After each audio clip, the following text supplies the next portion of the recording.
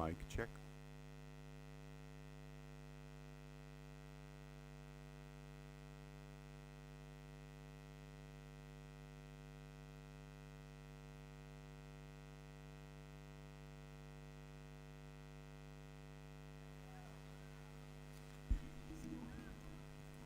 Mic check. Test test.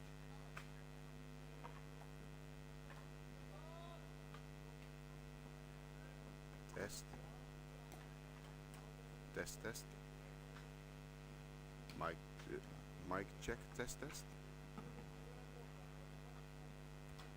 Mic test.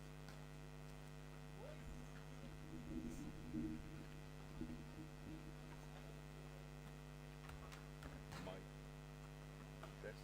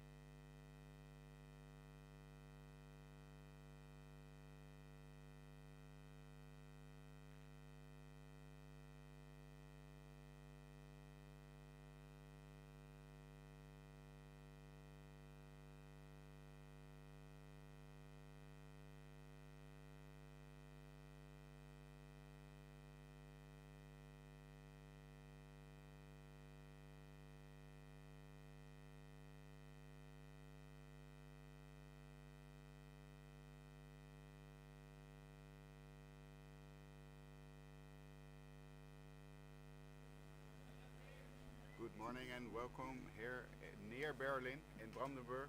We're going to be watching the European Championships of Canoe Polo 2023.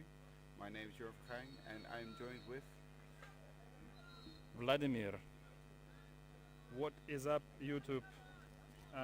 We are ready to start our first game on the pitch 1. It's under 21 man class game between Sweden and France.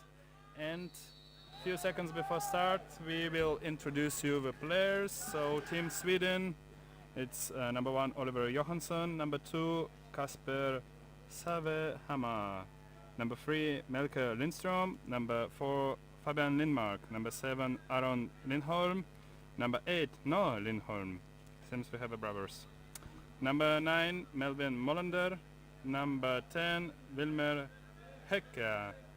We have some Finnish spy in the team of Sweden. Would you introduce team of France? Yeah, Team of France, but first we're going to watch a sprint. And they're off. Oh, nice goal possession immediately from Nigard. Number 1 on the French team is Ricard. Number 2 is Lendrendre. Number 3 is Ninan. Number 4 is Amon. Number 5 is Benkaki. Number 6 is Odot. Number 7 is Boucher. Number 8 is Magras. Yeah, and while we were presenting the teams, France went directly to the first shot of the game out of nothing. Yeah, they're super ready for the championship and they want to score goals directly. That's why they want to shoot as many shots as they want. Beautiful. Oh, quick pass forward. I really thought number 1 Ricard would have taken the shot there. 1-1 on goalie, but there's still 30 seconds left on the shot clock. So they played a bit safer. Get the goal in. Yeah, I think it would be a good idea to shoot from number 1, but he wanted to no play goal. it. No goal. No, okay. It was an obstruction foul on the keeper. Yeah, keeper attack. Yeah. So For fast break up for Sweden. While Sweden building up attack, I want to say for those who are not very much familiar with rules, you cannot touch and move goalkeeper from his place, otherwise it will be too easy to score. So if you do it, it's a penalty. So yeah, you just lose the ball and the opposite team takes a ball. And now it's a corner because the attack on the goal was stopped by the goalie. If you're watching for the first time, you see that the goalie is actually stopping the ball with his pedal. That's really common because it's 2 meters above the water. Yep. Before in the history we had a goal like in water polo, but it was pretty long time ago, like 30 years ago I guess. So I think now it looks a bit better and makes much more sense than before. It looks... Quick shot from Savalde, but he was over. It was touched, so it's another corner. And with every shot, the shot clock actually resets. That also happens when a foul is made against you, then also the shot clock resets, so you get another minute. Yep. Since 2013 we get a shot clocks in Canoe Polo quite similar to basketball, so the teams have 60 seconds to finish their attack, which means they have to shoot within this time. If they don't shoot, they lose the ball. Yeah, that's pretty much it. And Sweden is now trying to build up their attack, but it seems they're not really succeeding to get in. Player number 8, Martin Magras, having really hard time to get inside the French defense. Yeah, the French defense is really good and close together. They practice that on that a lot. Yep, also the guys from the French team play in one of the strongest leagues in the world and they're practicing with the best teams in the world, so it will be really hard to get inside for any team. Oh, with a bit of a faulty pass, now the fast break opportunity for the French, but the Swedish goalie was already under his goal. Shot. Oh, and deflected by the goalpost. I think it was not deflected, it was just a missed shot. Yeah, you yeah. can see the referee showing that it's just a free throw for Sweden. Yeah, he was chased by the player from Sweden and this pressure played some role, I guess. So he didn't manage to finish attack successfully. Now, if you really have all the time to really get into position and aim for one of the corners, usually one-on-one, it should be a goal, but the goalies are really quick. Yeah, you know, from my personal experience, if you feel that there is somebody right behind you, like 1 meter behind you, you're really trying to rush to shoot and not finishes always successfully. You can kind of see now with the French defense is again strong because the Swedish just took an far away shot. It was not really necessary for the shot clock, but shot was taken, deflected, and another corner. Yeah, I think the reason why they shoot from a distance is that they cannot really build up a super nice one-on-one position, but you still have to score goals somehow. So yeah. Yeah, why not try it? That's true. I guess you have to take your chances from a distance. It's also possible. It's not that far, and everybody here has pretty strong shots, so it's also a good opportunity. And another corner. The French defense is really strong. If they keep on doing this, the Swedish will kind of getting a bit desperate, so taking more shots, and they will be vulnerable for a fast break. Ooh, deflected again by the ball. Yeah, more shots, more mistakes, but as you have seen just now, it's really possible to score. So French team has to be aware of these long shots. Yeah. And it's actually some keepers or goalies are really good with one-on-one. Some are better with distance. So sometimes it's just also trying to pass a goalie on his weakest point. Oops. Might be a battle fall, but referees show nothing. Probably there was nothing if they didn't show anything. And another fast break for France, but yeah. Bit of a faulty pass, still be able. Oh, I think it was a nice pass play. to Ordot. They fooled the defender, but yeah, goalie did his job. Oh, Well still done. French position. But before the shot was there, it was already a foul on the goalie. That's what the symbol is from the referees. Yeah, another keeper attack. So, as I said before, you must not move goalkeeper or touch goalkeeper. Just don't come around him. Otherwise, you lose the ball. Yep, and then you see that you're back again in your defense, and that's quite hard to score there. Yeah, we will see. I think Swedish team had pretty okay chances. It's not like super 100% chances so far, but I think it was possible to score. And as we can see, French team also didn't score yet, so it's still 0-0. Yeah, it's a really tight match. And this is the first match of the pool, because, well, it's the first match of today actually. But they're joined with Czech and GB. They are playing at pitch 2 at this moment. And the winner of this match and also the winner of the other match really helps. Yeah, every game is very important in this type of tournament because if you lose just one game, you might have already lost a chance to get up. So every point here is important, and every goal is actually important. So you have to be really concentrated 100% all the time, and that's the difficulty of these tournaments. Ooh. The French really get into the defense because the Swedish guys, they stop more of a pedal, of pedaling forward. And if you stop pedaling forward, then you are allowed kind of to touch the goalie because the defender has to do everything in his power to stop the attacker. Yeah, I think French defense managed to push the Swedish team really close to the goal because they're good, because they can do that, and that brought them to a goal. Nice goal from number 3 from Nidan. Yeah, I think all the pressure French showed in the first half played a role in the end, and that's why they took a lead in this game. Not finished yet though, so still 1-0. A lot of can happen. Yeah, we'll see. So I cannot say that it was like super good chance, but anyway he scored. Yeah. So, and yeah. Ooh, a kind of similar shot from the Swedish, but that was with a bit of luck and a bit of skill it was stopped. But so another fast break opportunity. Yeah, Swedish got a bit unlucky. No. Ooh, nicely blocked by number 4 from Sweden, Lindmark. Yeah, but the pass was like, in my opinion, it was not the best decision, let's say it like that, because there were 2 Swedish players, and they were looking at it. They were looking at it. So you should not do these passes, because nobody is dumb here. You shouldn't expect players to be this weak to not to block such a pass. Oh, but that's why I really enjoy watching the men's under 21 games. Sometimes they try stuff that you wouldn't usually see in the men's class, and I agree. If it works, it is perfect. Yeah, I agree. Sometimes they do some unexpected stuff which like men wouldn't even try because they say like why would you try that? Yeah. And here players are a bit younger and a bit more playful, if I can say that word. It was deflected by the defenders. So another corner for the Swedish. Yep. And none of the Swedish guys want to go inside because they don't like what they get of it. So we'll see. No, it's really tight together, those French defenders there. Yeah, I But guess now it's really painful. It's really happening for number one, Johansson. He is inside the defense. If he can keep his position and really push outside the French defenders, he will get some room.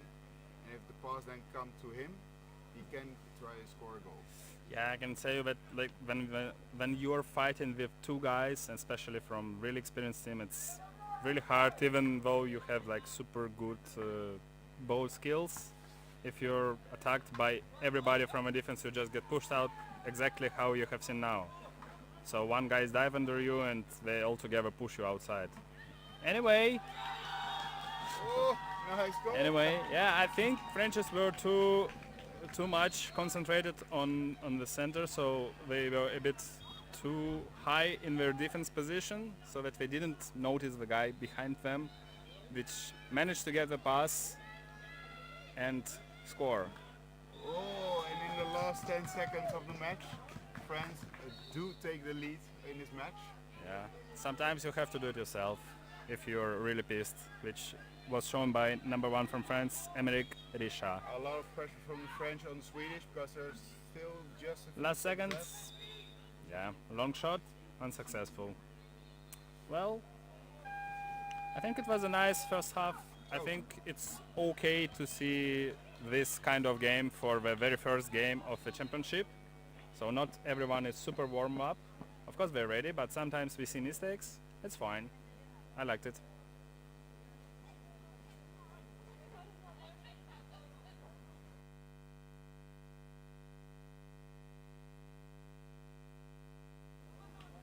Halftime break, and it's time to talk about the sponsors, and we have plenty of them.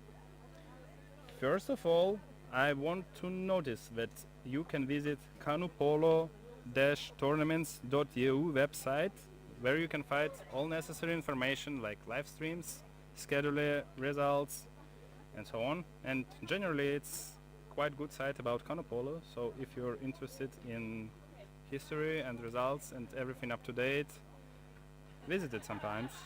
You will find some interesting information over there. Would you like? No, you would not like because you don't see it from here.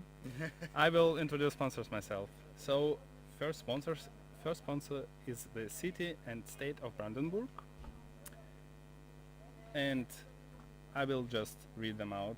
So it's Gerüstbau C+O, Baustrom, Willmann Gebäude GmbH, CPS Polo Equipment, Motor Car Reseller, Wilks Heizung und Sanitar GmbH, IMAS Startanlagen und Maschinenbau GmbH, Ströer Deutsche Städtemedien GmbH, Hellweg DIY Market, Teppich Broma by Olaf Prescher, which sells carpets, carpet slaying, and everything related to carpets, and also sun protection, Sun Farming GmbH, solar system company, and Alexander Holz is a private person who also helped to organize this event.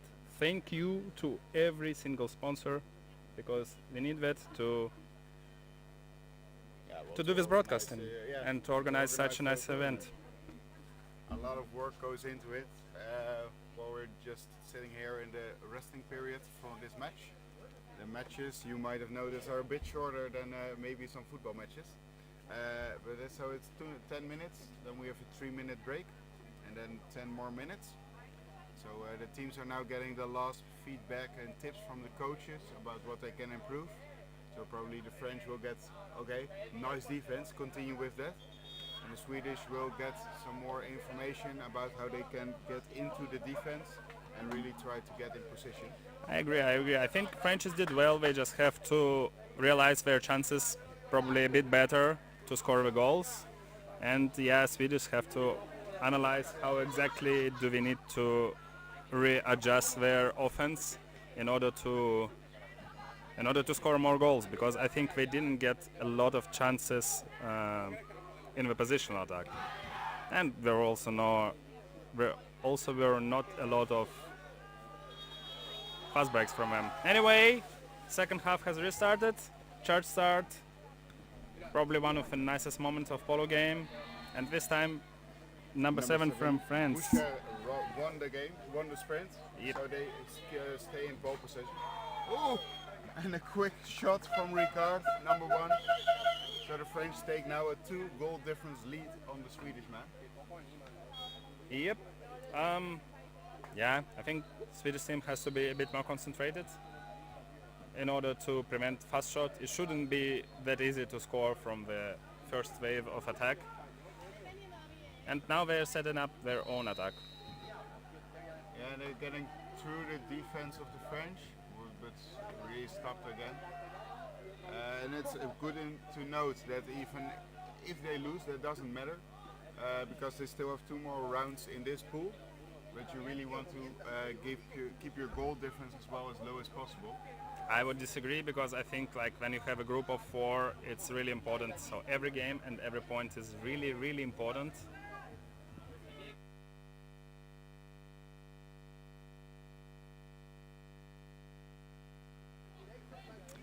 Yeah, so as I said, every point and every goal is really important at this stage, and you wouldn't like to lose any game. Yeah, a bit of center pass, which was, in my opinion, not very necessary, because number 9 was not in the best position. Ooh, nicely stopped by number 8 from Lindor. Yeah, and the Swedish team get another counter-attack from France. It was really dangerous, but the shot was a bit too low, and for goalkeeper it was not a problem to deflect it. No, it was, but I think it's very impressive that you, in your turn, can guess where the ball is going. Yeah, of course, but I think if you shoot like a bit higher, maybe half meter higher, it would be like impossible to block it. So you shouldn't leave a chance for goalkeeper in such situations. No, it's true. But they are back in ball position, so there are still 45 seconds left on the shot clock, so the French are now resetting their own attack, trying to get the striker into position and really getting some room in the Swedish defense. Yeah, we didn't see a lot of positional attacks from France. I think it's one of the first one in the game, which is like really took them time before the shot. And like blocker did a quite nice job, so Swedish defender having a hard time to prevent having a holes in their defense. So we're switching around, trying to close these holes, but yeah, I think it's really hard. So we see on the right side of the defense, number 5 from France, Becanti, made a nice block on Swedish defender, and yeah, it was pretty well prepared shot, a bit unlucky, but if they continue doing it like that, they will definitely score one of the times.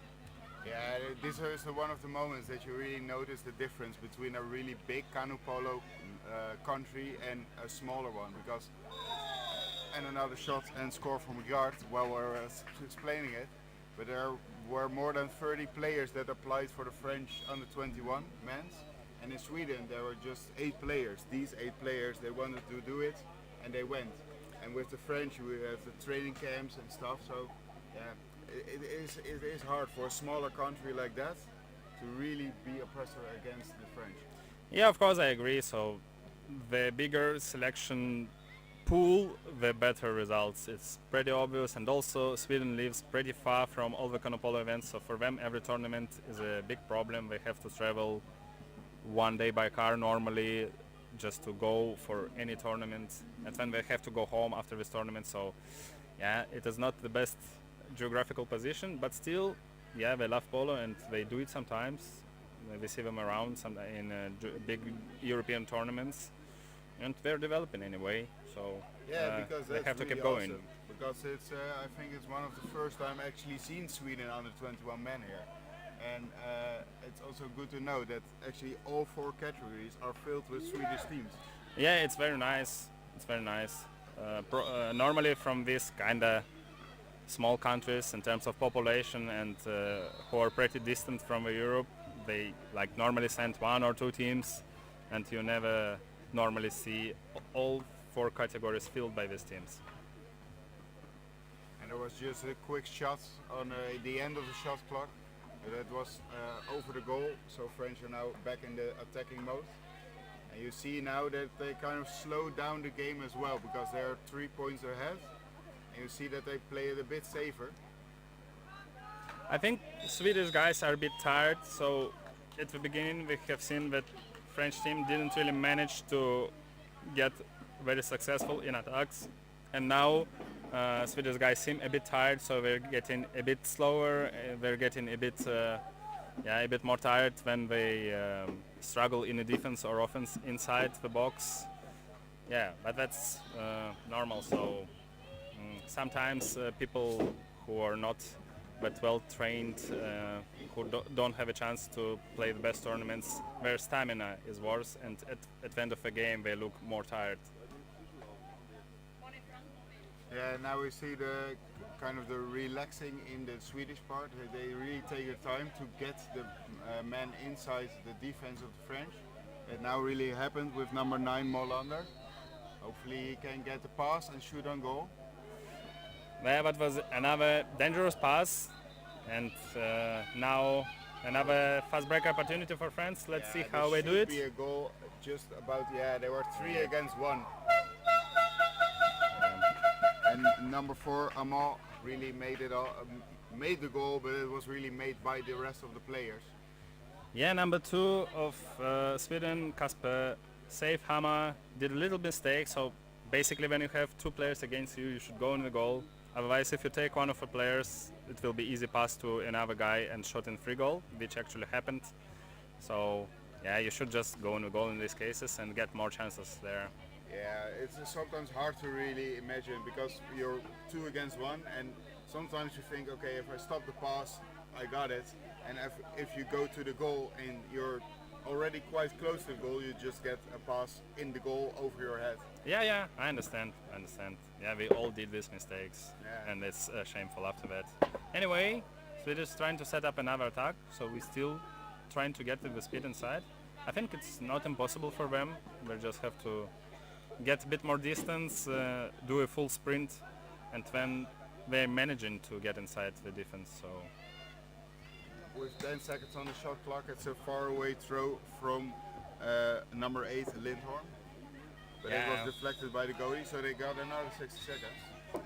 I think this long distance shot is still not the best tactic. It's possible to score like that, but yeah, the goalkeeper is like national team goalkeeper, so it's the chosen one. It's not just random player over there. So normally the goalkeeper will block shots from such a distance. But anyway, that's the tactic they chose, so which led them to loss of the ball. We'll see how it goes for France now. Yeah, and with 3 minutes on the clock, with 4 goals behind, it will be a real tight fit for the Swedish man. But now in French ball position, they really take their time to get to the goal. Faraway shot. Second line was not really that necessary still. For me also, I would disagree with such a shot. Why would you do that? There was still plenty of time on the shot clock, but anyway, their decision. Yeah, and if you get a corner out of it, I think it's always okay-ish, because then you still have ball possession, new 60 seconds. Well, if you want to probably win the tournament, and I'm quite sure that France want to, you shouldn't do it because it might not be the corner, and then you can get easily a fast break. Oh, nice. And another goal from Ricard. He's really on steam with the shooting. Yeah, outplayed the defender, so managed to score in front of 2 paddles, which is good. It's cool. Normally pretty hard when you see 2 paddles in front of you. You normally will not take a shot. But now it's really for the Swedish man to, I think, kind of play out the clock, because the goal difference can be important as well. If they take a lot of chances now and they get another fast break, you got another point behind you, and your goal difference will work against you at some point. I don't think that they're really having this analysis right now in their heads. I think they're just playing. But I understand what you say, so yeah, it's really important. But the goal difference is important. These kind of things. So you shouldn't do these mistakes. You shouldn't. So. And oops. Found the goal post by number 7 from France, Bouchard. Yep. Unlucky, but that can happen. So it's okay. No shame. fast break opportunity was not really for the Swedes because the French were quick to be back on their own goal. Yeah, Swedish team doesn't really get fast break chances in this game because French team is really aware of their back. So when somebody takes a shot, another guy is already rushing back. And at this point we have 45 seconds remaining on the main clock with 30 seconds around-ish for the shot clock, so you can work towards a last shot that you see happening now. Yeah. They're passing around, killing the clock a bit. So because they Swedish really team will want- take a shot at the very last, or maybe not. Normally they would take a shot at the very last seconds of the game, not to give France any chances. But they have a shot clock also yet. Yeah. So they have only 10 seconds to finish it. Yeah, so they have to do one shot before the shot clock actually runs Yep. out for the main clock to And run. goes shot. That's a bit of a bummer because now they're just 10 12 seconds on France. Let's see if they will manage to at least shoot, maybe score. It's 3 against 3. Let's see how it goes for them. Nice passes. I think if pass to the number 7 from France, Sonny Boucher, was a bit better, he had better chances to prepare his shot and maybe score. Anyways, France wins 6-1 over Sweden. It's a very nice start for them. Yeah, good luck for both the teams for the next games. I liked it. It was good. Yeah, it was a good match. It was a hard match from the start. I really enjoyed the first part. It just kept 0-0 and after that it went rolling. But now Yeah, it always, not always, but it often happens like this when the more experienced team having probably a bit hard first half, but in the second half they score more goals. It just worked like this because I think less experienced team get a bit tired and do more mistakes, and then they get goals. It's exactly what we have just seen. yeah, and stay with us. And if you find my voice annoying, then it's perfect because Vladimir is staying on this pitch. I will be turning off for now. Thank you very much for watching. Yeah, thank you very much for being with me right now, dear colleague. The next game on the pitch 1 is also under 21 men game between Spain and Austria. And I will still be here to give you a nice comments on that. See you in a bit. Yeah, the next game starts at 9:10, so it's 13 minutes. Take your coffee and come back. See you in 15 minutes.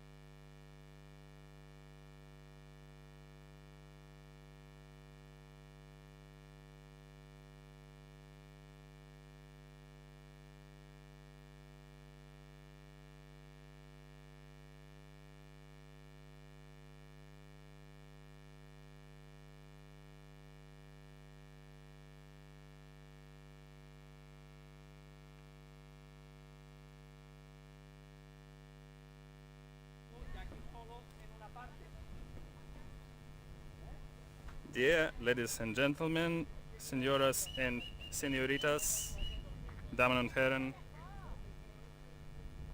there is just a few moments before the start of the game on pitch 1, an under 21 man class between Spain and Austria.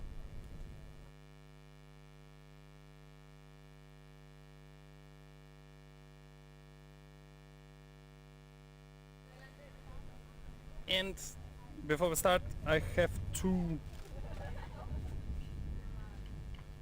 tell you about the teams. So let's represent team of Austria.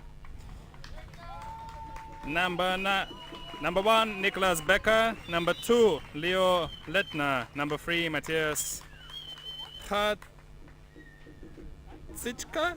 Sorry for that. Hasicka. Number 4, Fabian Köller. Number 6, Oliver Haas. Number 7, Daniel Kogler. And number 8, Luis Frost. And for the team of Spain, it's gonna be tough. Number 1, Pepe Conto Pintos. Number 3, Jose Luis Aguilar Ordonez. Number 2, sorry I missed that, Diego Gino Soribe. Number 6, Pablo Jose Hernandez. Number 7, Antonio Romero Mesa. Yeah. Number 8, Javier Sabarido Rui. Number 9, Pablo Garcia Puig. And number 10, Jose Murilo Tarrega. Sorry for my Spanish if I made some mistakes. Might have happened. Well, it's the first game for this team, and it's the second game of a championship on the pitch 1. The game started 40 minutes ago, and yeah, we will see how the second game goes. We having European Championship in the city of Brandenburg, which is around 70 kilometers from Berlin. We have a nice lake here. Weather is perfect. Sunny, around plus 25. A bit hot for people not on the pitch, but perfect for players. Well, it seems Spanish team is ready and already on a line. Austrians are also lining up, and let's see how it goes.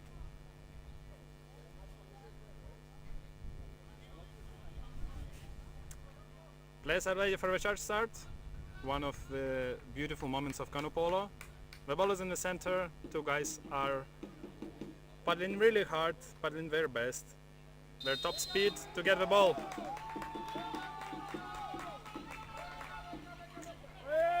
Okay, this time the ball is for Spain. It was Antonio. Antonio, well done. The Spanish team sets it up its first attack. Okay, it was a center pass, did a mistake, and the ball goes to Austria for the first time in this championship. Yeah, Spanish team lost possession pretty fast, a bit of unnecessary mistake, but it's okay, it's just the first game, and the first minute of the first game. They will make it better for the next attack, I guess. Austrian team is lining up with 4 guys outside. They're getting really ready with the distance. Number 7, who is that? Daniel Kogler gets some distance and shot from a distance. Yeah, just a bit of warm up for goalkeeper. I think it was not a problem for him to get it. So they just reset the shot clock, which is 60 seconds for attack. You have to shoot in the 60 seconds if you don't know the rules. If you don't shoot, you lose the ball. If you shoot, you get new 60 seconds. But the problem is that you have to regain the ball after that, which might be hard. Anyway, second attempt for Austrian team. There is some work going inside, not very active. An Austrian guy tries to get some place inside to get the ball and to score, but it's not very easy when you're struggling against 2 or 3 Spanish guys who also have trained pretty much, and that's why there is no successful haul in the defense so far. What's going on the side of the pitch? Will they save the ball or not? No.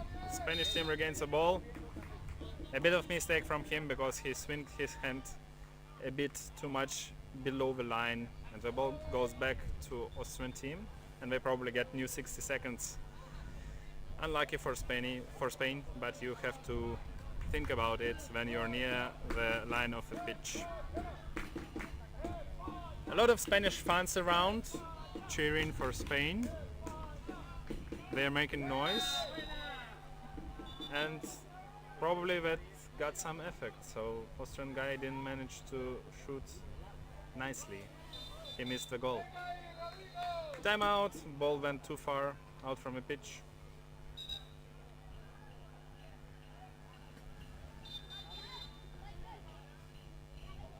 Spanish guys are already trying to get inside. It's number 2, Diego Gino Soribes. He got his place inside, and the game is about to restart. Spanish team also plays with one player inside for outside, at least for the moment now. And it's pretty standard tactics in Canoe Polo. So all 4 players usually go with the speed, pass the ball between each other, and the last guy should be ideally alone one-on-one with goalkeeper, but it not always goes like that.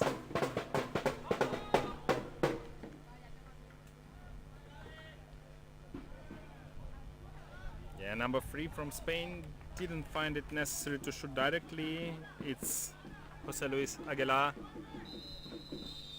And it played a role. No, it was a paddle fall?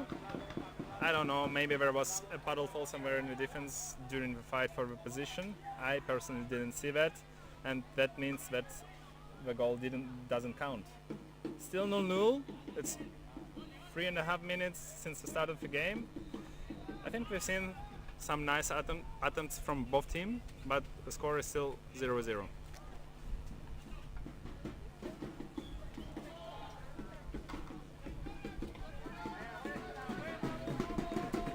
Another loss of the ball, and the Spanish team has kind of counter-attack. Austrian guys, 2 Austrian guys against 4 Spanish guys. Spain almost lost the ball, but number 3 from Spain, it's again Jose Luis Aguilar, managed to make a nice back shot, picking up the ball and shooting it directly into the net. And the Spanish audience is very happy about it.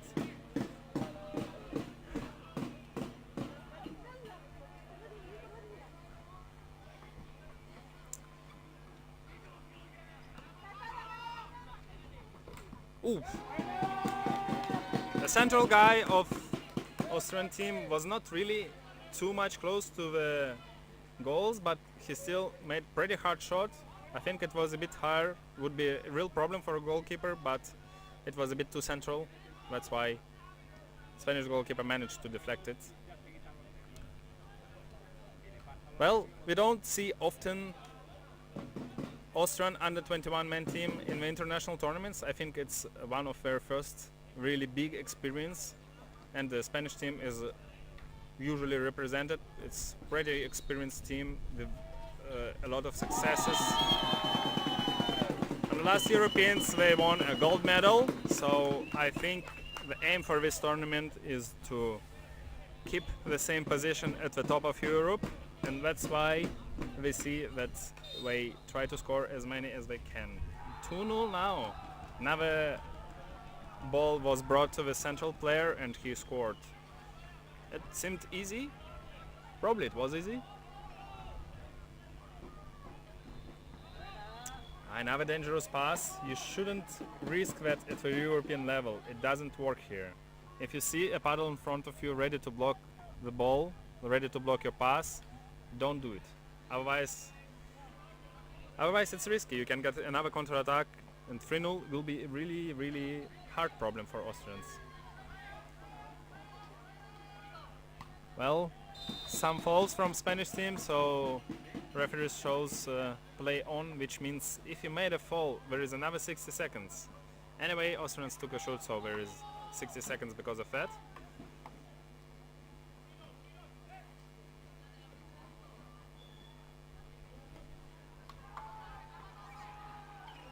Yeah.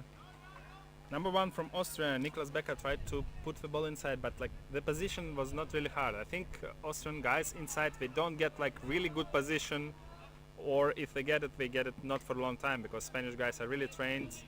They push you all together as a team outside, so it's really hard to struggle when there is 2 or 3 guys playing against you, even though you're skilled. If you play against 2 in defense, they will push you out easily. Attempt from a side from Austrian team. The angle was a bit narrow, so I think not like really good chance to score. Anyway, another 60, so if you're already on that position, you have to shoot anyway, because passing back is also dangerous. It was not bad shot, missed a bit the right post, but I think it was a dangerous shot from Austrian guy. Ball goes back to Spain, so after 7 minutes of the first half, result is 2-0.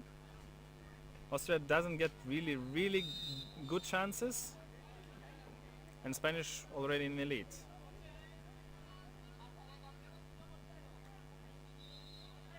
Now we see 2 Spanish guys inside, so it seems that they play both, but probably somebody helped himself in the fight for the position with the hand or with the paddle, which is not allowed. And referees, ICF referees, really watch it. So sometimes when you play in European tournaments, nobody cares, but here referees are really aware of these things, so they will not allow you to do these fouls, because if you get really good position because of a fall, you can get really a lot of it. You can make a nice hole, and another player of your team can go there and score.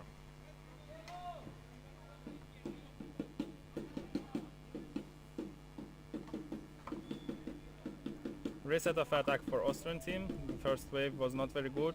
Let's see what goes from the second one. They try to go with entire speed inside. I think it was a nice attempt. So the goalpost was hit. Could have been a goal. Austrian guys rushing back in the goal. It's a good opportunity for Spanish team. Pablo Puig makes a pass to number 1, and it seems that there is a penalty. Probably paddle was too close to hands of Spanish number 1, Pepe Coto Pintos. Sorry for my pronunciations. Anyway, it's a penalty. Penalty means that player gets a green card, usually. I didn't really see if it was green or yellow, but probably green. So if Antonio Romero Mesa scores this goal, then Austrians will play back with 5 players on the pitch, but if he misses or goalkeeper deflects it, Spanish team will have a power play for 2 minutes. So let's see how it goes. Lefty.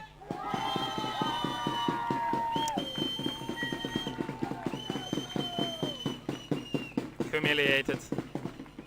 Well, trick shot for a penalty. We got to respect the hustle, let's say it like that. Anyway, he scored, so nice. Audience is really happy about it. So as I said, Austrians are back, the entire squad on the pitch. A bit of mistake in the pass, and another counter-attack for Spain. Will he score it? Pass to number 7 again, lefty. He decides not to shoot. They saved the ball. Pretty wise decision, I would say. Sometimes when you didn't get like really good chance to score in the empty net, just reset. Don't take the risky shots, otherwise you lose the ball. It was a really mature decision, I would say, from Spanish guy and from Spanish guy in general, because Jose Aguilar could also have taken a shot, but decided not to. I think it's a really good decision when you're 3 goals ahead. There is no need to take a risk. Respect. So, and it's also the last 40 seconds of the game, so they don't want to give Austrians any chances. They went to the center, number 7. He swinged the ball a bit. Anyway, goalkeeper managed to deflect it. Well done from him. It's 23 seconds now. Will the Spanish manage to organize something? Josep Murillo Tarrega rushes to the corner, restarts the attack. 7 seconds. Oops, hard shot. Goalkeeper managed it. It was, yeah, I think it was not a problem.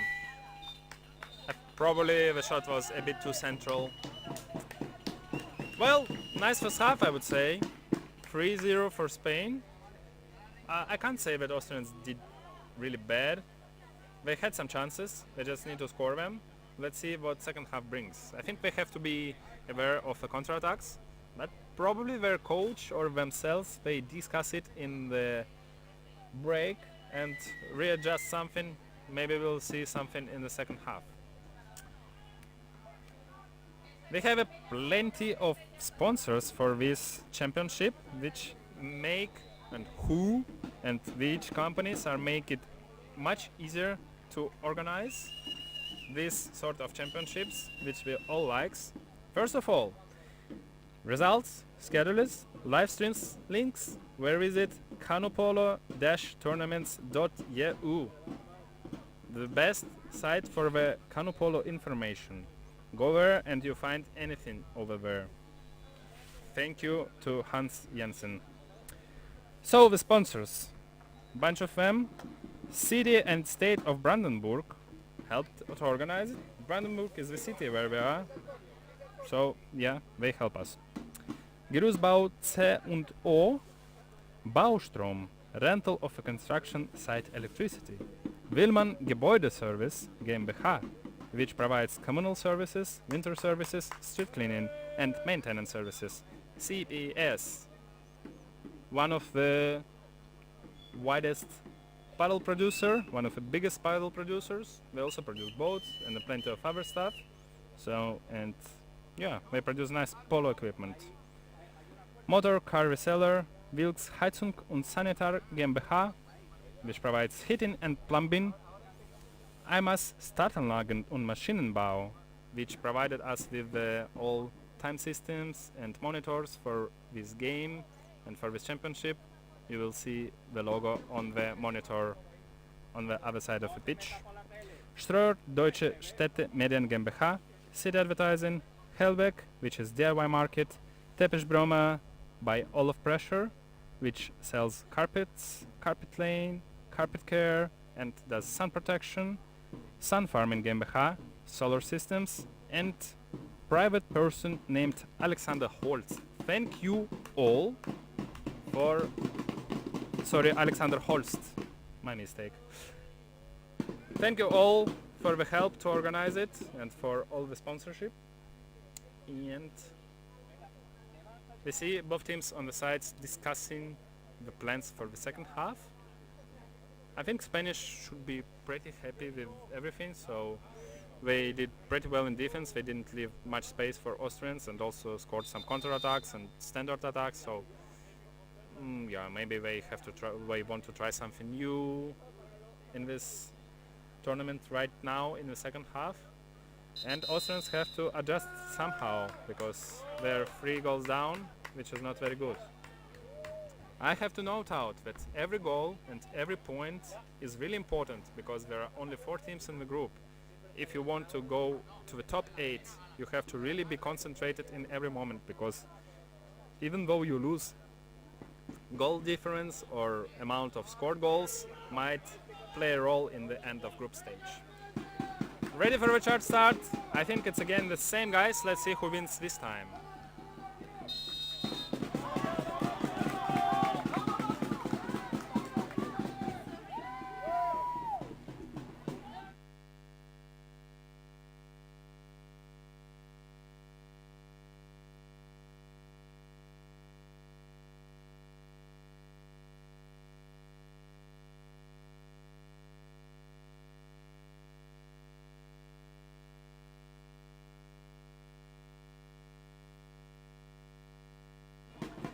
Sorry for a bit of break. The ball was picked up by Spain again, and we just have seen super hard shot from the center by Pablo Garcia Puig hitting this goalpost very hard. Doesn't count. Anyway, they build it up nice. There are huge holes in Austrian defense, but Spanish lost the ball themselves. Let's see. Yeah, I think there was an opportunity for Austrians, but Spanish guys really pressing them. A bit of 5-out-in press. Didn't really work. Let's see. No pressure. Yeah, and this pressure got successful in the end. So Pablo Puig managed to bring the ball for his team by pressing the guy out of the pitch. And let's see if it finishes with a goal. Yes. Who was that? Antonio Ramera Mesa. Again. 4-0 for Spain.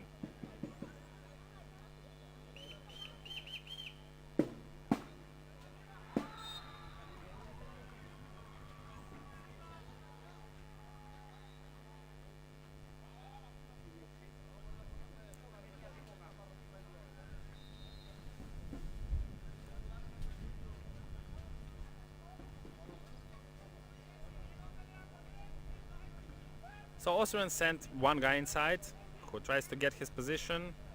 4 guys are outside are kind of rushing inside, but like it seems a bit unorganized, so it doesn't really work very well. So Spanish guys distract them somehow, and we don't really get the nice passes. They can't really go to the full speed on the side. Something doesn't seem right for them. So they're just staying inside. It's already 10 seconds. They lost almost entire minute, and they didn't really get any good position. Another bad pass, another counter-attack for Spain. Let's see if he scores. Pass to the center. Jose Luis Aguilar scores another goal for Spain. Well, yeah, Austrians have to readjust somehow because they lost entire time by just passing around and not really getting any shot opportunity. They seem a bit tired and not understanding what exactly to do. And in the end of the last attempt, they even lost the ball by bad pass from like 3 meters. Now the guys of the speed inside, pass inside. Yeah, they managed to bring the ball inside, but with the time when they try to bring the ball, Spanish defenders already push the guy from the center out. And then he gets the ball, they're like, he's 6 meters away of a goal, 4 paddles in front of him, so there is like literally no chance to score like that. That's why they try to score, probably shoot from a distance. Yeah, but for Spanish goalkeeper it's not a problem. Anyway, they got a corner, so let's see what another 60 seconds brings. One more time, like Austrian team is pretty fresh, so you don't see them often on this kind of championship, and I'm very happy that they bring teams to Europeans and Worlds, like under 21 and men, and we want more European countries to take part. So yeah, you have to start somewhere, and it's really important to get experience in this sort of competitions, and in a few years, if you live in the middle of Europe and visit in all the biggest competition, you will develop really fast. Another attempt from Austria was unsuccessful. Long shot.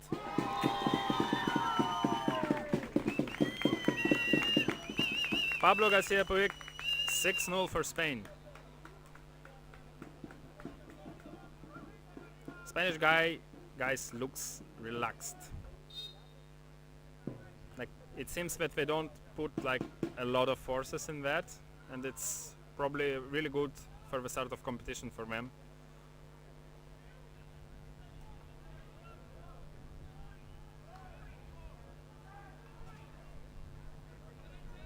Austrian team doesn't change their tactics, so they still sent one guy inside, trying to probably bring the ball him.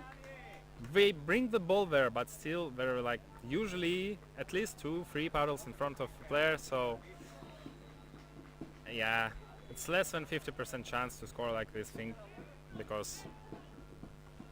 just because it works like that. Spanish teams pressing from a corner. That's these tactics exist. Sometimes you take all the players and you force to make these long passes.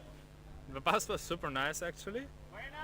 This pass was not super nice, but the pass from a corner was super precise. Respect. Another counter-attack. Oops. Deflected this time. So no goal for Spanish, but I think they don't care much about it, so we will just reset.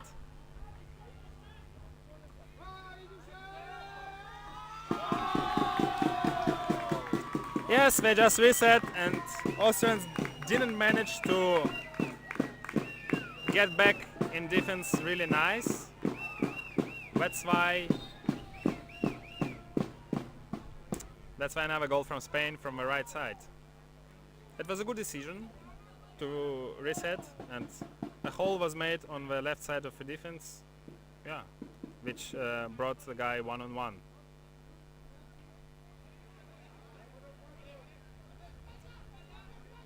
I think Spanish team gets a little bit higher in their defense, which brings them to the holes in their defense, I would say. So I don't know why, but they decide to probably train or try something new. I don't know why. The previous tactics worked very well. They press from a corner again. So let's see if Austrians manage to keep the ball now. Long pass back. Yeah, the ball is saved. But they're losing a bit of a time now. So Austrians already lost 15 seconds because of his pressure. Spanish are going back to their defense.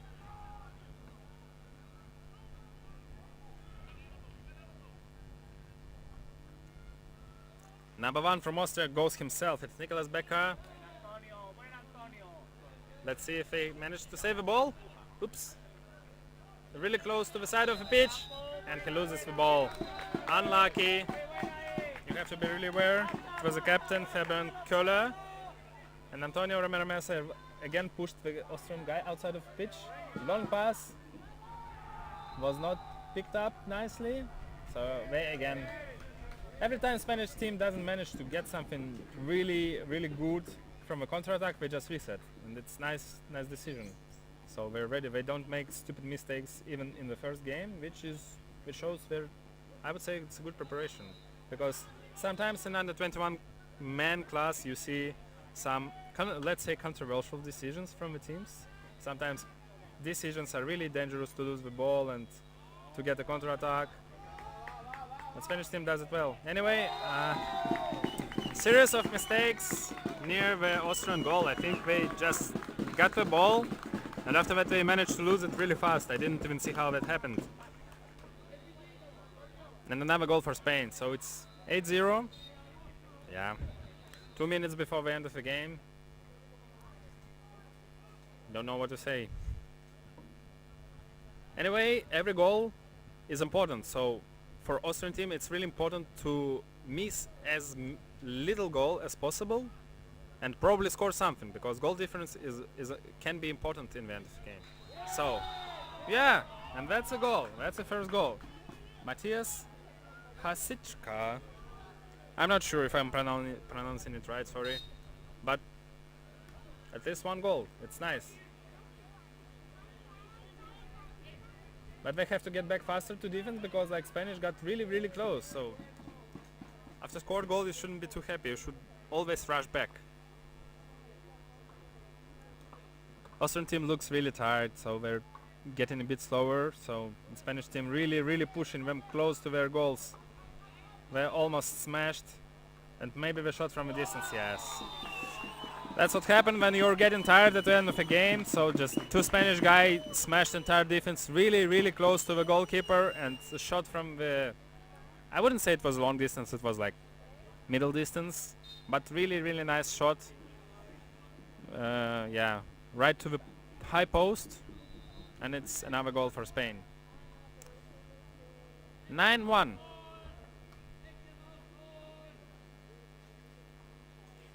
You see Austrian guy trying to block on the left side of the attack. It was not the worst opportunity to shoot, but yeah, It was a bit low shot, I would say, again. And goalkeeper manages it. So when you shoot in this kind of tournaments, and every goalkeeper is probably one of the best goalkeepers in the country, you should shoot really hard and really precise. Not any shot goes in. Not hard shot goes in. Like precise post shot goes in. 10-0. Oh, sorry, 10-1. 1 minute before the end of the game. It was another quasi counter-attack for Spain, and they score again. Austrian teams sets up, and they just discussed that they want to do one last shot in the game. They don't want Spanish guys to get the ball, so they probably will just pass around for another 40 seconds, like, okay, 30 seconds, and after that do the shot on the last 10. They sent another guy inside to make something, probably. Number 3 from Spain, Jose Luis Aguilar, stays close to the Austrian guys to annoy them, I would say. Like to make them nervous, to make them to force them to make a mistake. Let's see how it works. 10 seconds, and Austrians are not really well prepared. Another guy goes inside. Yeah, 4 seconds now. A shot has to be done. Well, enough said. 10-1 for Spain. Congratulations on them. It's a very, very strong performance, I think, and I think these guys are also aiming for the first place in this tournament. We see that we're really well prepared.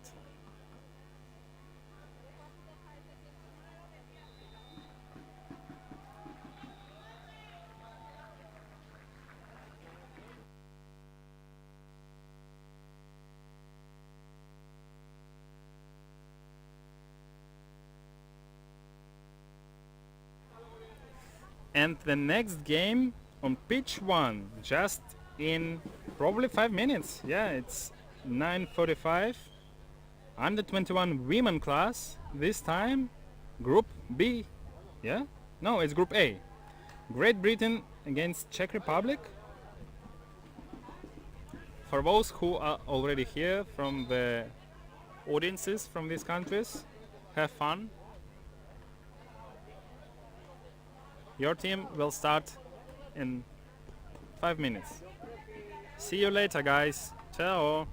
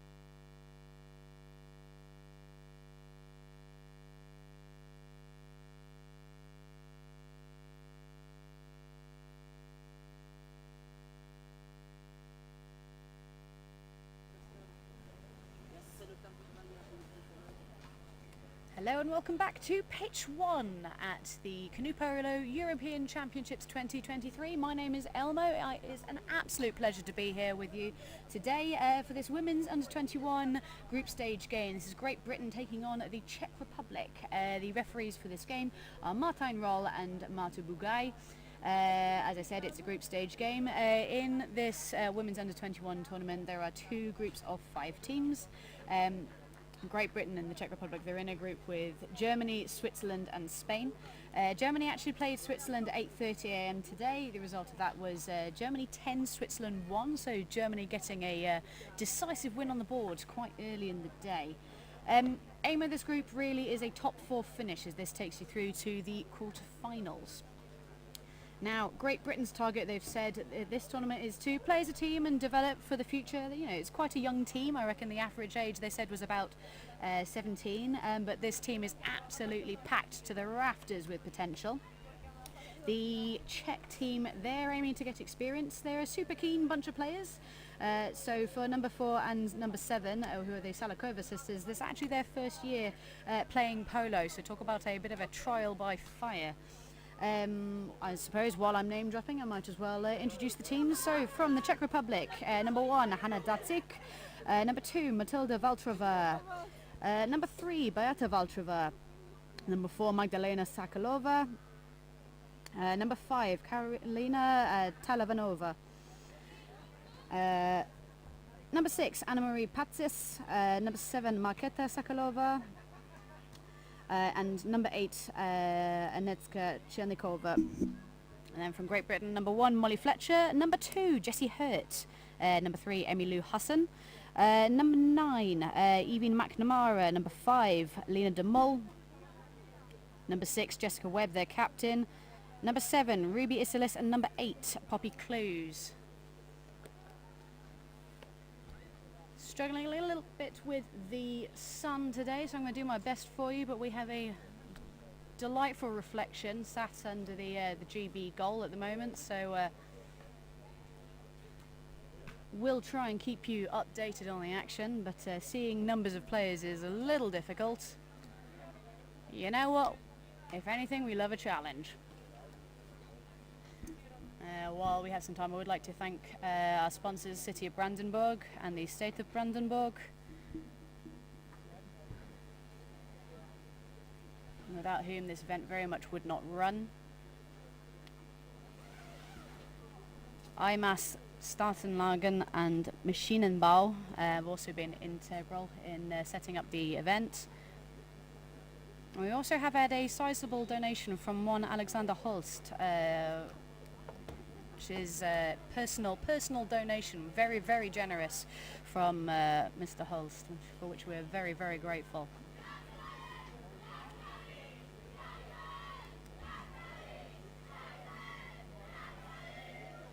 Massive chanting over to my left from the Czech Republic. Ready to seize this challenge with both hands.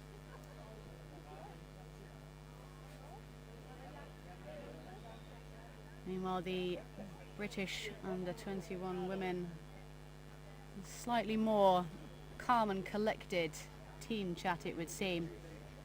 The watchful eyes of Mike Moffat, relatively new in terms of coaching the squads, but a significant proportion of this team are from FOA in Liverpool, and as far as I know, Mike has been coaching there since the dawn of time, so a lot of these women will have grown up with Mike as their coach.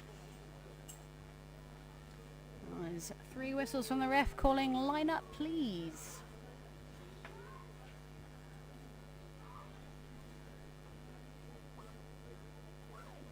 Really sizable delegation from Great Britain in terms of supporters. They are both sides of the commentary tent, so I'd imagine you're going to get some of that bleeding across.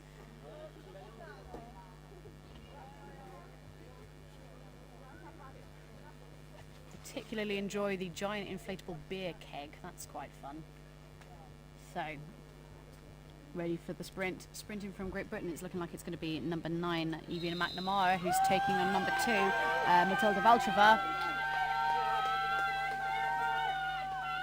Won decisively by McNamara, who lays the ball off to teammates. So it will be Great Britain who make this first attack of their first game of the tournament. We'll see if these teams need some settling time or whether they just get straight into it.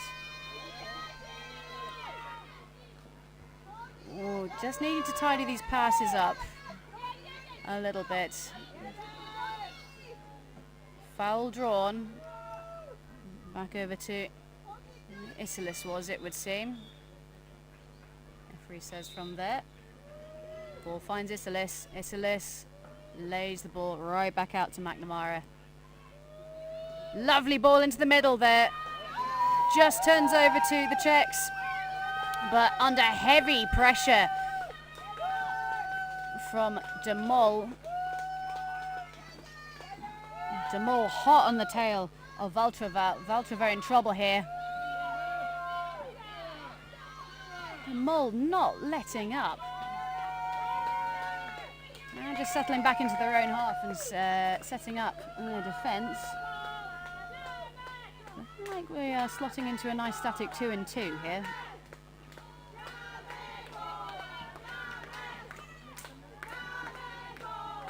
Ooh, opportunity there. Deflected off the back. Corner for the Czech Republic. They seem to have come out the gate swinging.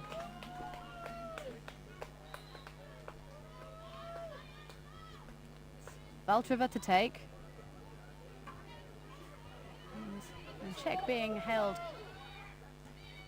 absolutely miles out of the zone. Long ball finds De Mol. De Mol into the centre, finds Isilis. Isilis steaming up. Not quite getting her hands to it. Turns over to the Czechs. Chernikova, she's on her own, but she's got Webb steaming down her tail.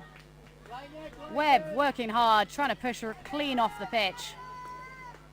And GB now chasing 2-2. Paddle foul manages to get the shot away. Goes off for a corner.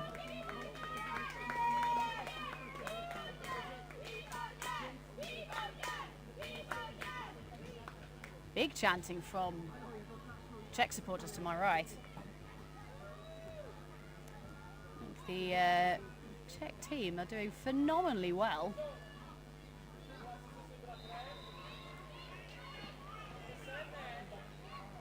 Big shouting from Mike Moffat's corner. This is a sight that any UK polo player knows well. And ball just bouncing off a Czech boat there for a goal line throw.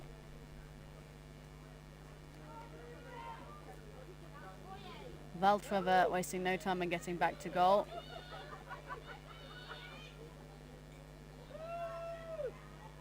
They won't be caught on the break on this occasion.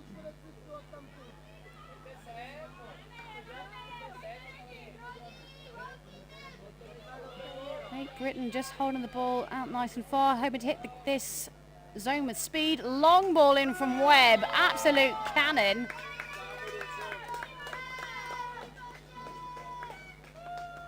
Hell of an arm on her, Webb.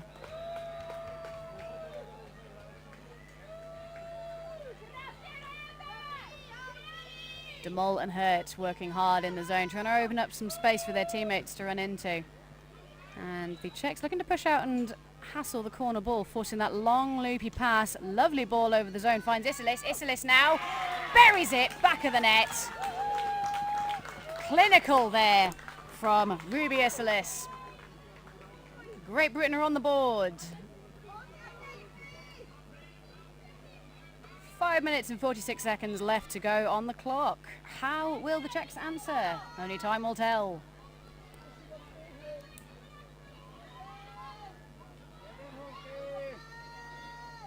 Putting two boats in the zone, trying to open up some space.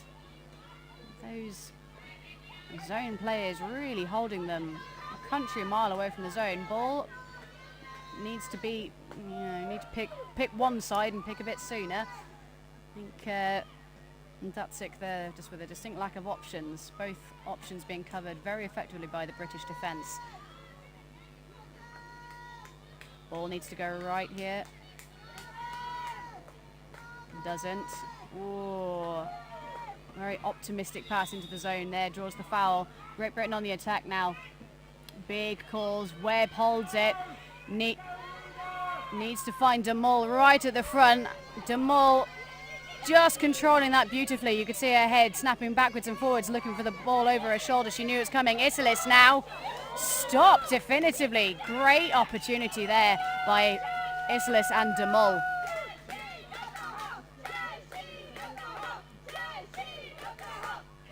The Czech supporters not deterred in the slightest. Have redoubled their efforts in terms of the chanting.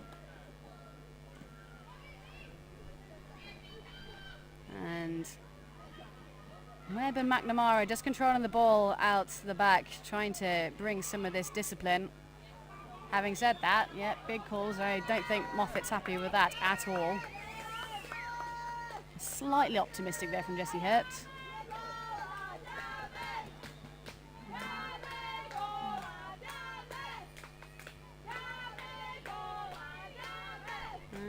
Czechs just looking to try and organise who's going into the zone. It looks like it's going to be Sakalova and Patsis who are trying to make some space. Unfortunately, they draw the foul, illegal holding, it would seem. Isilis takes control, needs to find a friend. Finds McNamara, who's under pressure. Gets the ball away, finds Isilis again. Now, open on the left, looks beautiful. Needs to find a pass in. Now, thinks that took a deflection? Question mark? Nope, definitely calling it as a goal line throw.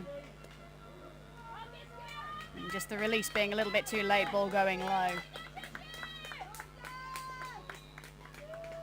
Goal scoreline at 3 minutes left to go. Great Britain 1, Czech Republic 0. Just joining us here on pitch 1. Sun is shining. We've got some world-class polo for you today.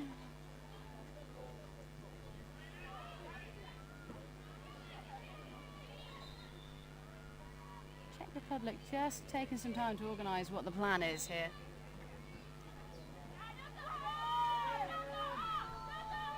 Long ball finds right, finds Valtrova. Valtrova in trouble here. Fumbled ball again, finds Isilis. Isilis now gets the ball away. Beautiful. That was well done by Valtrova, pushing her clean off the pitch and drawing that corner.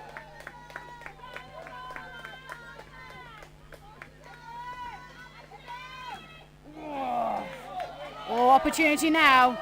Valtrova. Oh, again.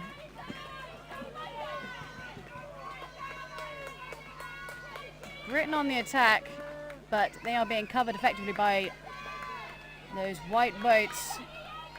Lovely long ball up to Clues. Clues now. I tell you what, the goalkeeping from the Czech Republic has been something else entirely. Making that save from that angle, that's nothing short of phenomenal.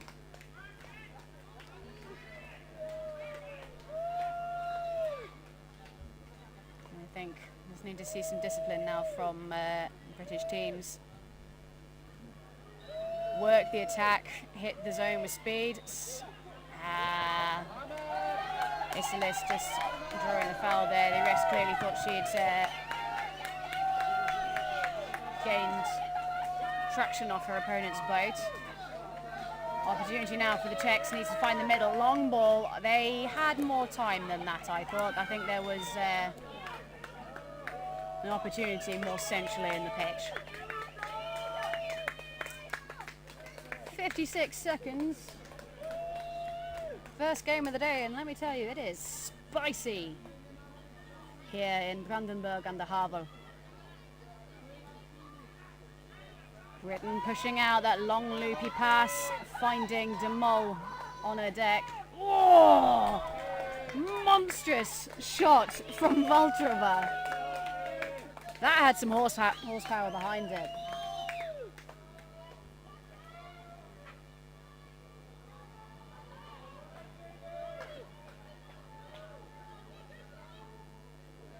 29 seconds.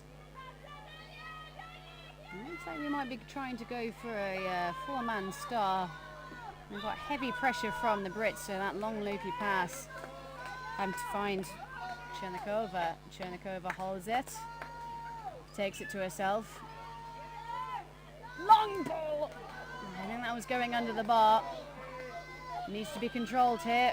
McNamara's lost her paddles. Oh, that's a choice. Not where they want it. Stopped again. Oh, opportunity now. Needs to get hands to it. That's it. Reasonable decision by McNamara there. Tell you what, I don't think I could have predicted the score being 1-0 to Great Britain at this point. Phenomenal display by the Czech Republic. 9:45 here in the morning. I think the Czech supporters are going to be losing their voices very soon. So, in terms of what I think we're going to be seeing in the second half, I think there's going to be a animated talk in the British camp about passing decisions, discipline in terms of shot taking and working attacks. Just tidying it up, cleaning it up. Many of these women, they've been playing together for several years, as they are nearly all of them from FOA in Liverpool, so they've grown up together. I think as long as they start tidying it up, they will be absolutely fine. In terms of the Czech Republic, I think keep doing what you're doing. You've had some excellent opportunities and keep that pressure on.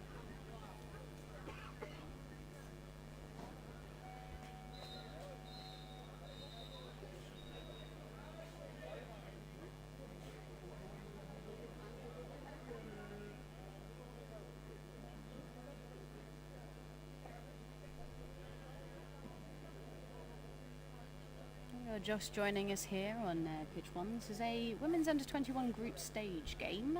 This is Great Britain versus Czech Republic. This is the first game for both of these teams, so there might be a little bit of teething time, first game nerves to work through. But it has made for some interesting polo.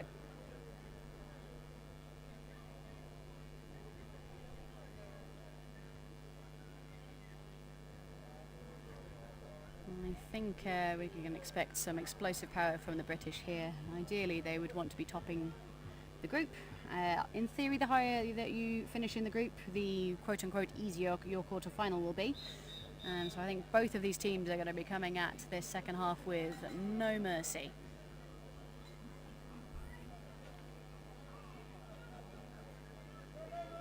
The referees call, line up please. Just need to ask some Czech supporters to shift. As my mother used to say, you make a better door than a window.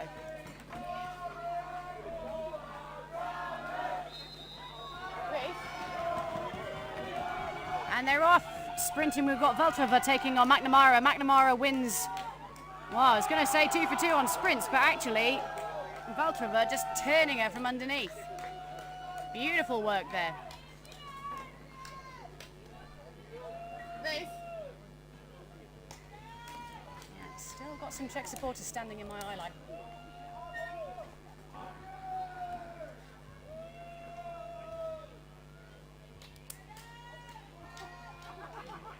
Czech on the attack, long ball to the right again, not quite going to hands and taking all that momentum out of this attack.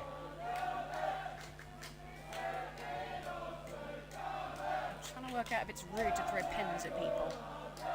Whoa! 1 second.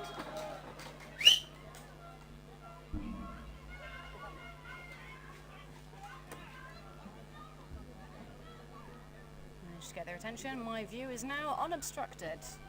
Excellent.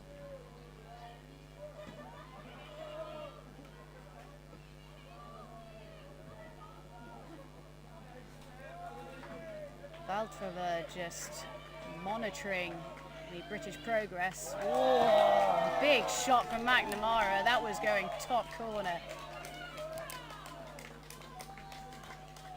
Manages to be tipped over the bar. Stunning save by Valtrova. Ooh. Oh, Britain needs to get there. Controlled. Lovely. Way. Oh, okay. They're calling it. It said it went off the back line before there was a goal. The referee's very clear on that. An unpopular decision with the British supporters, but ref's word is final.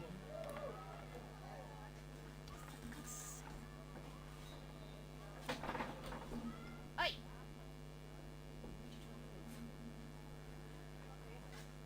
As well.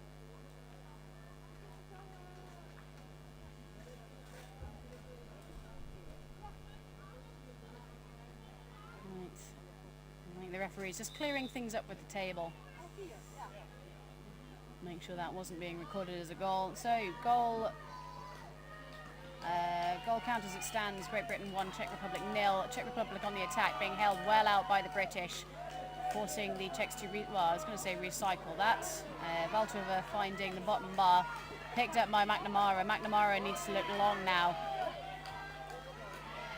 Finds Fletcher. Fletcher. Lovely ball. Oh, just a bit long there. Oh, beautiful control. Amazing work.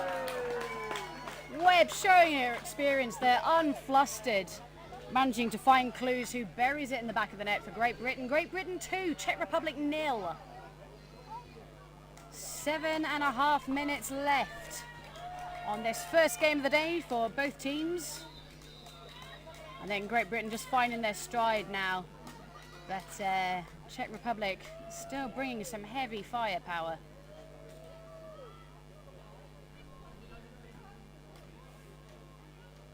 See them just take their time here. They're going to work the attack, looking like we're starting a 4-man start from left round to right. Got to keep that passing tight. If you can, look for the pass in the zone. We might need some cover here. There's a lot of players in that zone. If this goes wrong, they're in trouble. It doesn't go wrong. My goodness. Datsik putting Czech Republic on the board. Beautiful goal there. How will the British answer that? Well, by sending Fletcher in to go and make some mess by the looks of it. Andermol, McNamara shoots. Oh, bottom bar again.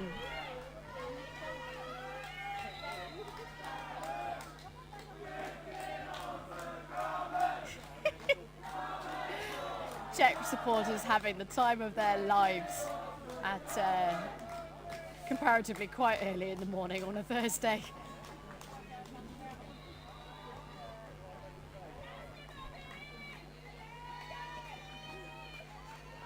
Great Britain still looking like they're going to hold their static 2-2. Ball goes left, finds Talavanova. Draws the foul, it would seem. It's going to be taken by Valtrova. Valtrova being marked heavily by Webb.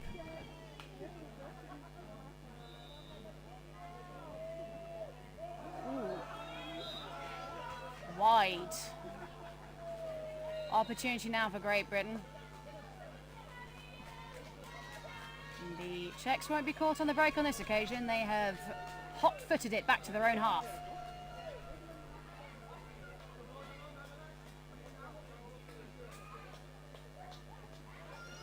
Lovely ball in. Ooh. Magnet in that ball, I'm convinced of it. Great Britain still managing to hold possession and recycle the ball all the way out. And he's going to come, take stock, have another go, reset the shot clock. 47 seconds left on the shot clock. Ooh, and a fumble pass just going awry. Datsik now finds Valtrova. Valtrova steaming up. She is unchallenged. Will she keep the ball or will she find a teammate? She goes optimistic. Wow! From her own half. That was a shot for the ages. Czech Republic 2, Great Britain 2. I think we're going to need to up our game and stop leaving Veltrova open to do that.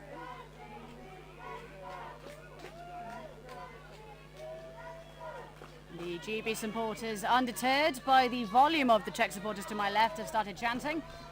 Let's go, GB, let's go. Again, just needing to tidy these passes up, really. Shots. Whoa. That's an answer. Isilis says, I see your goal and I raise you one more.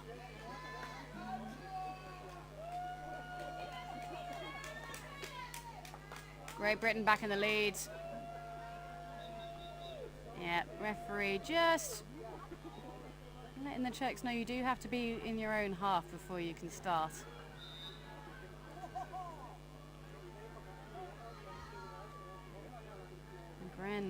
Great Britain sticking with their 2 and 2. We're sticking with a static 2 and 2, so they will wait for the ball to come to them.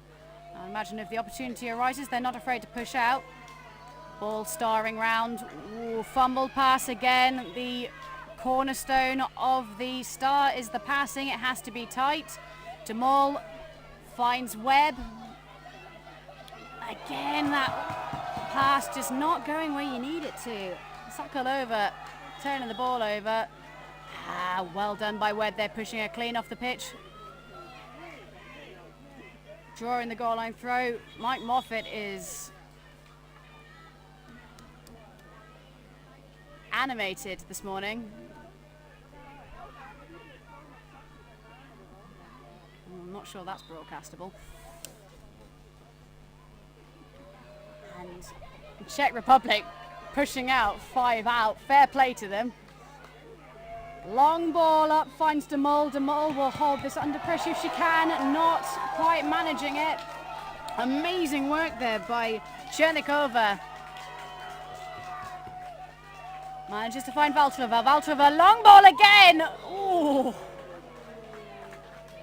Absolutely massive arm on Valtrova.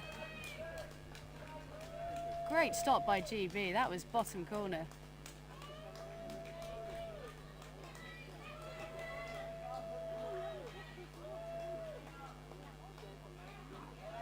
And again, just needing to find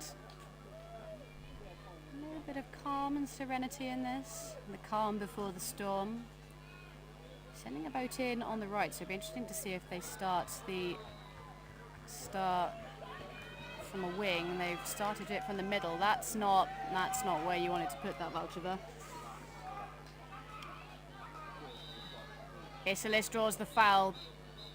Yep, good control there from the refs to say, yep, no, that's oh, yeah, I think that's going to be a card for, oh dear, no, getting in the way and stopping the fast break. So that is 2 minutes in the sin bin, it looks, for Valtrova. So for the next 2 minutes, or until Great Britain score, the Czech Republic will be down to 4 players. So if this turns back over, I reckon we're going to see 4 out and a goalkeeper from the Brits. Demol punching monstrous holes in the defence, but the Czech Republic just moving around. Webb now, wow! That is not an easy shot from that angle. And the goal face is minute. Again, Webb showing her experience. She's the captain for a reason. She knows what she's doing. Great Britain 4, Czech Republic 2. So Czech Republic now back up to 5 players. They have served their time in the sin bin. Long ball across, controlled. Ooh, manages to be held by Isilis. Well done. Referee calls play on. They managed to get the pass away. I think. Interesting. So the referees are going to call it back to the earlier foul. They feel there was no advantage. So now, interestingly, the Czechs have gone 4 out with a keeper. They're expecting a long shot here, clearly. I think the risk of the long shot is high enough that they are willing to risk leaving a man open, but it's paid off for them. Picked up by Chernikova. Chernikova to herself. Again, still under pressure from Hurt. Lovely ball over the top. Finds Valtrova. Valtrova in front to her sister. Off the top bar, back into the area of play. Obstruction apparently in favour of the Czech Republic.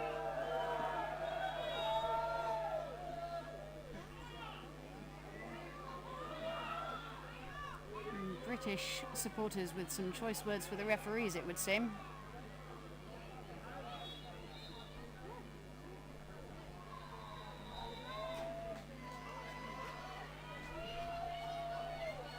And legal possession. Shot clock is now game clock, so we should be seeing a shot within the next 20 seconds. 20 seconds. Oh, that's not... Oh, get there. This just needs to be controlled. Oh, just needed to find the extra pass. Demol was right there. 6 seconds. I think Czech Republic are gonna have to go for a bit of a Hail Mary. Needs to find Valtrova, who we know can shoot from that distance, but it's not enough time. What a start for both of these teams here on pitch 1. Final score, Great Britain 4, Czech Republic 2. I have to say, phenomenal performance from the Czechs. Beautiful work. Thank you very much for joining me here on pitch 1. I've been Elmo. The next game on this pitch is the men's under-21 category. It's Germany versus Belgium, commentated by the delightful Lindbacher. Should be a good one, so don't go anywhere.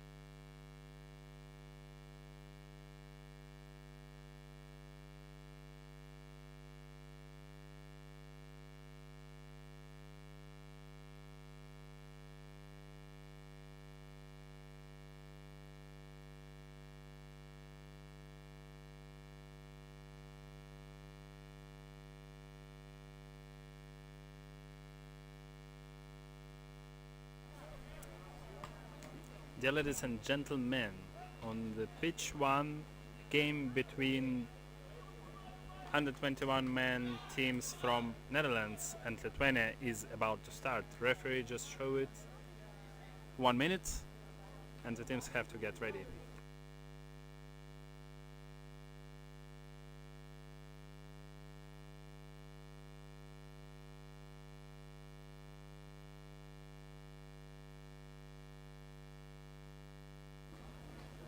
Last words from the coaches and the game will start. So I will present you the players of this year for these two national teams. Oh man, it's gonna be not easy. So, the Netherlands. Number 1, Dan van Sikkelerus. Number 2, Guido Beekhout. Number 3, Sven Menders. Number 4, Toon Sikkelerus. Number 5, Floris Odink. Number 6, Sam Verkeuyen. Number 7, Jure Kuipers. And number 8, Martin Hoff. So Lithuania. Number 1, Dominik Lipski. Number 2, Augustas Drasdauskas. Number 3, Laurinas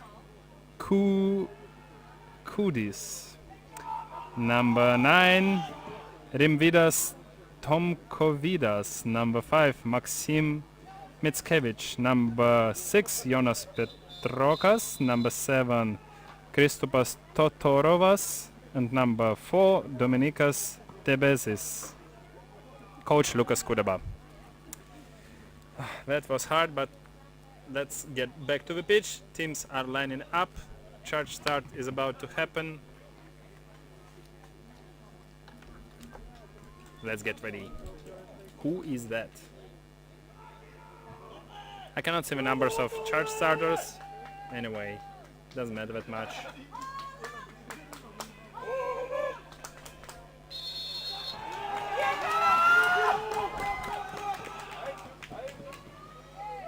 Okay, first ball to the Netherlands. Guido Beekhout picks up the ball. A lot of Dutch audience over here cheering for their team.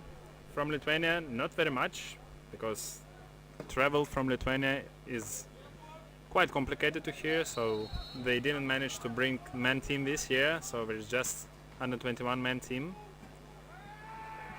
Play on, there is a fault. There is a holding fall from team Lithuania somewhere inside. I didn't see what exactly happened. There is dangerous position for shot directly from the start. Shot from the sprinter above the post and the first possession of Lithuania. Was a bit too wide as for me, as for shot and unprepared, but it's just the first game for these two teams in this championship, so that happens. Lithuanian team sends 2 guys inside. They brought there the ball but pushed out a bit the Dutch team, so not really good situation for the shot, not really good position for the shot. Shot from a distance, Paddle might have that, we'll see it later. And another wide shot from Team Lithuania. First 2 attacks were okay from both sides. Dutch team got a fall. I think team from Lithuania got quite good situation to score. Still 0-0, but yeah, it's promising start for the game. Dutch team plays with just 1 guy inside. And other 4 guys are going with the speed from outside, trying to recreate something. Not much happening. 30 seconds more on the shot clock. Another fall from Lithuania and another 60 seconds for Dutch team.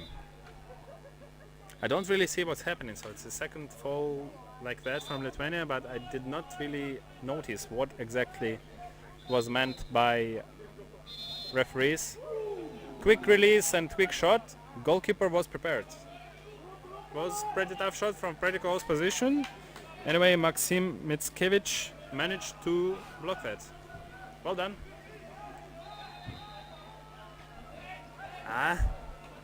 Sloppy pass from Lithuanian, but they managed to pick it up. Pass to the center. The first goal for the Lithuanian team in this tournament. It is Jonas Petrokas scores the first goal of the game. For some it might be unexpected, but these guys in Lithuania are also training. I can't say that they have really small canoe polo country. There are some teams, there is championship, there are some tournaments happening in Lithuania, so it's not as small as you could imagine. It's not only these 8 guys who are here today.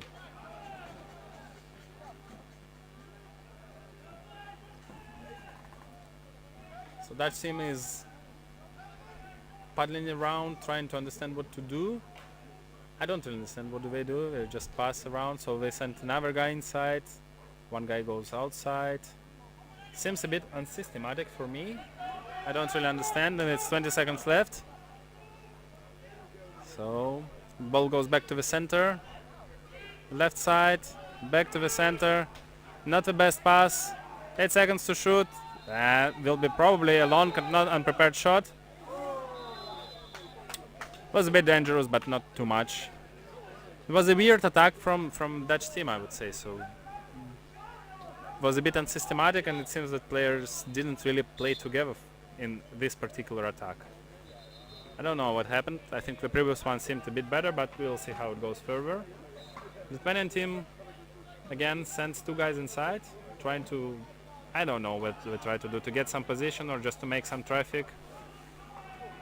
Anyway, there are 2 guys inside trying to do something and 3 guys outside. The ball is on the left side. Center pass. It's a bit narrow angle, but there was a bit of mistakes. Another play on. So there was a fall. Yeah, quick release from Dominik Lipski. Unfortunately, the goalkeeper was ready, but yeah, could have done it better to be 2 goals ahead. Would be really good for the Lithuanian team.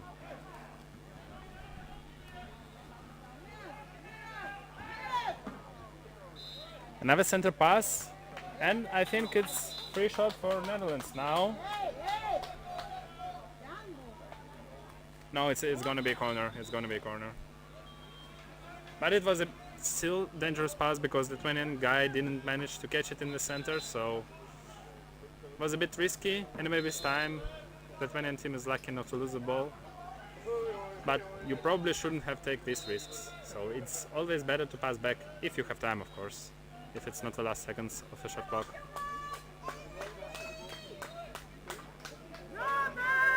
I think the Lithuanian team is a bit more organized in terms of what to do, so they first set up everything, and only when they start to do what they want to do.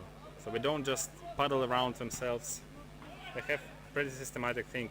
3 guys outside, they position themselves, and then they start sprinting. Dutch team defending is a bit high, but like it's okay for that allocation, and they manage to block a pass. Counter-attack, we see if number 3 from Netherlands, who is that, managed to score the first goal for Dutch. Sven Manders managed to get away from Lithuanian players and puts the ball in the empty net. You shouldn't risk this kind of passes, so, and I think Lithuanian guys stayed a bit too narrow, so the Dutch guys just went a bit high in the defense, and there was no problem for that. The Lithuanian guys are not going wide from the sides, and that makes it easier to defend for Dutch team.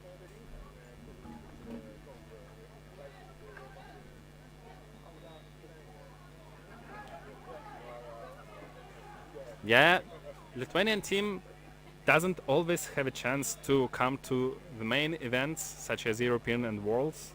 They've never played Worlds in European Championships. They were not presented in 2021. And the previous results were around 10th place. The best result of them was 9th place in 2019 in Coimbra, which is pretty impressive because it's very hard for Lithuanian teams to go to the biggest canoe polo championships and tournaments. So they have to train in their own pretty small community in comparison to, for example, Germany or Netherlands or France. Still, they show pretty decent results. Long shot from the distance, another corner.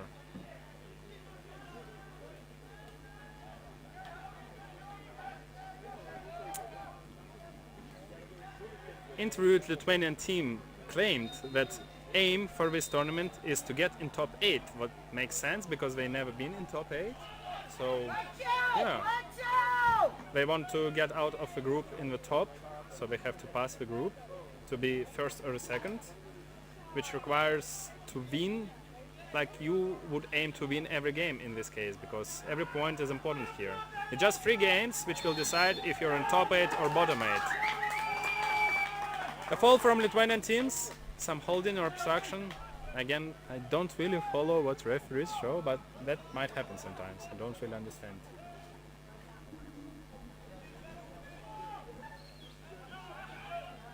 Netherlands tried to do some sort of quasi counter-attack, but there was no real good chance for the shot. Therefore, they have to reset for like positional attack. One guy inside, 4 outside. Standard for Netherlands. They don't change it. The ball starts on the right side. The guy goes deep. What can he do now? Center pass. Okay, they managed to save the ball, but it was a bit tricky, I guess. Number 3 shoots. And it's again Sven Menders. Second goal for this guy. Second goal for this guy, and now the Netherlands is in the lead 2-1. So they managed to switch it from losing to winning in the first half.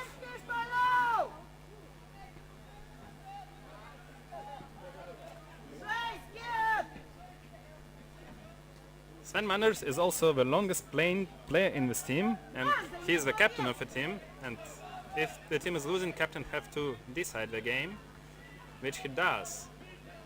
Scored 2 goals already and leading his team to the success in this championship. Okay, now Lithuanian team is with 4 guys outside. Interesting, they never did this before in this game. So let's see how it goes, but I think the problem is that they stay a bit too narrow, so they don't use full width of the pitch. Anyway, they got in an interesting position. Yeah, they managed to sneak the ball inside, and the shot was pretty dangerous. Maybe an angle was a bit narrow, but in general I think it was a dangerous shot. And they get a corner. It's last minutes of the first half.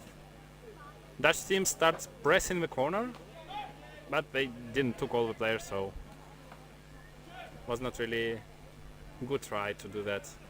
They didn't manage to make Lithuanian team lose time or lose the ball. So 35 seconds till the end of the first half. Lithuanians are likely going to make the last shot, not giving Netherlands any chance. Okay, no, another shot. I think Netherlands opened up a bit, so they made it possible to dangerous position. A bit of inconsistent. I didn't really get what ref showed. Anyway, it's 2-2. Number 6 from Lithuania, Jonas Petrokas, managed to equalize it right before the end of the game. It's 14 seconds before the end of the first half, and it's getting really interesting. So it's really equal game, I would say. 5 seconds. Will they manage to shoot at least somehow? Yes, they managed, but the goalkeeper blocked it. It was very interesting first half, I would say, and I'm really curious who's gonna win or how this game finishes, because I would say it's pretty equal for a moment. So see you later.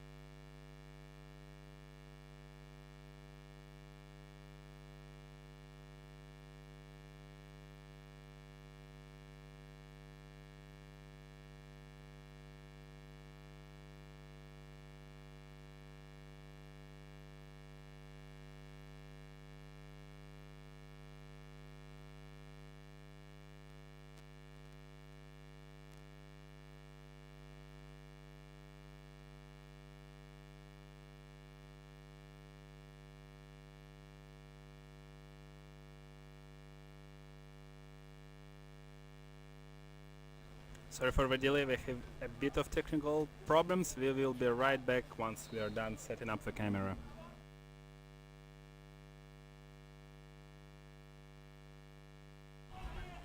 I hope it's better now. So the game has been restarted and the first possession goes to the Netherlands. They have a ball on the right side of pitch now. Number 4 from Netherlands tried to pass inside, but the ball was deflected by one of the defenders. So it's a corner, but yeah, the shot clock must not have been reset. The reset of a shot clock only happens then when a shot has been made.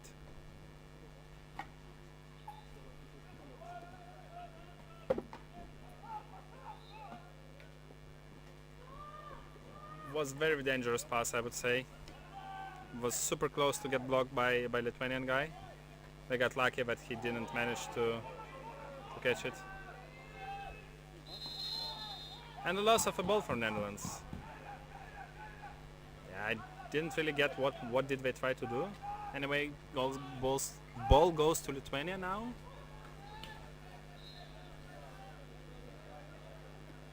No counter-attack, but they will probably reset and do what we like to do. Set it up really nicely and then go all together as a team. So we see that like guy inside has been changed, so they probably have set a position for every particular player who does what, and everybody has a role in this team, where to stay and what to do. First attempt was not successful. They have only 20 seconds to do something now. And they're not in rush, which looks a bit weird, so 10 seconds left. The coach is really unhappy with what they do. And they're about to lose the ball. Yeah, they lost the ball. The coach is super unhappy. He was shouting really hard at his team. And now the net is open, so will that team manage to score it now? Long pass. That's a dangerous position. That was not the best play in general from Lithuanian, but this time they got lucky, so they managed to block. Well, how got lucky? You have to be a bit skilled to block this shot, but yeah. Still 2-2.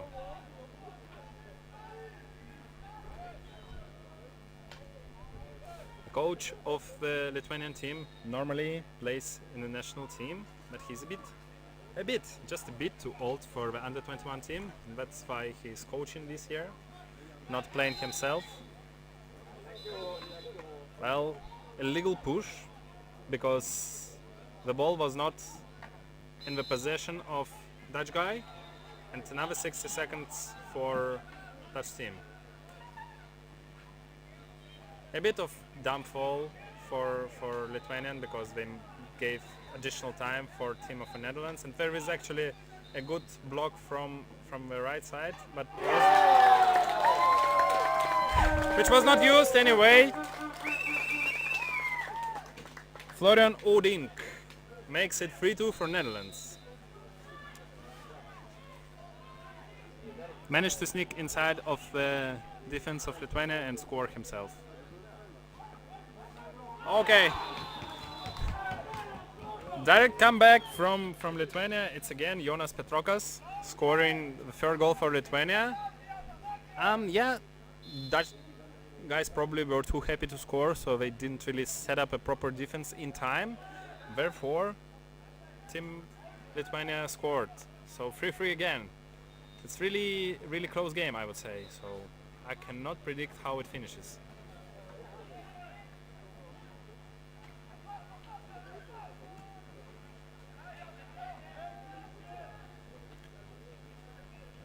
It's also pretty equal fight inside box, inside the defense. We see that Dutch team doesn't really create super good holes in the defense. They create something, but it doesn't last super long. Yeah, but it's always like that in Canoe Polo. You cannot hold something for a super long time. You create something for like maybe a few seconds, and after that it's closed because everybody is skilled. There was a dangerous shot from Netherlands. Luckily for Lithuania, it was a bit unprecise. Therefore, they have their own chance now. 5 minutes before the end of the game, and it's getting more and more interesting. Who will make more mistakes? Who will get a bit more lucky? We will see.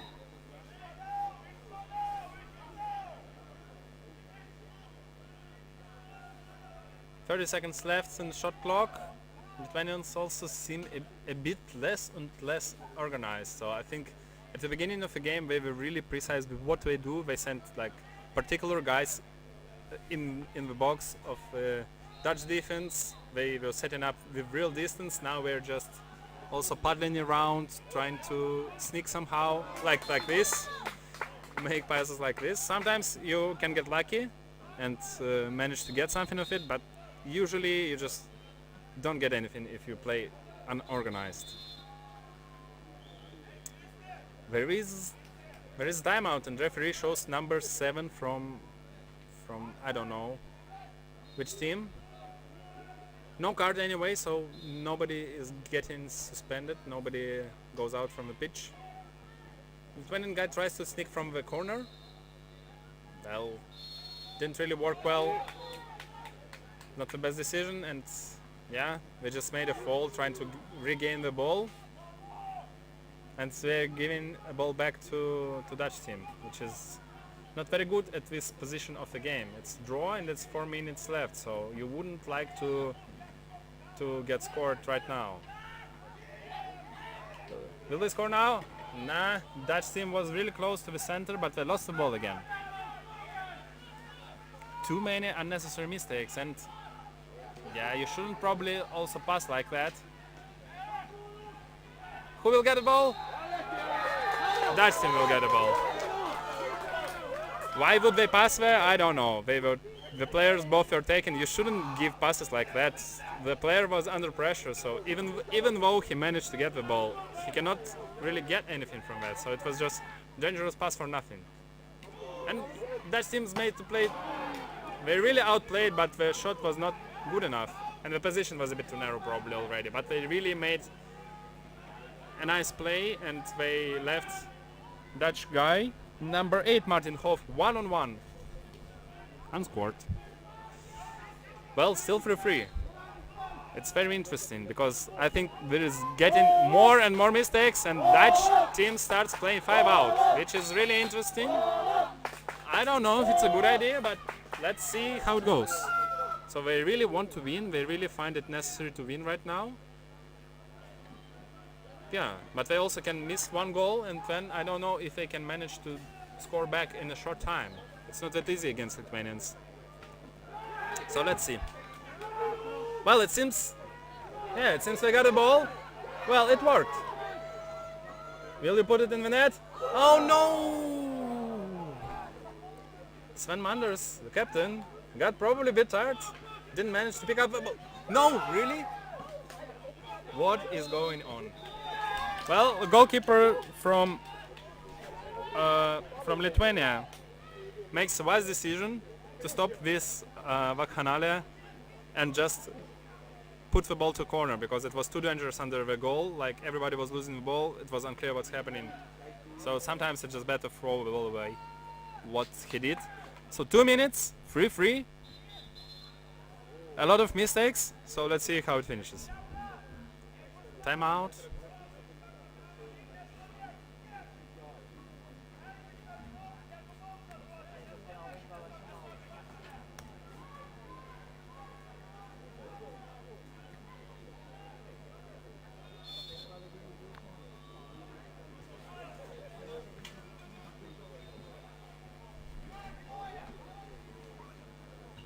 Dutch team tries to sneak in and put the ball somewhere in the center. It's somewhere in the center.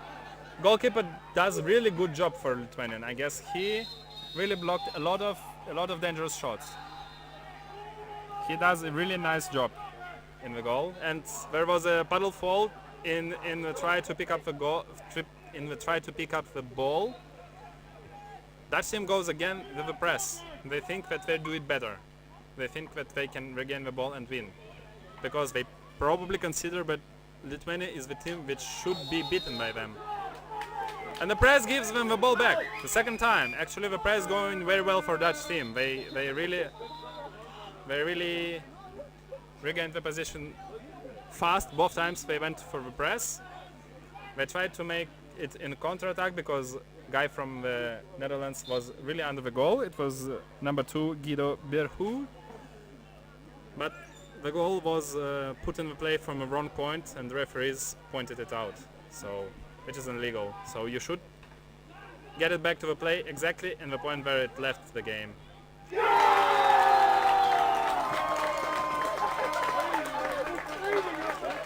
Well, you have seen it yourself. Sam Verkeuyn puts Netherlands in the lead again in this game. 35 seconds. 1 goal lead for the Netherlands.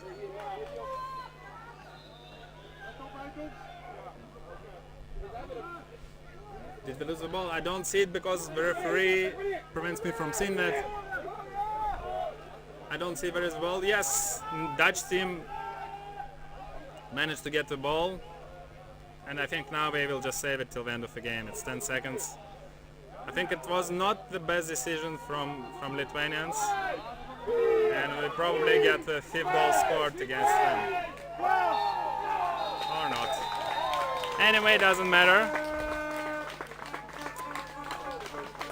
It was a really close game, I would say. So this time the Netherlands got a bit lucky and a bit more skilled, I would say. So I think the 4th goal was really nice from the left side. Sad for Lithuanian guys, but the game is a game. If you want to win, you have to score more. Well, let's see what's the next game on pitch 1. It's under 21 men. Germany, Belgium at 11 o'clock, which is in 10 minutes. Guten Morgen for the German audience. And welcome also for the Belgian audience. We will see you in a bit.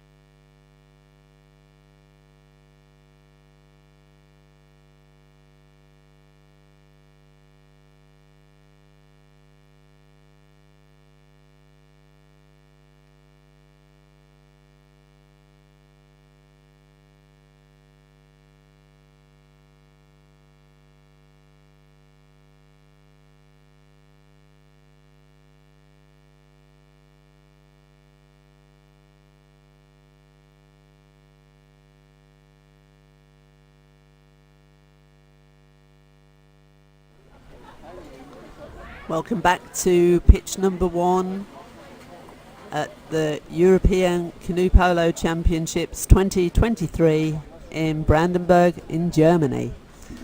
The next game on pitch 1 is men's under 21 category, Belgium versus Germany.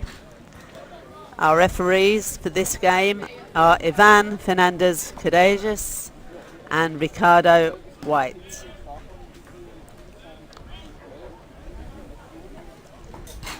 So the team's just warming up on the pitches. The game will be starting in a couple of minutes from now. So you can probably see the most beautiful setting we have here in Brandenburg. We're on the regatta course. Sun's shining very brightly and the weather is just about perfect for canoe polo.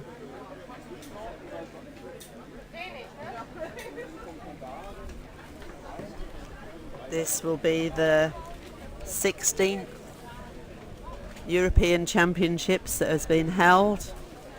First one 30 years ago, back in 1993 in Sheffield.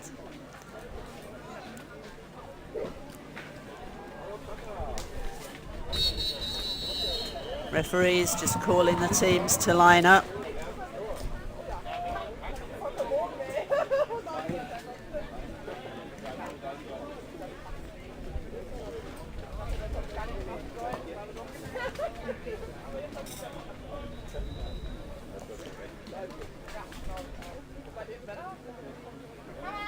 Team captains just shaking hands at the centre. Passing over gifts. Believe the gift from the Belgians is obviously their very famous Belgium chocolate.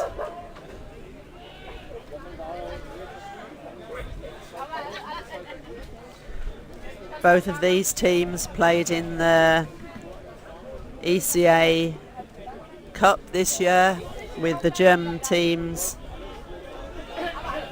were first in Thierry Arcourt, second in Essen. The Belgium teams were 10th in Thierry Arcourt and 9th in Belgium. So, first sprint and Germany come away with that first ball. First possession.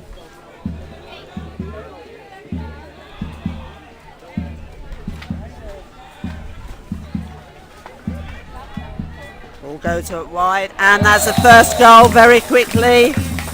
May with the first goal for Germany.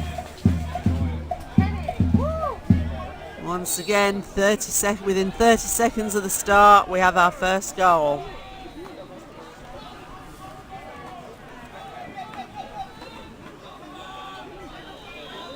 Great tackle there from number 5, Miach. Long ball up.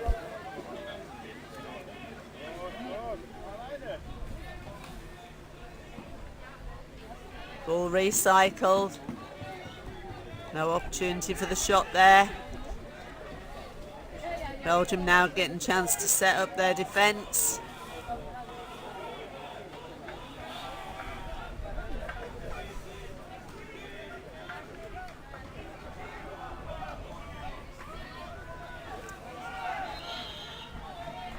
Belgium with the 3-1 defence. Germany trying to break into that. They have one player in the centre, but there's a foul there from Belgium, so it gives possession to Germany still.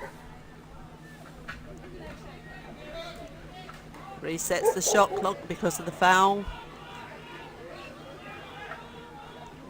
Great shot there.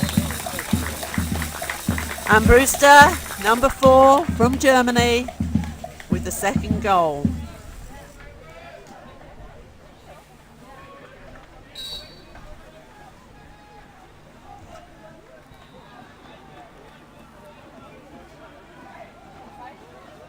Really strong German defence here. Once again set up as a 3-and-1. Blocked down. Picked up once again by Belgium. Ball's recycled. Foul on the goalkeeper though, referee calls. That's Germany with possession.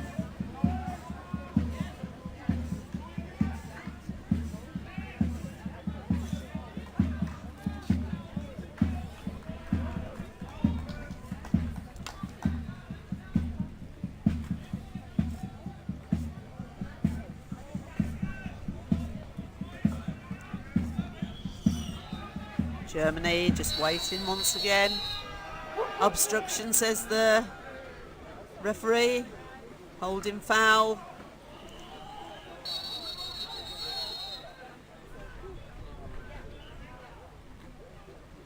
Okay. Ball comes back to where the offence occurred.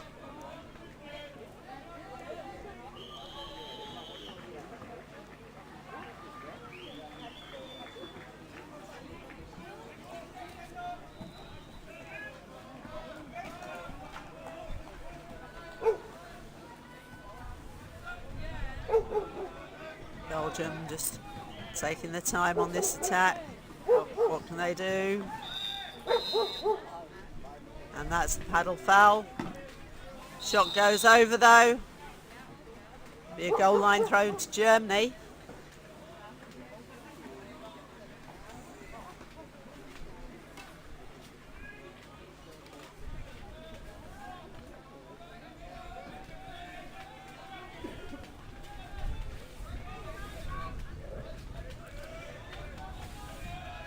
Germany have 4 new players this year in the under-21s.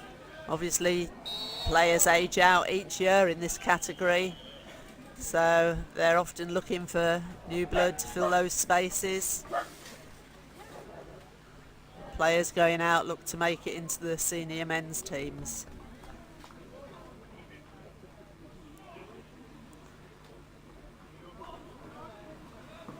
Drop ball there by Belgium. Giving Germany a chance to break, but not quite happening there for them.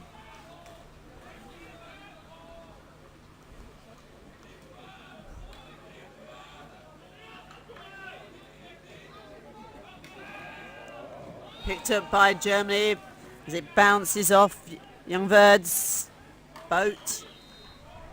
Sorry, Belgium. So Belgium possession.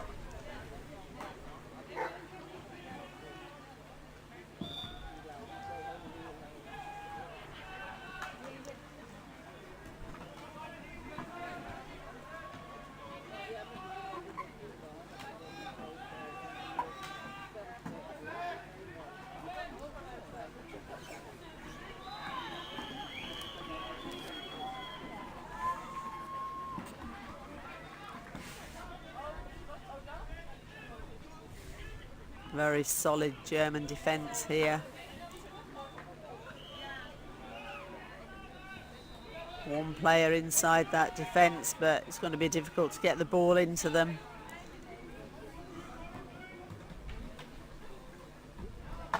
Over the top, but blocked down by the German defence.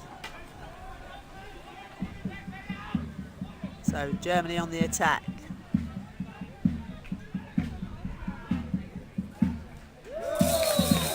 That's Mayer with the shot for Germany, making the score 3-0 to Germany.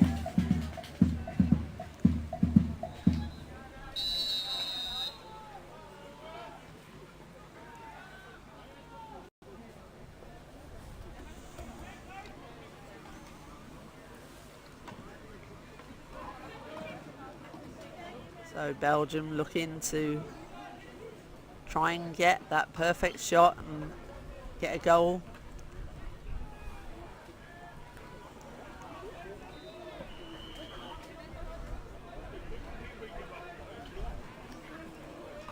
German team very strong, as I said earlier, winning 1 of the ECA Cups this year and second in the other one. Shot blocked down.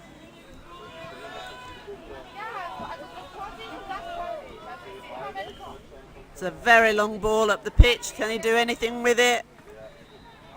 And he can. So there's Boykenbosch with the 4th goal for Germany. Superb long ball up the pitch.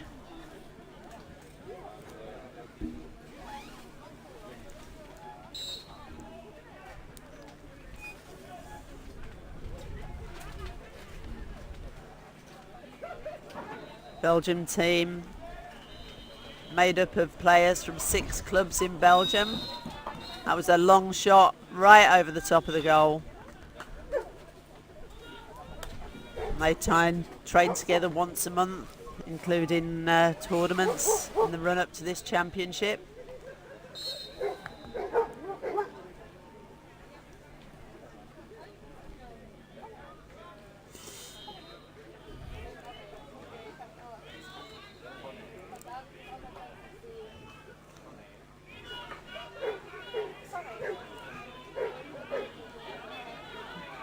German attack once again.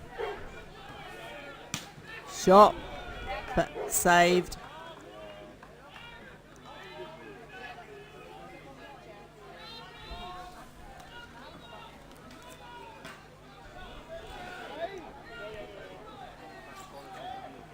Tackled with that ball right in the centre, recycles it. Referees, and that's a green card. So, Belgium down to 4 players. That's Schreers off for the time being. He'll be allowed to come back on if a goal's scored. So, Germany will look to capitalise on this 4-man Belgium team now. And they do. So, Miech is the scorer of goal number 5. That allows the 5th Belgian player to come back into play off that power play.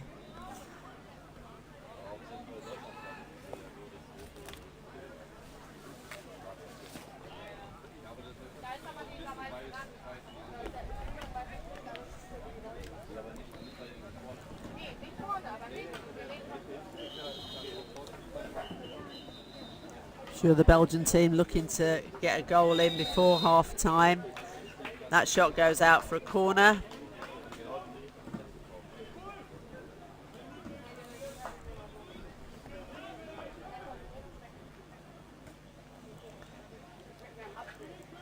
Okay. And long ball out. Solid German defence, just not letting the Belgians close into the goal. So looking for a way round.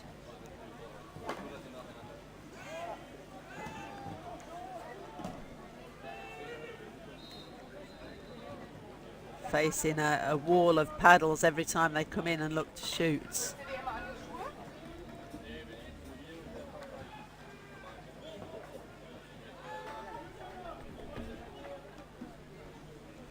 Trying to make that space. 2 players in the centre trying to work that German defence and make a space so they can get a shot away. Oh, that paddle's just everywhere again. Play on, says the referee.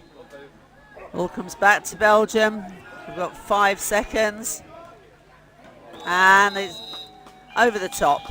So we go into half time. Germany 5, Belgium 0.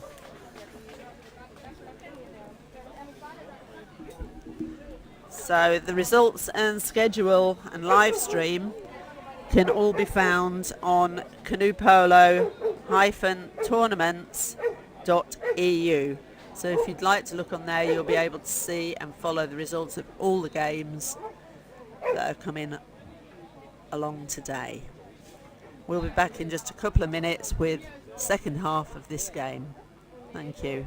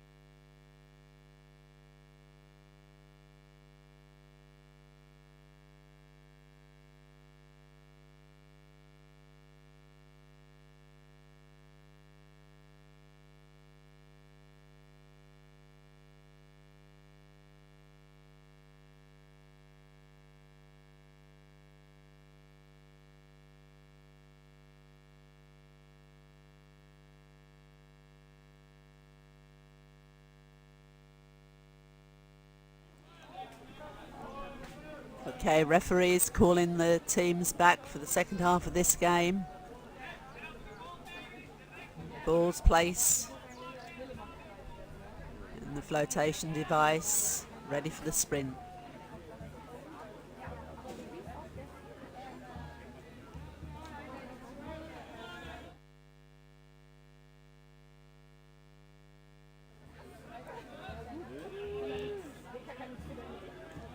So teams are ready, lined up, and the whistle goes.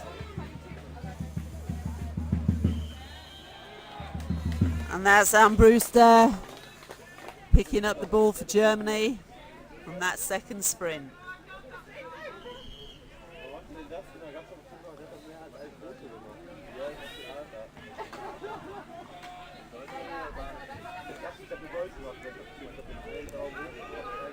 These early rounds, teams looking to get some good scores in, just in case they need goal difference later in the to get through to the next round. So although often it seems brutal, they will keep looking to score more and more goals. And that's a great goal there. That's Schurz from Germany with goal number 6. Made a beautiful space right in front of the goal.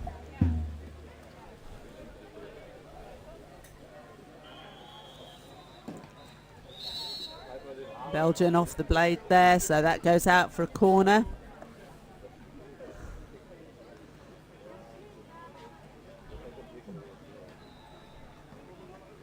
Belgium not getting the opportunity to get that perfect shot away. There's always too many defenders just in the way. They'll keep plugging away at this though. They won't give up. Germany come away with the ball here. Got a breaking player on the right and one on the left. Shot block, great block there. And that's an illegal tackle on the keeper. So he saves it and then gets the ball back for a goal line throw.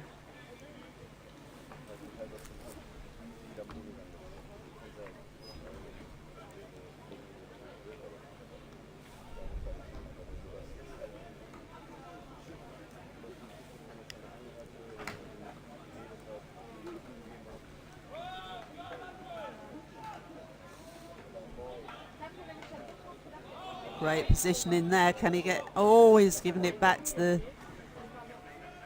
crop ends. Referee just stopping the clock there.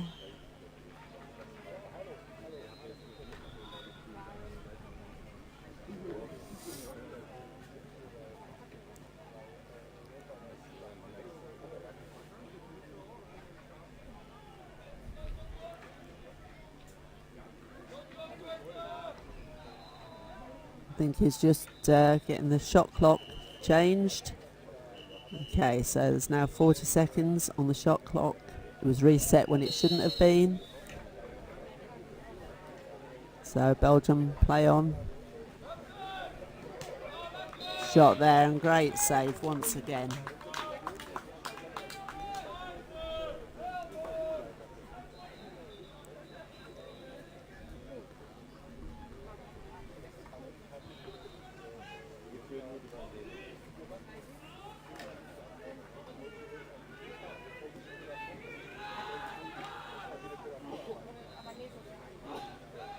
Once again, attacking, just looking for spaces.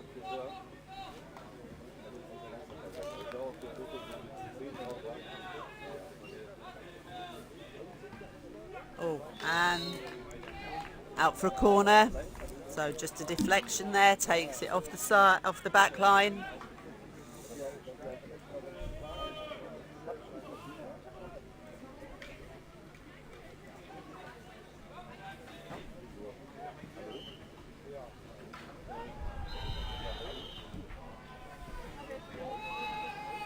Locked down again, shot and goal. Picked up very quickly by Germany. Long ball up.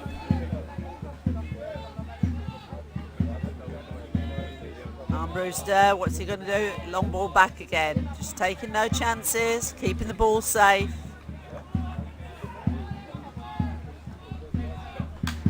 Shot saved this time, great save. Out for a corner, unfortunately for Belgium, but good save there.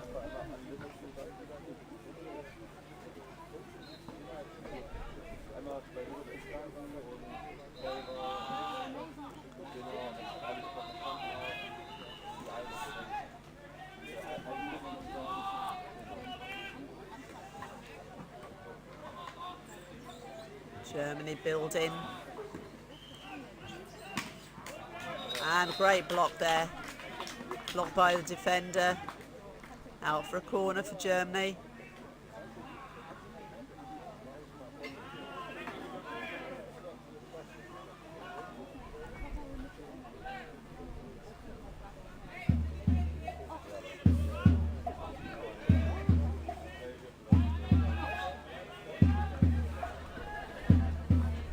Into the centre there. And that's another goal. OT from Germany.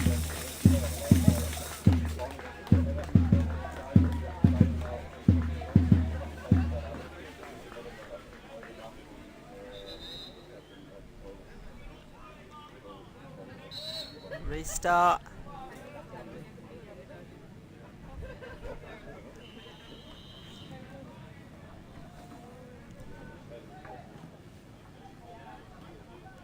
Belgium with the shot, still taking shots from quite a long way out.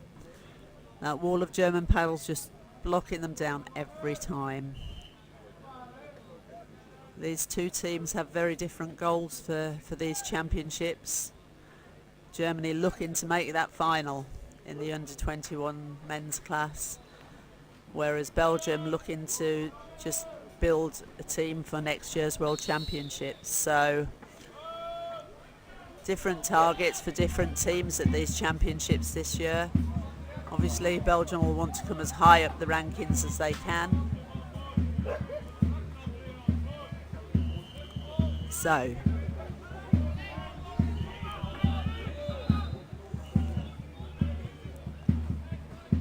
German attack once again.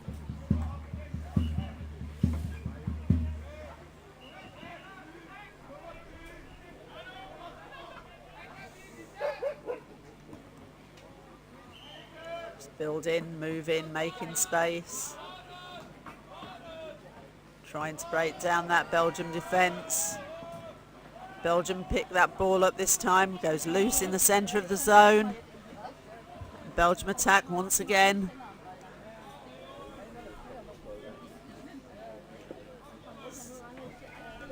Still looking for that first goal, Belgium.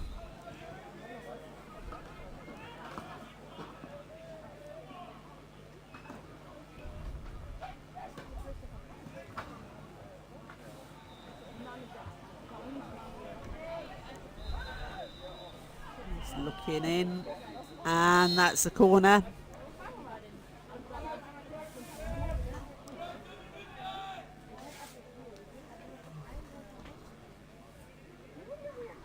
Belgium not seeming to be able to get inside this German defence and get the ball into there to take a good shot. So shots are coming out from wide and long.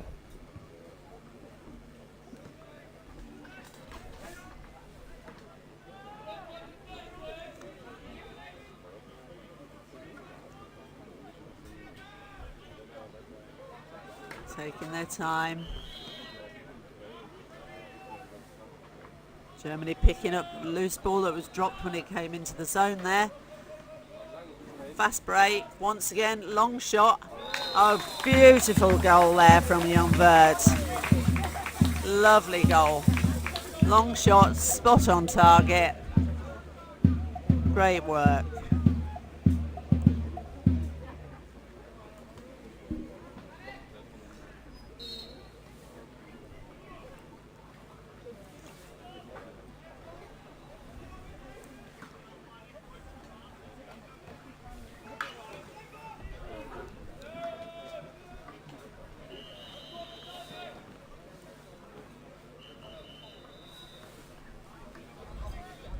Germany just keeping that space. They're just not letting anyone through that defence.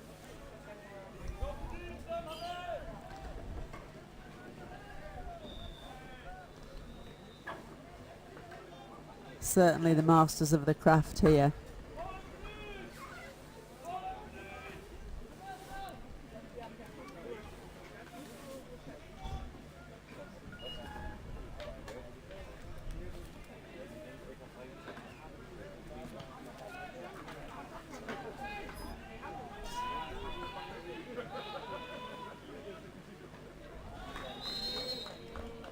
And that's gone for a corner once again.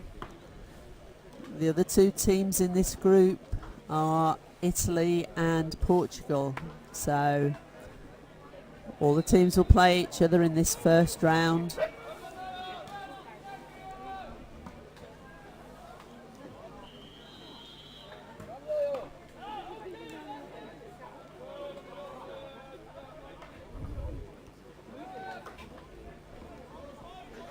Belgium still looking to get on the score sheet. Minute left of this game. Germany once again on the break. Long ball up. Back again it goes. And Schraz with the goal for Germany. Goal number 9.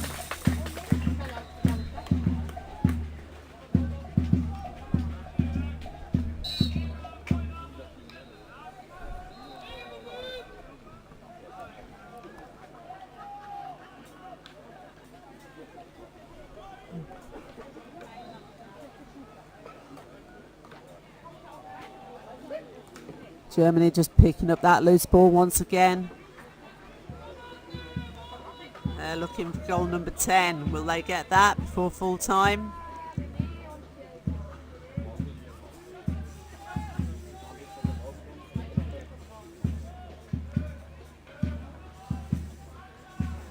Youngverd.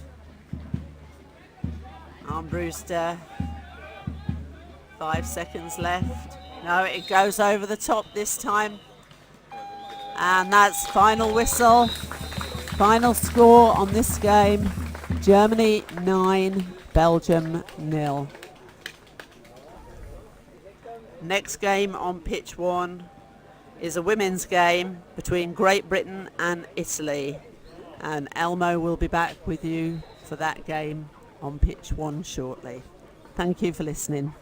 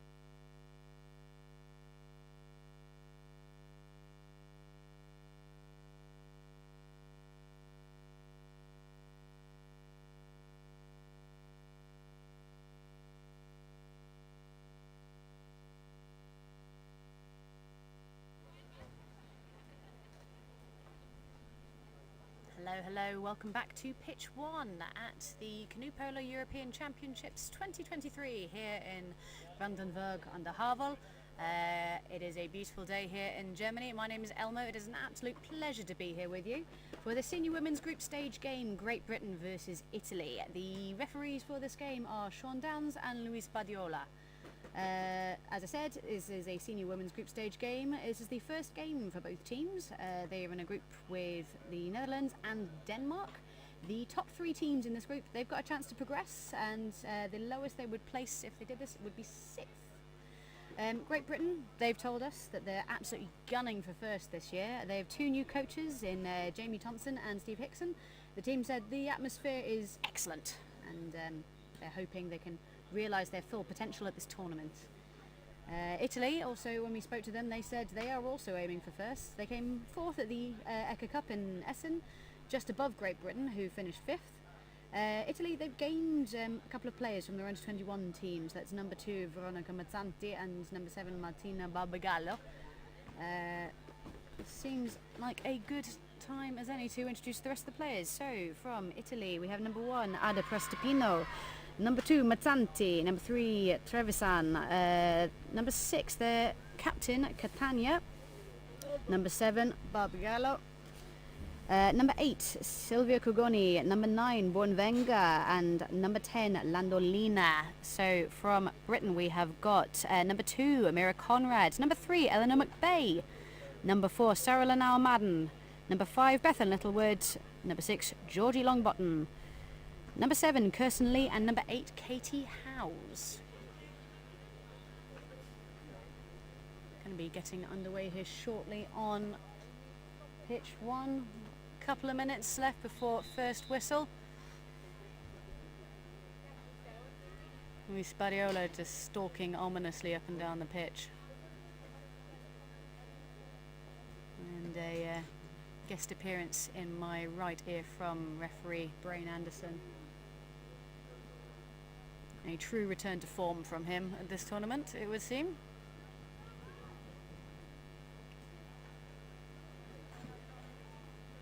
So in terms of what we're going to see in this game, I think we are going to be treated to a display of some real firepower. Both of these teams have some monstrous arms on them.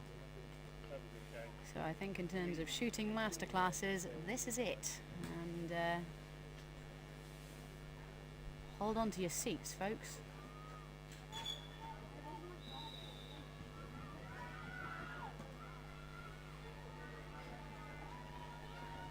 Would like to thank our sponsors, City of Brandenburg, State of Brandenburg, IMA Startenlangen and Maschinenbau, who have provided the start and the time systems and all the mechanical engineering. We've also had a sizable donation from one Alexander Holst. It's a personal donation. Very, very generous of Mr. Holst, so we would like to thank him personally. Referees call lineup, please. So, sprinting from Great Britain, it's looking like it's going to be McBay, who is taking on. Is that Trevisan? No, it's Catania. Catania takes on McBay, takes the boat to the chest, shrugs it off. Fair play to her. It was a big hit. So Italy making the first attack of this first half of this first game for both teams. Italy wasting no time in barreling to the British defence. Long ball finds right, finds Trevisan. Trevisan now tries to pass across the zone, finds a paddle. McBay picks it up. I think some good spatial awareness there. Italy still with the pressure on Great Britain. The Brits just managing to get the ball away. McBay plays to herself, finds Conrad, back out to Howes. I think Great Britain now realising break's not on, let's take some time, set up an attack. Littlewood to start the start on the left, moves the ball round to the right. I think very wise decision there to recycle the ball out. That would have been a very challenging pass across the zone. 15 seconds left on the shot clock. We're going to see something now from Britain. Conrad, ooh, just needs to get the ball in. Ball turns over, Trevisan has it. Holding under pressure, finds Prestipino. Battle up this end of the pitch. It's Landolina taking on McBay.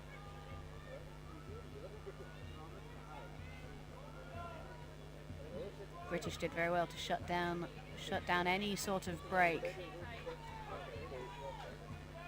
Trevisan gets the ball in. Oof.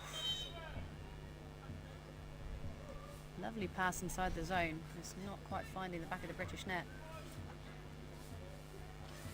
You see the Bay pushing out to cover the taker here. In theory, the easiest person to cover because you know where they're going to be. You can't move. Ooh, big stop there from Howes. Oh, that's an unfortunate rebound goal there, but excellent spatial awareness there by Italy.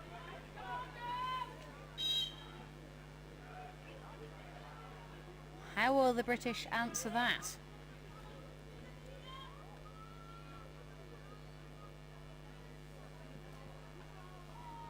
Littlewood starts to start, moves round, finds Longbottom, finds Howes over the top, and again intercepted. So these passes just ending up a little bit too close to the zone. Wondering if this star timing needs reviewing. Oh wow! That's how it's done. Lanao Madden raises the roof on the Italian goal.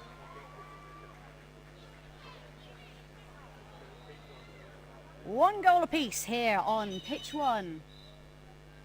I think referee Sean Downs just bringing the Italians back in their own half.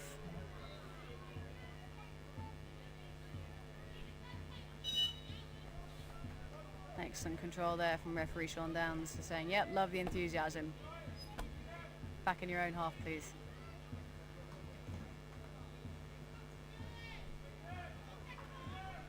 Again, Italy starring round, moving round to the right. Trevisan looks dangerous. She finds, oh, heavy pressure on Catania. Catania not wavering under the weight of red boats barreling down upon her. Italy 2, Great Britain 1.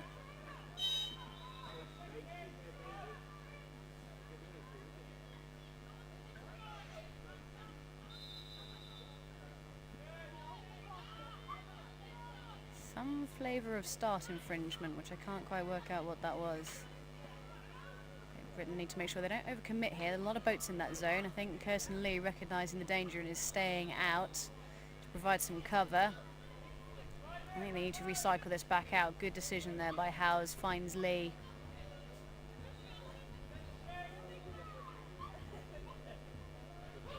Prestipino in goal, ready for anything. British now just recycling, restarting. Lee finds Howes. Howes. Ooh, almost held by Lanao Madden, but goes round the world, round the body. Long ball in. Ooh, opportunity now. One-on-one shot with the keeper. That's how it's done. Beautiful work.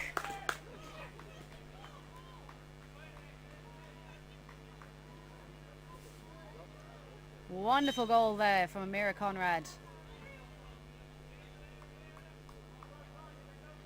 2 goals apiece here on pitch one. I think the British doing phenomenally well to go toe-to-toe with the Italian giants.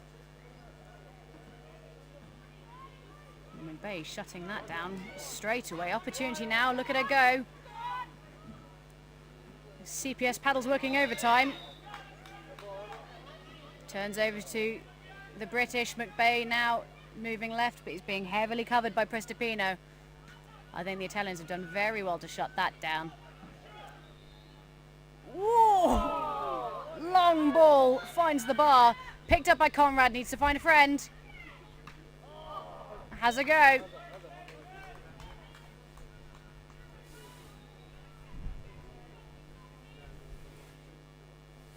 British corner to be taken by Kirsten Lee.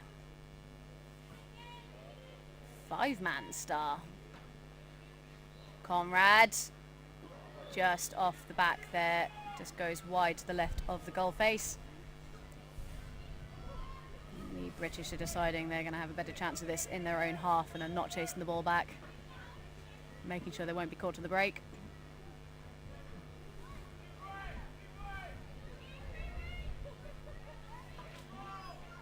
Catania. Whoa. Excellent warning there. The British substitution area going shot, shot, and Katie Howe's just getting a paddle to that, tipping it over the top. Very nice work. As a sub, you're not idle. You've still got jobs to do. Tell your team what's happening. Littlewood punches out. I think Britain in general looking like they might want to look a little bit more aggressive in terms of their attack, punching out. Ooh, referee just iterating. Yep, foul's been committed. You need to let her in.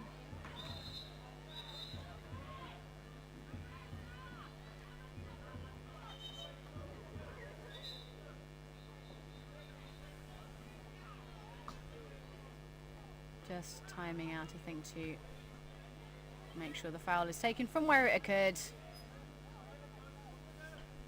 Not closer, not further away. Always love that. You spend that much time positioning and actually the ball just gets recycled out immediately.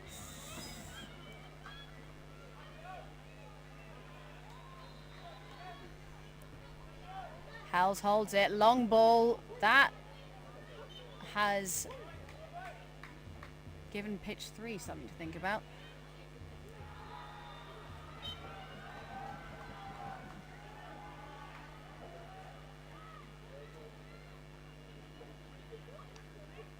Two minutes and 43 seconds left on the shot clock here on pitch 1. 2 goals apiece. Both teams making some excellent opportunities for themselves. Bonvenga finds Catania. Catania finds Trevisan. Trevisan looks dangerous. Not quite getting that pass in cleanly, but still manages to find the hands of Kugoni, who has a go. Not quite kept on by Howes there, and I think that was good pressure there from Bonvenga.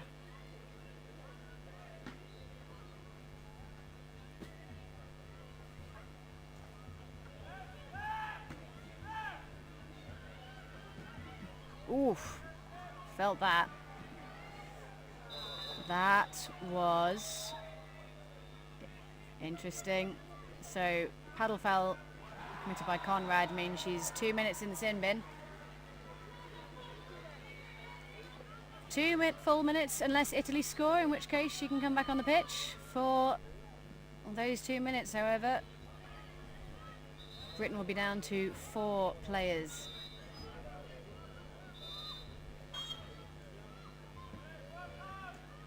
Again, good cover there by Littlewood, making sure that he doesn't have a one-on-one shot with the keeper. Good paddle to the ball there by Lanelle Madden.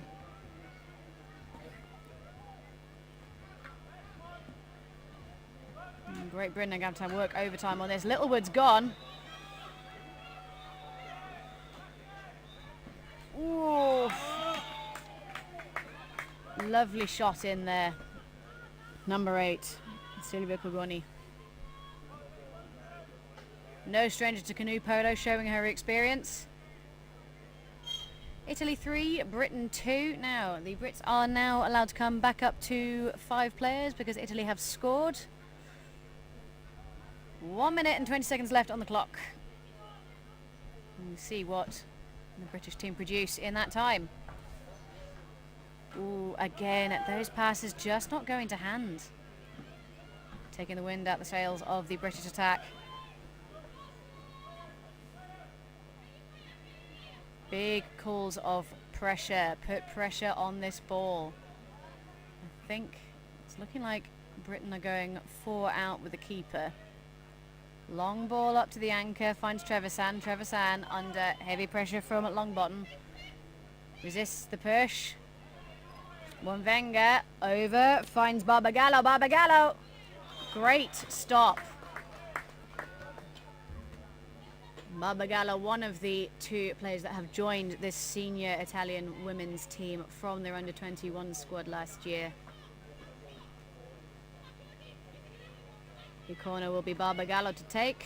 Takes it short. Don't think that went a metre. Yep, referee agrees with me. Worth noting on the restart, ball must travel a metre. That's why that is turned over to the British. That is not where Lanal Madden wanted to put that, I don't think. And it's Bon Wenger looking dangerous. Shot. Unfortunately, gone wide. Reasonable attempt though, with 3 seconds left on the shot clock. Really not much else you could have done with that. So, half time here. Great Britain 2, Italy 3.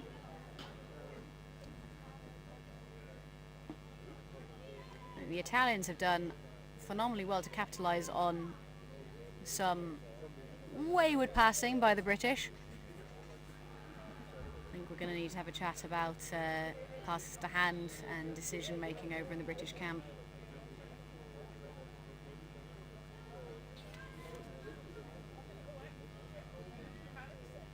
Calls from the Italian side of, can you bring the water please? I will say it is quite warm over here in Germany. The sun is shining. The water is beautifully cool. And we are about T-minus 6 hours on mosquito season. So for now, we look pretty good. If you're just joining us here on pitch 1, this is a senior women's group game. This is the first game for both of these teams, Great Britain versus Italy. Is a group of 4 teams. They're in a group with the Netherlands and Denmark. Only the top 3 teams have a chance of progressing, so everybody wants a piece. Both of these teams have said they are gunning for first. I think based on how they're playing, I think both of these teams do have the potential to go far in this competition. Just a few things to work out still. First game snags and all that. We'd like to note a few more of our sponsors while we've got the time. Ballstrom have provided the construction site electricity. It's very kind of them. Willmann Gebäudeservice, providing communal services, which services street cleaning and maintenance. Of course, CPS Polo Equipment, a long-standing supporter of these events, for which actually number 3 from Great Britain is a supplier. So if anyone's at the tournament or coming later, if you want to speak to Eleanor McBay about getting yourself some CPS equipment, good quality stuff. Looking like we're about to get ready underway here on pitch 1. We've called line up please. Looking like it's going to be Trevisan sprinting from Italy, who's going to be taking on, I want to say Kirsten Lee, 7. No. I'd like to revise that statement. It's looking like it's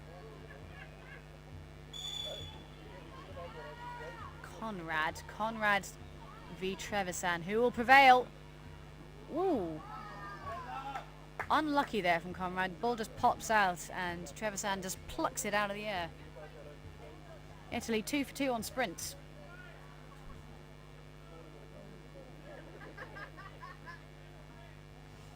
Cogoni and Trevisan making holes in the British defence.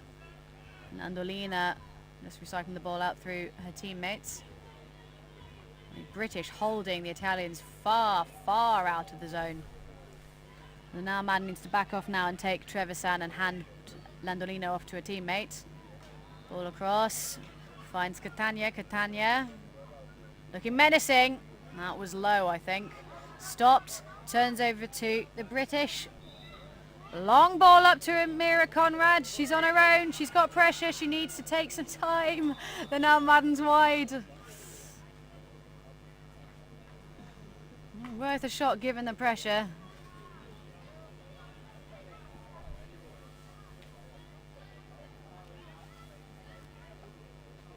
Italy just ambling back up towards the British goal.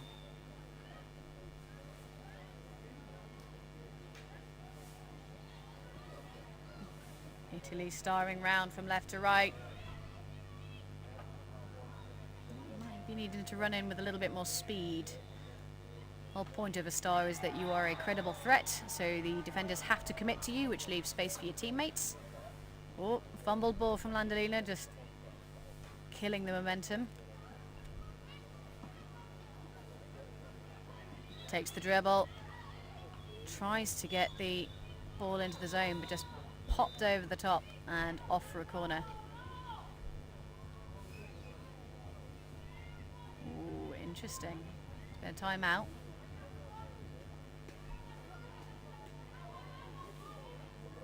Wonder if we're going to be getting cards out here. Sean Down's just clarifying something with the table.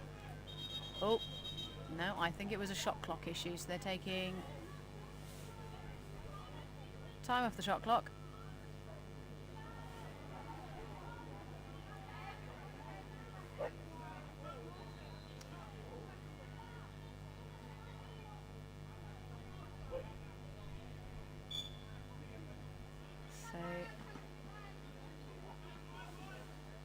A restart. I'm not entirely sure what's gone on there. Long ball. That had some power on it. I think Katie Howes with a distinct lack of options there, being forcibly ejected from the pitch by Trevisan. Landolina versus Conrad in the middle.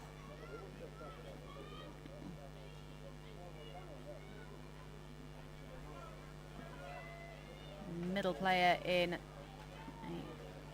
3-1, always working overtime to hold that position. Have to have excellent boat skills.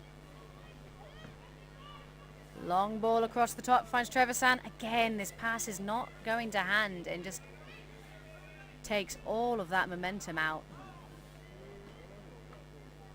Again, needing to tidy this up. 25 seconds left on the shot clock. That is an age in canoe polo terms. Plenty of time. Needs to look left, find Prestipino. Nope, chooses to take the dribble. Cogoni drawing a foul. So they've called play on. They've taken the shot.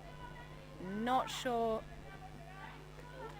I mean, the refs are calling it back. I would have argued that they've taken it and therefore foul's over.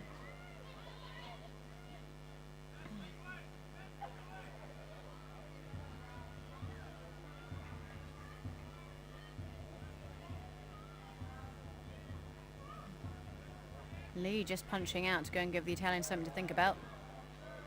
With the British doing a wonderful job of holding them out of the zone.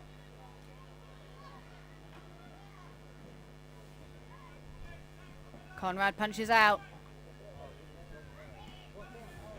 Beautiful work there, has forced that error on the Italians' part. Turns the balls over to the British.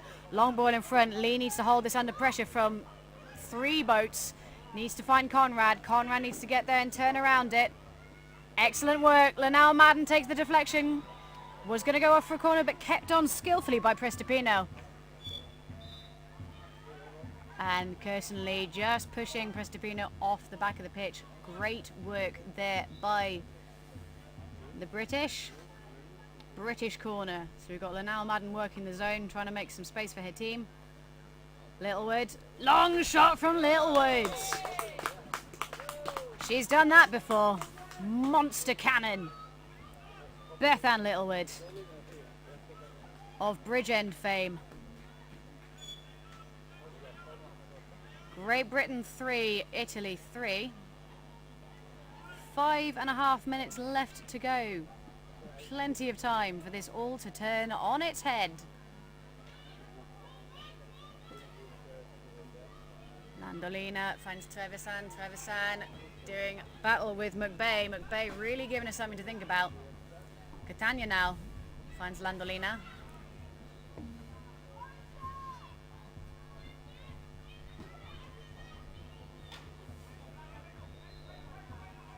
$35 left on the shot clock. Ooh, took a deflection off. Ooh. Yeah, I don't think the refs... I thought that took a deflection personally, but refs clearly thinking it's... the last person to touch it was Italian.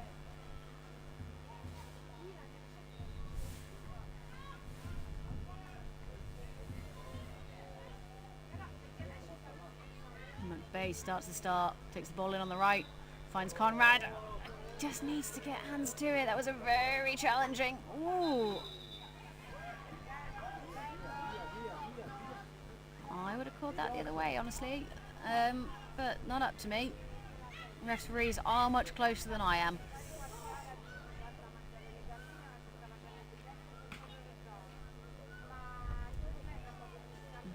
Trevisan just recycling the ball out to Barbagallo.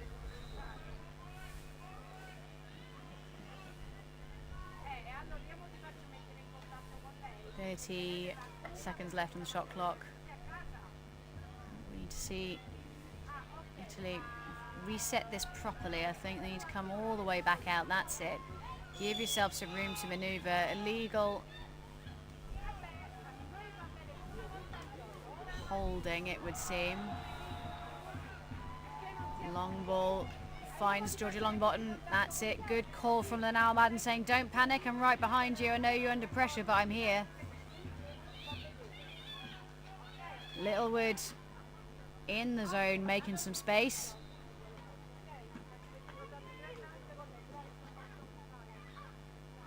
$30 left on the shot clock. The call comes up from my right, 30 seconds. Here we are. Again, just needing to get these passes tighter. You've got 16 seconds left on the shot clock. Still plenty of time for a properly worked attack. There's no need to rush this, but you do need to get your passes to hand again. Yep, fair call from the referee. Their illegal use of the paddle. Clearly thought that didn't pass a meter. Green card for Bethan Littlewood. 2 minutes in the sin bin for Bethan Littlewood. We've just timed out, so I think Luis Badiola just saying to the taker, Mazzanti, stay there. We haven't timed back in yet. You've got to take it from where the foul happened. Britain down to 4 boats for the next 2 minutes unless Italy score.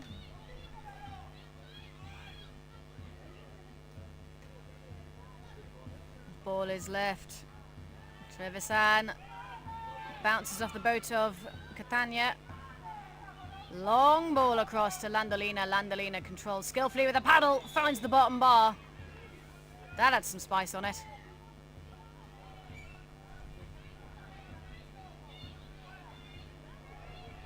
Two minutes left of this second half. Trevisan takes it in. Long ball in. Finds 2 British paddles. Is kept on. I think Catania just managing to wash that off the back of the pitch with her wake without touching it. Catania takes it short. Over the top finds Landolina. Landolina, shot! No goal. Interesting. Calling back to the foul. I think there's a warning there for, I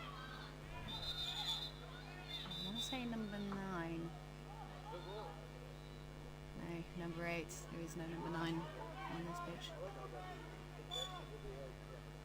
So Italy now going man to man, 4 out with a keeper. I think very wise move on their part. Really limits the British ability to move up the pitch.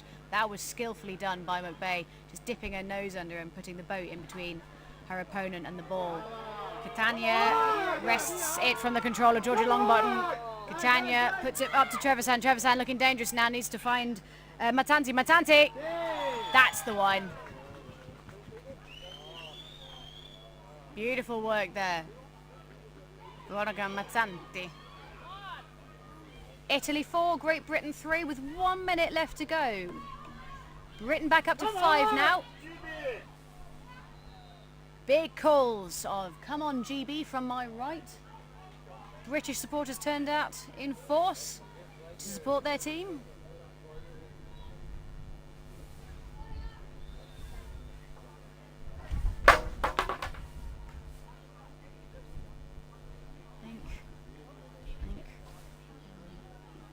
Referee Sean Downs just banishing one of the British coaches to back into the coaching area. He just wanted to chat, but got to stay where you put, unfortunately. Back behind the shot clock, that green bit of carpet, you might be able to see it just behind the shot clock. Coaches are not allowed past that.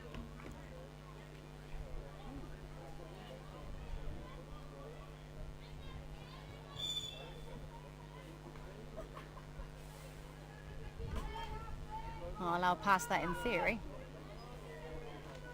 And now Madden steaming in, finds Longbottom, all the way across, finds Littlewood. This looks dangerous. Monster shot is stopped. Britain need to shut this down. I think timing out just so we can make sure that the ball is taken from where the foul occurred. Great Britain very wisely going man to man here. 5 out. Clever substitution from Italy puts Landolina open. Finds Catania. Catania manages to find the hands of Silvia Cogoni. Puts it back to Catania. Long ball up to Bonvenga, who's acting as the anchor here. She needs a long runner on the left. Great push there.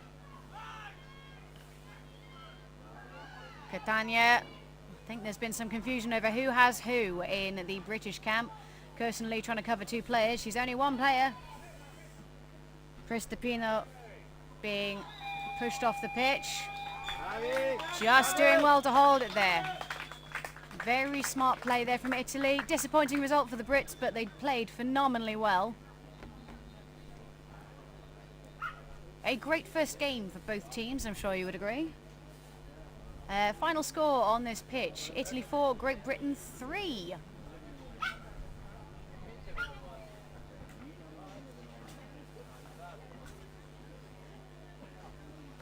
Thank you for joining me here on pitch 1. The next game on this pitch will be the 12:20 local time. Men's under 21 category, Sweden taking on Great Britain. So British fans, don't go anywhere. We've got something for you coming next, and commentated by me.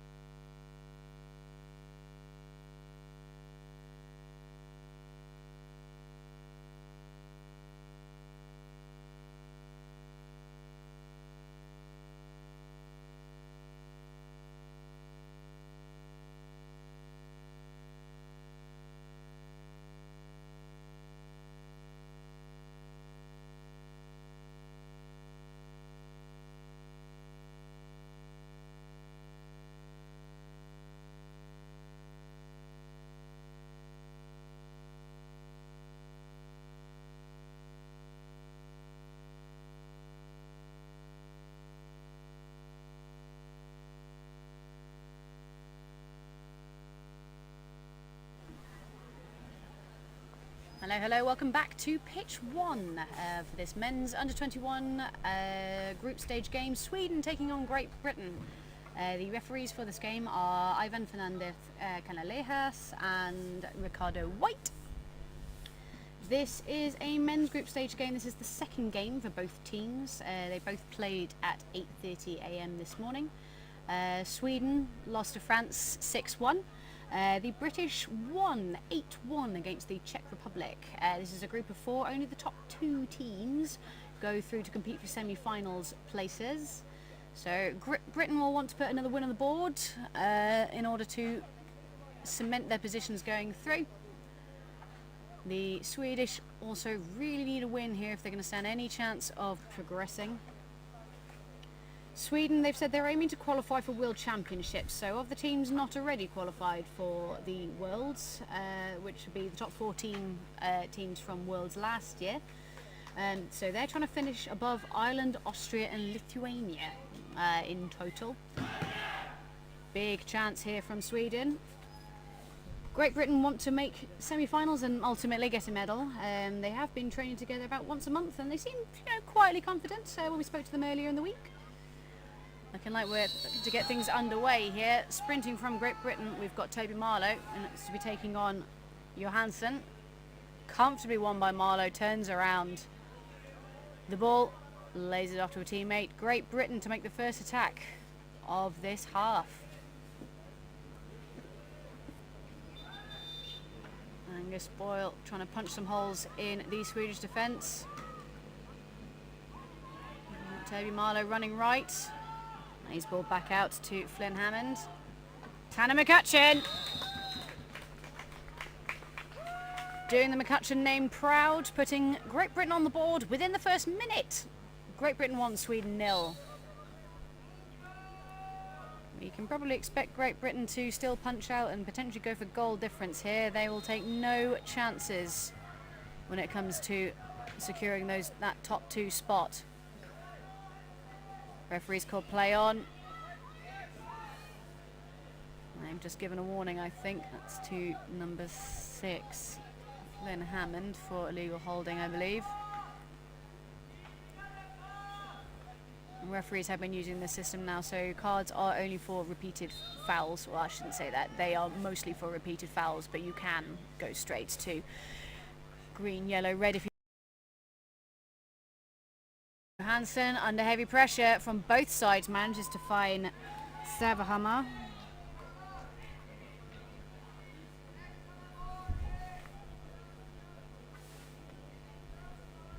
Britain holding the Swedes well out of their zone. Johansson. Referee calls play on. Heikkilä just recycling the ball around. Again, British zone players really holding the Swedish out very far from their goal. Johansson's left, finds pressure from Noble. Noble's on him, turns around the ball. Amazing work. No, referee deems that Noble has paddled off the boat of Johansson, so ball turns back over to Sweden. Ball turns back over. It's McCutcheon on the rise. A gentle lob, making a perfect rainbow as it lands in the Swedish goal. Great Britain 2, Sweden 0. He's practiced that shot before.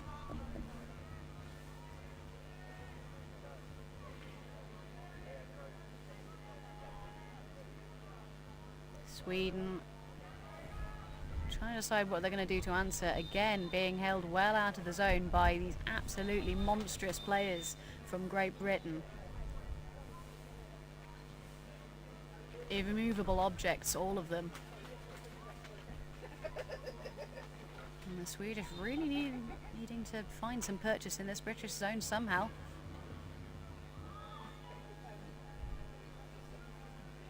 Ball is recycled back out. Finds Molander. Back out to Lindholm.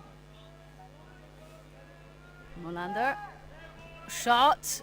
Stopped long before the keeper has anything to do with it. Noble trying to eject Lindstrom from the pitch. Again, I have to say the zone work from these British boys, they have done great work today. I think that is an illegal holding warning for Angus Boyle.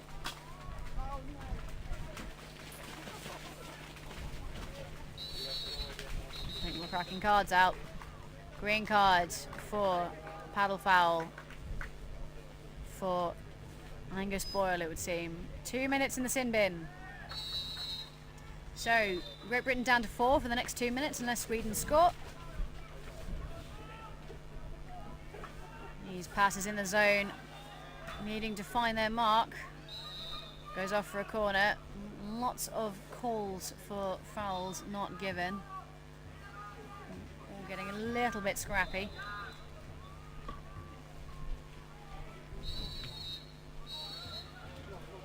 Foul on the goalkeeper, turns the ball over to the Brits, who are steaming down the pitch.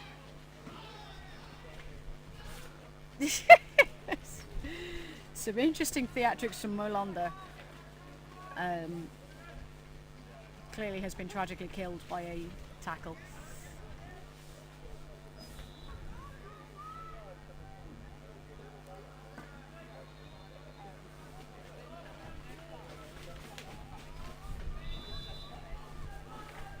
Again, Britain down to 4, so they're going to be moving this ball around, trying to run down that sin bin time. There's still a full minute left on the sin bin, so they're going to use this shot clock time to the best of their ability.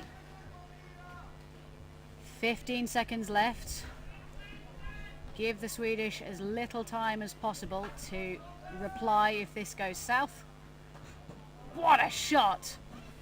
Tanner McCutcheon. Referee's just in a disagreement about which way this is going. That's it. Foul called back to Tanner McCutcheon, who takes Great Britain back up to 3-0. This is a hat trick. Hat trick early on a Thursday.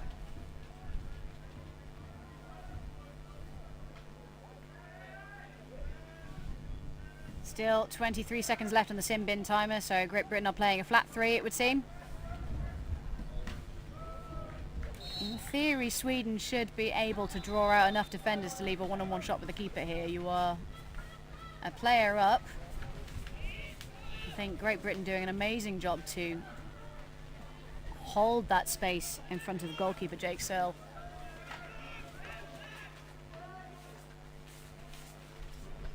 Back up to 5 men.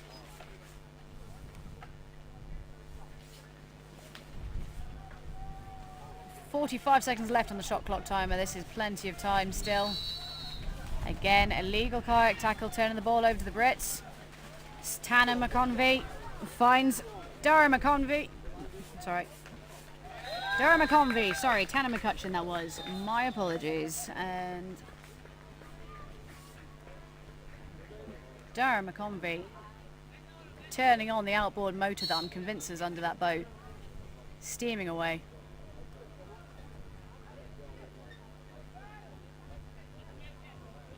Great Britain 4, Sweden 0.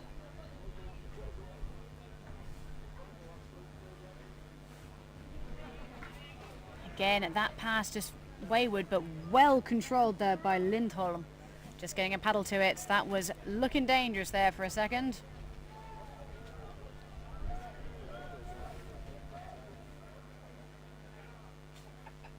Save Hammer. Taking his time.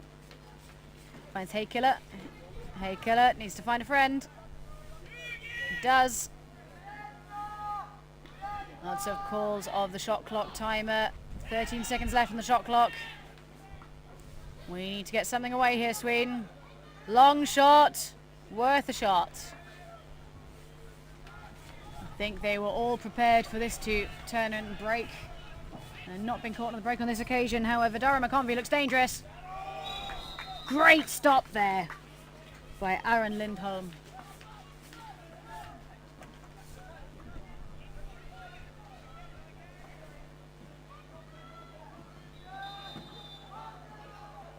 McConvey coming in again. You're going to see this WBoyo attack. Moving in and out, in and out. Trying to get the ball into the zone. Manages to get the ball into McCutcheon. The Swedish just playing around and trying to hold this for a little bit longer and generate some new passing opportunities under heavy pressure from the Brits. Save hammer. Stopped by McCutcheon, but Seven needs to touch that. Lindholm needed to touch that, otherwise it would have been obstruction.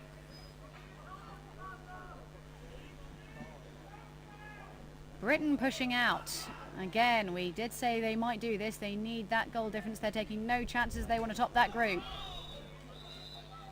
Big shot, wide release from Angus Boyle, trying to tip it round the paddles. Getting that kind of power from full extension is it's quite something.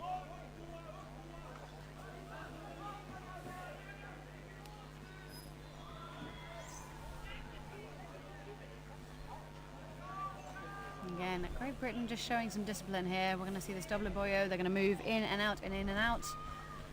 Ball finds Jake Sale. Jake Sale stuffs it in for Great Britain. Great Britain 5, Sweden 0. 1 minute left on the shot clock and the game clock.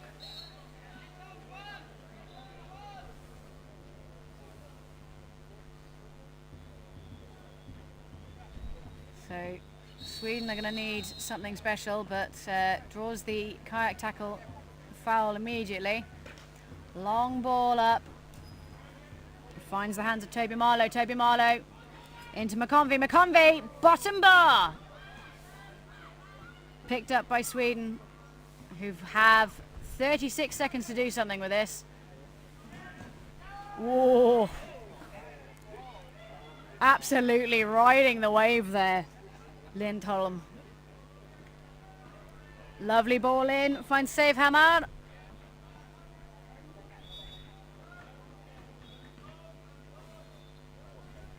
Sends it wide. Great Britain now we're going to see probably a long shot. If we can get hands to it. 5 seconds left. Shoot, comes the goal. Ooh. The length was perfect, but it just goes wide. Great Britain 5, Sweden 0 at halftime here on pitch 1.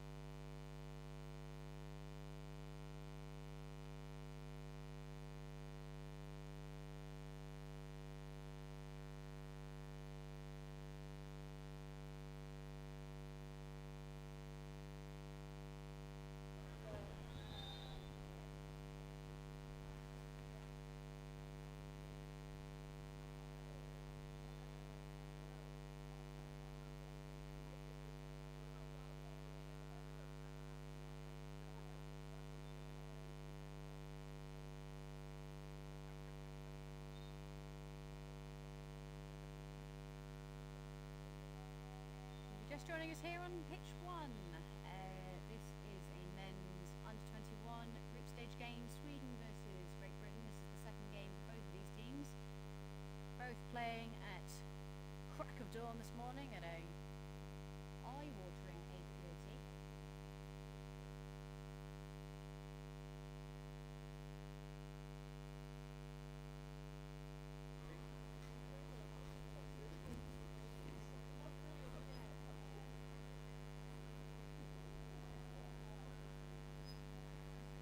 Score as it stands at half-time, Sweden 0, Great Britain 5. I think the British zone playing has been excellent.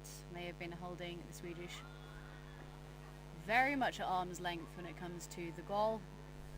And Sweden just need to be a little bit punchier in terms of their attack. Need to try and find a way to get under these red British boats.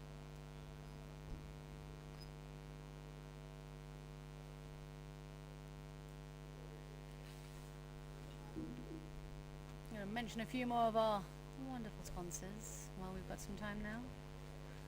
The Mother Car Reseller, Wilks Heizung und Sanitär, who provide heating and plumbing, but they've also generously supported this event.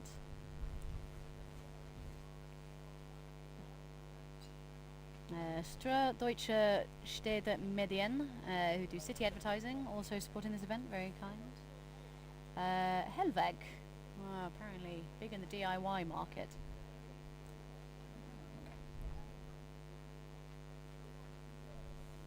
Anyone wanting to keep up with the results, the schedule, and of course the live stream, which I assume you're already watching, canoepolo-tournaments.eu, and then you can follow the links to the live streams and the official Tournify app there. Looking like we're getting things just about underway here on pitch 1. We have the Wisely ball in the ball release, which eliminates the need to throw the ball in the centre, which some referees like more than others. Looking like sprinting from Great Britain, we're going to have number 3, Toby Marlowe. Looking like I'm going to go toe to toe with Johansson. Johansson's looking, he is a coiled spring, ready to strike. They're off. Big calls of go on Toby from my left. Johansson just very lucky ball resurface, turns the ball over to Great Britain, who called play on, I think from a potential tackling outside the 6 metre zone. Same again, I think at some point the referees are just going to have to call this. Slapped away by Swedish paddle. Sweden on the attack. Looking a little bit more explosive this half, it would seem. Having said that, commentator's curse, I think we're actually just slowing it down. Again, Great Britain not afraid to punch out. They're pushing 2 and 2, so you've got 2 in the V in front of the goal. 2 hassling the ball in the nearest pass. I think that was just a big call to have a rethink of the back line to bring goalkeeper Jake Searle on. Shot now. Ooh. That looked dangerous for a minute there. Deflected off for a corner. Great Britain are going to go for the corner move where you put a man on the taker, forcing that longer pass, and I think Tanner McCutcheon is going to go look at the nearest pass. This is going to be a really challenging ball from Lindholm. Manages to find Lindstrom.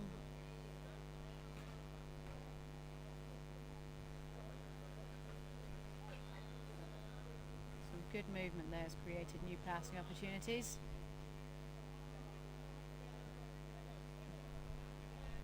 Ball moves round from left to right. Heikeler looking dangerous, decides to recycle the ball out. Lindstrom. Ball turns over to Great Britain. Hammond's on the rise. Lovely ball over the head to the hands of Angus Boyle. Stopped definitively, but back into the hands of Angus Boyle, who needs to get hands to it. And his ball off to teammate Noble. I think the Swedish did a great job to not get caught on the break there. That was looking dangerous for a minute. 40 seconds left on the shot clock. We're going to see Great Britain try and generate some opportunities now. Searle to Hammond. Hammond plays it to himself, takes the ball in, finds heavy pressure from Heikeler. Heikeler forcing the ball over to Searle. Needs to find a friend, finds McCutcheon. McCutcheon looking dangerous on the right. Ball in! That's how it's done. Tanner McCutcheon. I think that's 4 goals for Tanner McCutcheon in this game. First of this half anyway. Great Britain 6, Sweden 0. I would like to see Sweden on the board before this game is done. They've had opportunities Just need to stick the landing.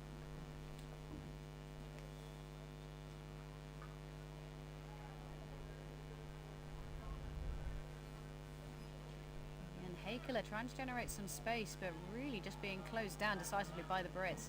Ooh, that was a big hit on the boat of Durham McConvey. I felt that.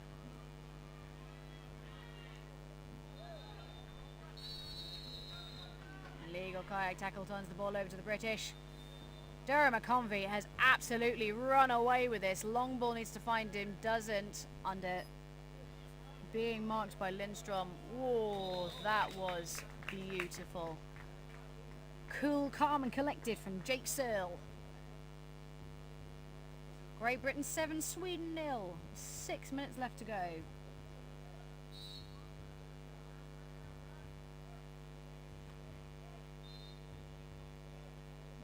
Swedish just taking a minute to decide what the game plan is here, because I don't think they want to keep doing the same thing over and over and expecting a different result.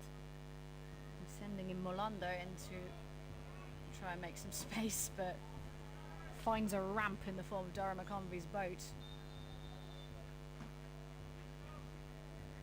Ooh, monster shot from Molander. Tipped over the top.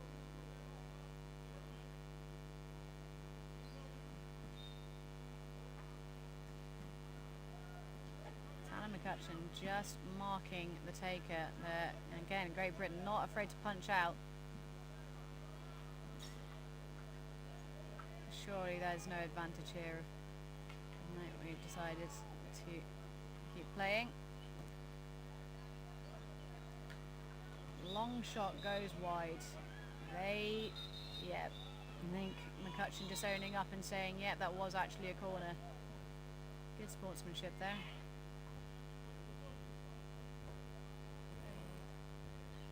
Big call from a Swedish boat, I think wanting to get hold of the ball quicker, feeling they were prevented from doing so. Toby Marlowe's off to make a mess, turns the ball over, great control from Marlowe, needs to find a friend, finds Searle, long ball up, into the hands of Tanner McCutcheon, sticks the landing. I think McCutcheon making space like, he might have just taken a boat to the ribs.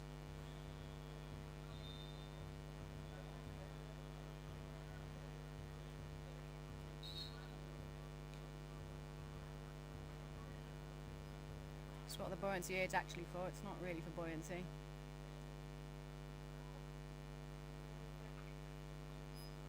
There's the full contact sport here on pitch 1.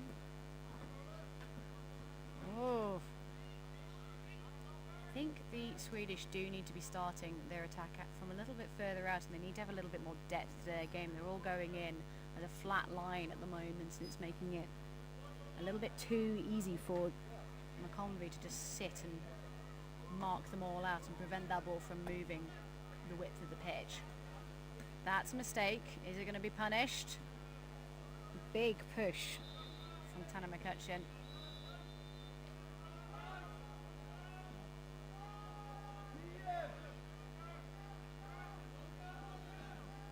Again, all ending up in, and there's not much in the way of cover here. I think Lindholm has accepted the danger, knowing the ball was going to be turning over shortly from the shot clock.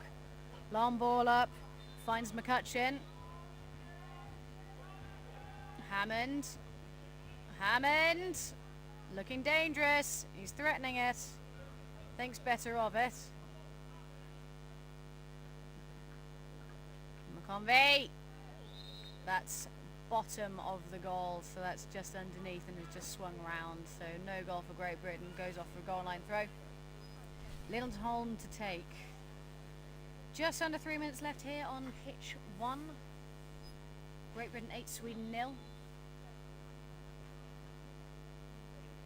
Would like to see Sweden on the board at some point, but you know me, I love an underdog.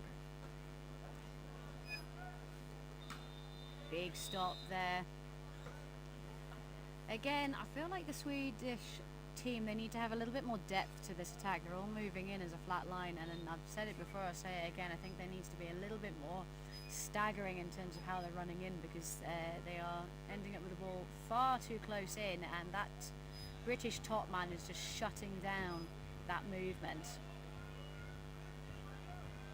Corner move here from the Brits is going to force a long ball over to Lindholm, who immediately finds himself under pressure from Noble.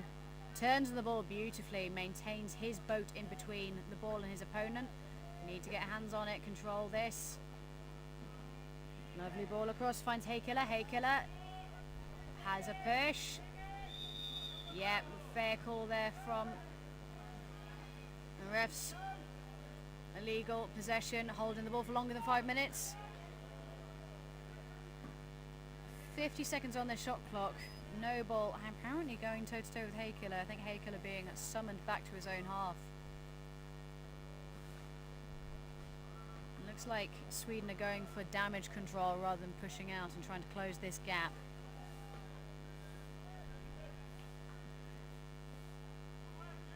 Setting up a 3-in-1, so the lower risk but maybe perhaps lower reward tactic.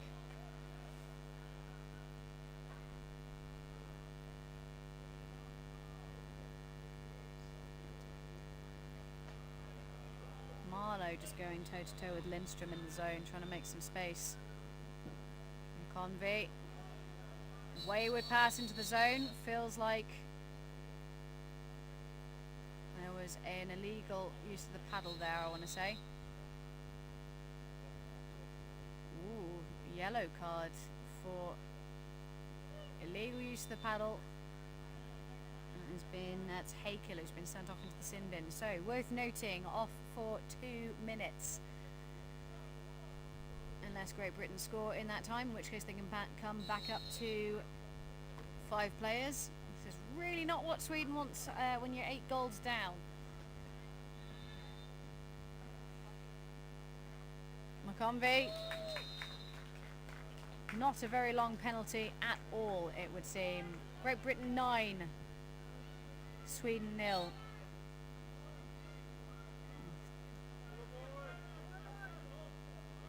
So yeah, big calls back from the Swedish camp, I think, not quite realising they can come back on.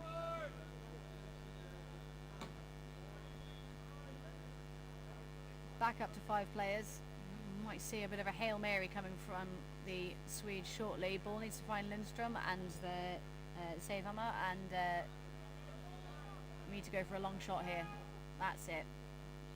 Goes wide, but absolutely the right decision there. So, final score here on pitch 1. Great Britain 8, Sweden 0. Putting Great Britain in a very favourable position in terms of finishing top 2 in their group. Only the top 2 will go through to compete for a place in the semi-finals. So this is an excellent result for the Brits. Sweden now in a bit of trouble. They lost to the French earlier. They've just lost to the Brits now, so it's not looking good for their semi-finals chances. But I think they can hold their heads high. They've played very well, and they certainly had some absolute cannons of shots.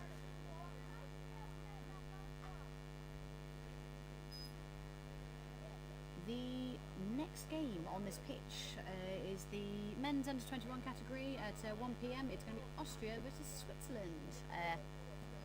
Commentated by my delightful colleague Thijs. He will be joining us shortly. I am Elmo and I'm signing off.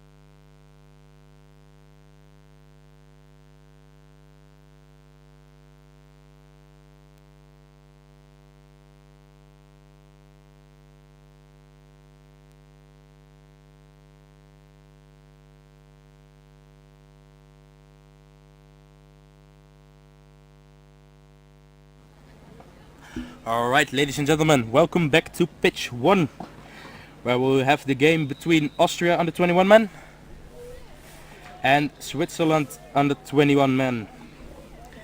Refereeing this match will be Aske Sonberg and Sandra Wolf. So it's a bit of an alpine derby here, both teams coming from mountainous countries. I'll introduce the players to you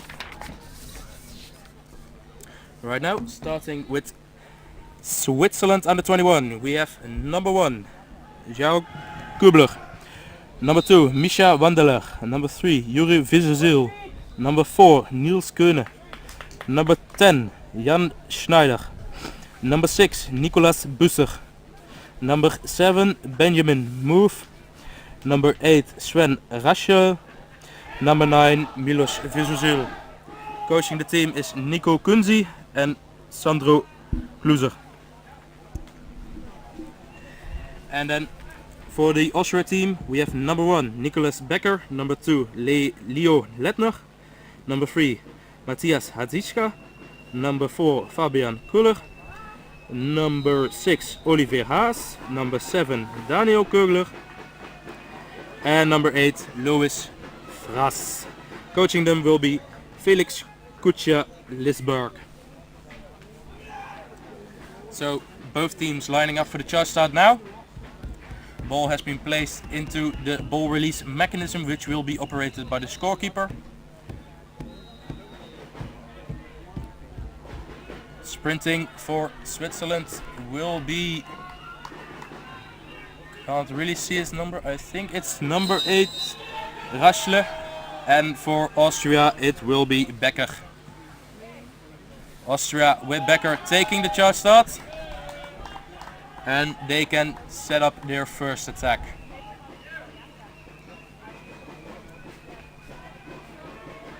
So it's number 8 Fras going into the zone, and they'll do a 4-man wave starting on the right hand side around the zone. Mishandled by Köhler, and now the Swiss have the ball. Play it to Jan Schneider, who passes it up to Wandeler, who shoots it. It gets blocked by the Austrian player, so it's out for a corner. Really nice work by Austrian number 1 Nicolas Becker. Okay, taking the corner, passing it back to Raschle. Ball to Vizezil. To Raschle. Takes a shot which gets blocked decisively by Fras. Ball up to Vizezil. Bit of a mishandle, so they will recycle the attack. It is Benjamin Muff playing on top of the Swiss zone. Oh, and a leaning foul against the Austrian team. So Swiss team getting a free throw. Jan Schneider looking to get into position for a shot on goal.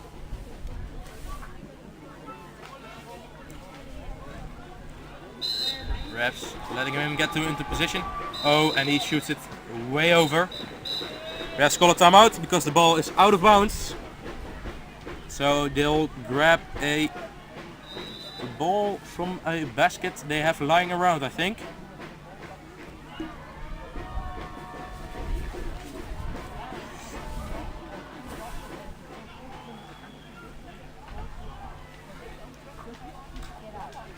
And Austria can go on the attack again. It's again Fras going into the zone, trying to create space for himself or either his teammates to get a chance on goal. Ball goes to Fras, taking a shot which gets blocked by the Swiss, but Austria can keep possession. Now it's Olivier Haas with the ball.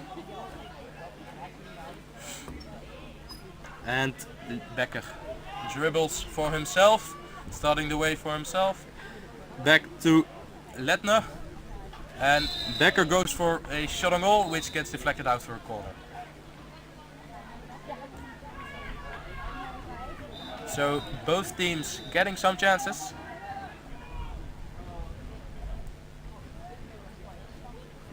Corner has been taken, starting the wave. Recycles it back out to Letner, which the Swiss player Vizuzil trying to put on the pressure, but he flips upside down and loses the ball again. So again, Austria still in possession. Now it's Becker in the attack, dribbling for himself to Ledner, trying to find a goal, but he gets blocked again, and a pedal foul by Vizuzil.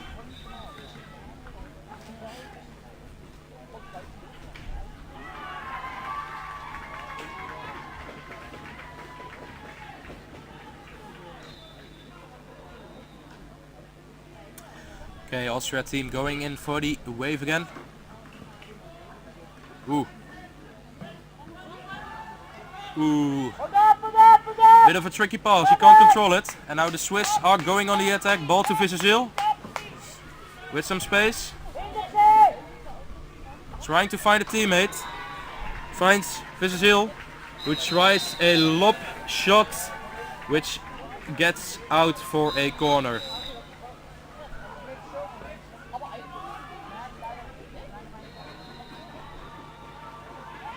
Referee checking something. I think maybe there is a goal on the scoreboard which hasn't been scored. Yeah.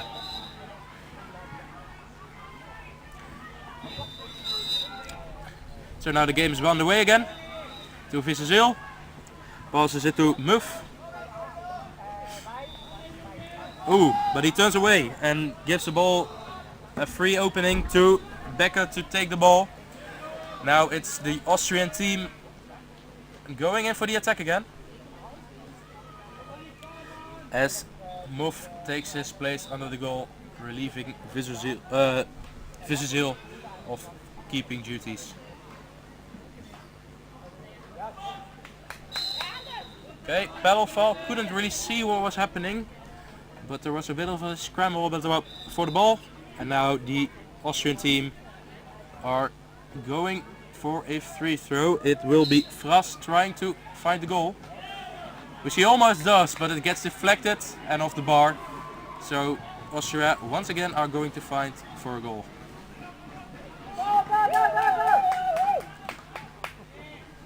There was Vizuzil trying to look for a chance to take the ball away, but the Austrian are really good at keeping possession for now. Ball goes to Kohler, who passes it to, which failed, and then the Swiss took the ball. Ball with Wandeler taking the shot, which flew over. So it will be a goal line throw for the Austrian team.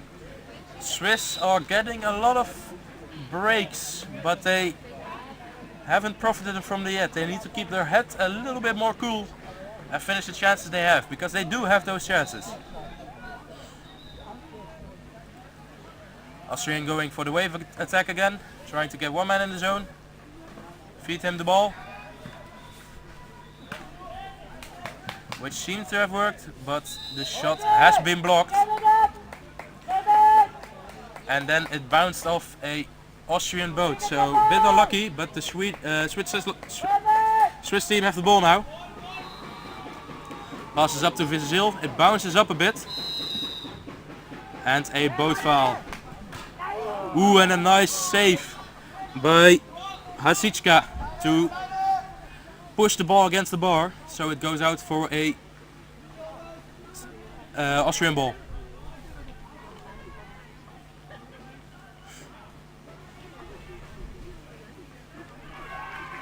Austria going for the wave attack again. Let's see if they can find something. That was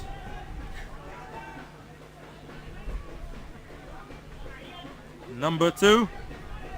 Ledner taking the shot from a really tight angle as a righty on the right hand side corner. It's a difficult shot you need to pull off, and then even then there are 2 pedals in the way. Ooh. Austrian player almost was away, but the Swiss managed to keep the ball, and now Vizil is free and away on goal. Two-handed. Really happy with that goal. So the Swiss take a 1-0 lead on Austria. So we have almost played 7 minutes without a goal. And it will be Fras going in the zone again. Swiss are playing a 1-2, which basically means you have 2 defenders and 2 chasers. Ball gets fed into Fras, but it is a pedal foul, so the Austrians can keep the ball.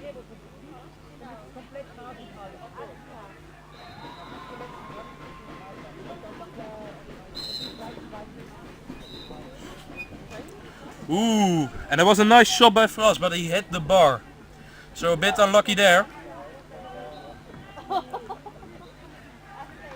The Austrian player taking a cool dive,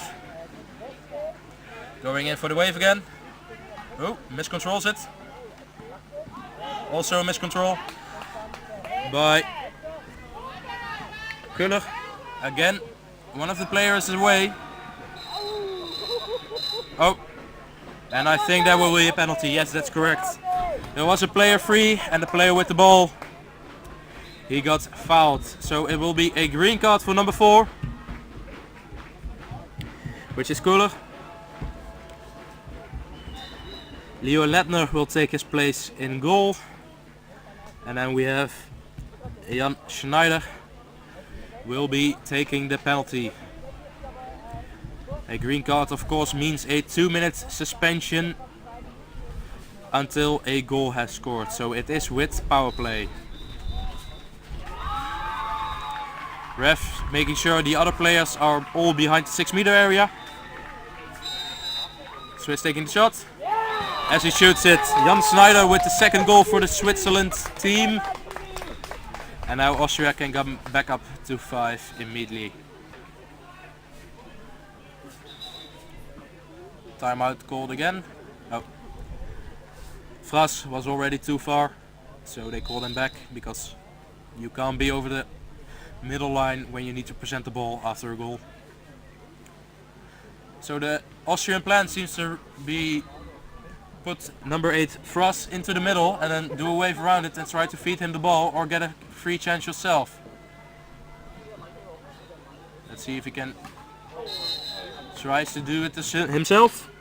Kuller, which gets blocked out for a corner.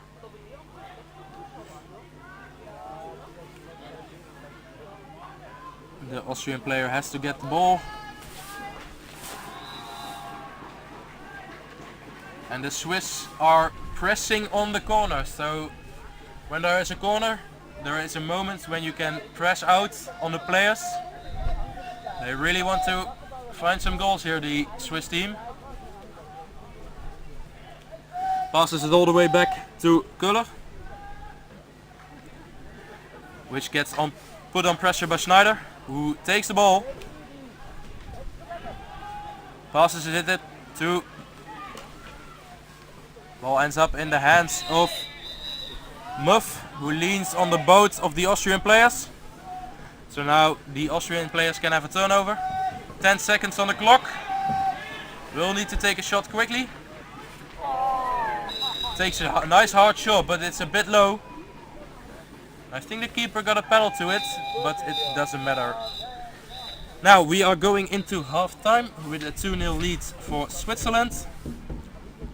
I think the Austrians can have a lot more chances when they manage to find the player going into the zone. So both coaches now have the chances to talk to the teams, which is always really important. It really can turn a game around when you have a chat with your coach. I imagine the Swiss coaches will be looking at building upon the lead and keeping the win safe, and the Austrian coach will be looking to make sure they can get a comeback. So we'll be back in a couple of minutes when the second half starts.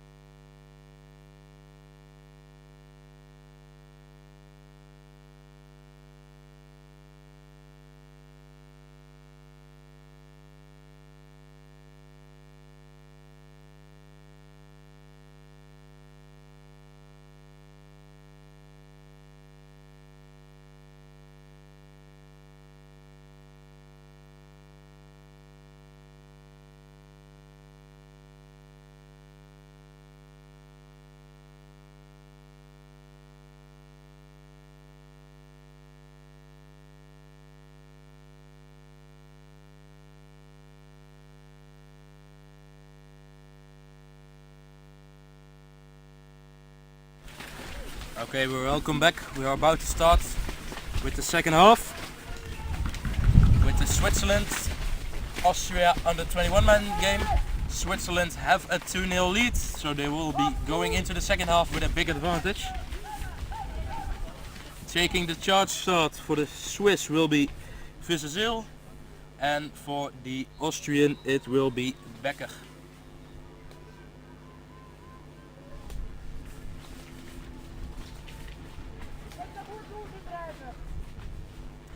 So both teams getting into position. Ref has started the game, but a start infringement from Vissazil, so that means the Austrian team can start this game on the offense. Again, they are trying to get number 8 Fras into the zone and do a wave around it, try to reach him or make a path for themselves. Passing it back to Kuller, to Frost, takes a shot, and that was a penalty foul by Wandeler. This game is played in Group B, and number 8 Frost just scored a really nice goal on the free throw. So it will be a 2-1 lead still for Switzerland. This game is played in Group B. Spain is topping the group at the moment. Switzerland is second on goal difference. And then you have the Irish team and the Austrian team at the bottom. So the Austrian team really need a win here.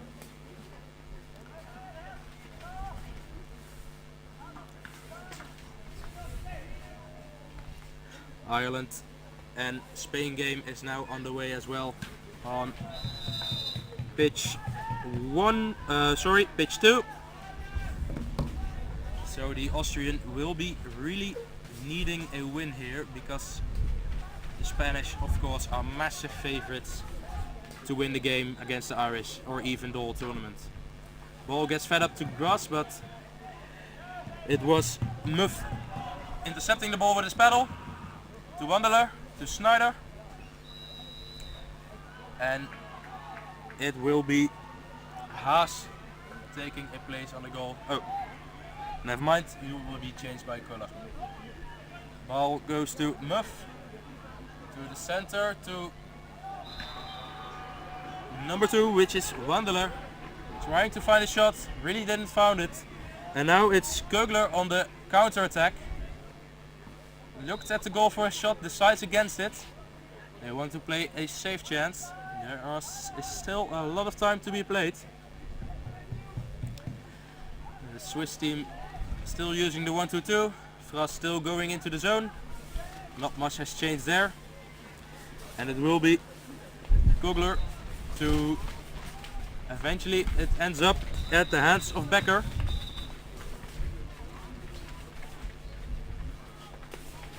Ref saying something to the players he should watch out for. I think it was a pedal foul by Gizil, number 9.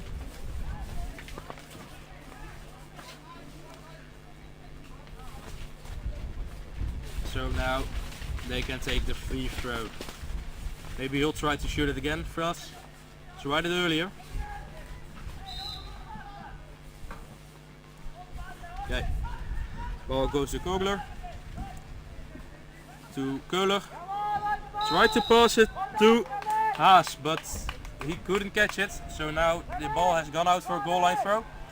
Ball goes up to Muff. Back to Schneider. The Austrian are playing a 1-3-1, which basically means get a keeper on goal, 3 defenders and 1 chaser to stop the wave. Swiss are trying to get through it. It takes a bit of a tough shot on the right hand side. So the ball goes out for a corner. Wasn't really much on that shot. Now ball goes to Raschle. To move to Raschle, trying to shot. Ooh, and a really nice save. It was a really nice save by Köhler to keep the Austrian team alive. Now it will be Swiss on the attack again. Move to Gizil. Back to move to Raschle. The Swiss team have chosen to put 2 players into the zone and try a wave around it with 3 people, or somebody will go in and get the ball from the point man taking up the middle of the 3 attackers. Ball to move. Gizil. And recycles it back to move. 25 seconds on the shot clock. They will need to find something. So to Raschle. Trying to feed it in the middle to Wandeler, but didn't reach him. So now the Austrian have got the ball. Trying for a counter attack there with more people. Fras with the ball. Up to... Ooh. A pass to Becker, but it bounced off his boat, so he really couldn't get the control on it. Bit of confusion, but it is Swiss ball because it went out for a goal line throw.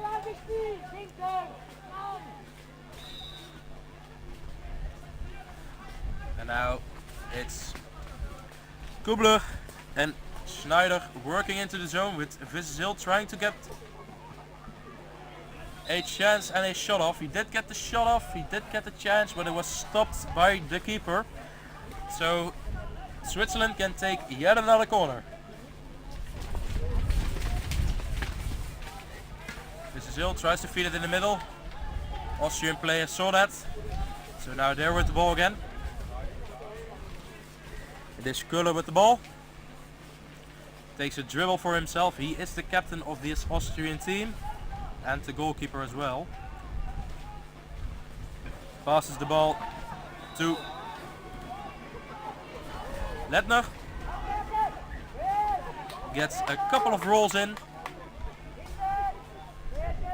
And now the Swiss keep possession. Schneider taking the ball. Becker, Kubler going for a breather at the Swiss team. And then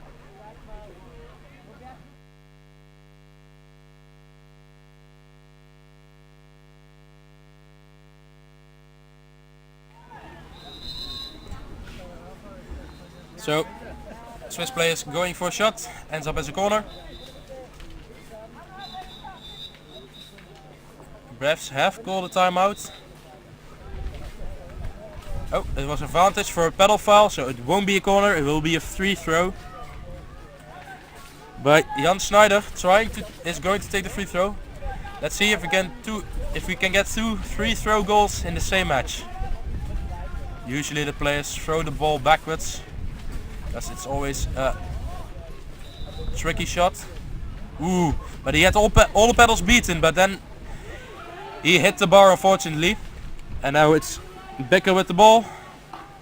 Passes it up to Hazichka, who passes it in his turn to Köhler. Number 2 of the Swiss team getting a verbal warning from the ref, so he needs to watch out now. And then number 1, Becker, going straight over the Swiss player, and the Swiss player makes a foul, so now they can keep the ball in possession. There are 3 minutes about to be left to be played, so Austria really can get a win maybe here. A shot by Becker, hits almost all the pedals in the defense, and then goes out for a corner.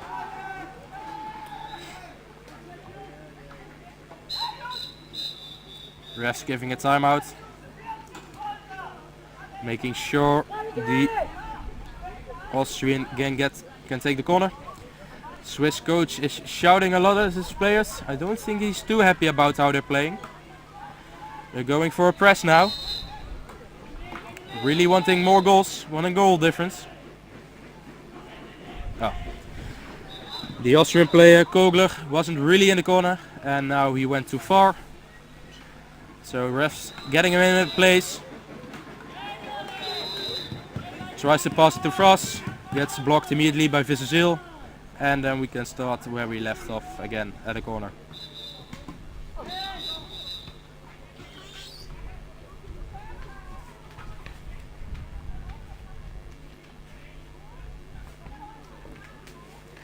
Ref giving number 3 Vizazil, I think, a card because of not letting Daniel Kögler take the corner at the position where it should be. Refs fed up with it, with him not being able to take the corner. So they gave him a green card suspension. Green card suspension means a 2-minute timeout for that player. And when the 2 minutes are up, he can come back, or when there is a goal scored. Okay, we're on the way again. And it will be Becker going in. Passing it to Köhler. Passed it to Hazichka with the shot, which goes out for a corner. This is a prime opportunity for the Austrian team to get a goal back, because now it's 4 against 5. So they can get a lot of chances now. Becker with a nice hard shot through the middle, but Benjamin Move gets to keep it out. So corner taking again to Becker, to Fras. Again Becker, Move with the corner. Move really keeping the Swiss players alive here, because the Austrians have had a lot of chances now. So corner taken by Hazichka, passing it to Becker, passing it to Fras. Ooh.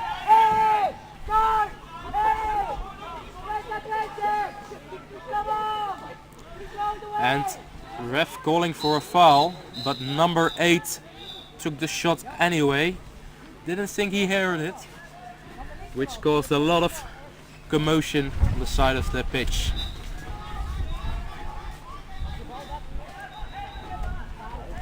Now you see the Austrians are pressing with 4 men out and 1 on the goal. It's a luxury you have when the other team has a card. Let's see what he's about to do. He passes the ball to Raschle, who got away, but now it's closed down by the Austrian player. Ooh. Paddle foul by Alizicka.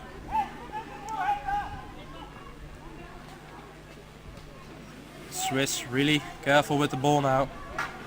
Can't afford to make any mistakes. Passing the ball to Wandeler. Vizazil is away. 30 seconds to play. Passing it to Vizazil. He's free on the right side as well. Yeah. Pass to Vizazil. To Vizazil. Get away to Schneider. Who decides against the shot. Trying to play it safe. They want to keep this win. So I think they'll just play out the clock. A foul. And then a shot attempt by Vizazil. Switzerland taking a 2-1 win in this game against Austria. So the next game at this pitch will be the hang on a second. Will be the Lithuanian under 21 men against the Denmark under 21 men. Providing commentary for that match will be Elmo.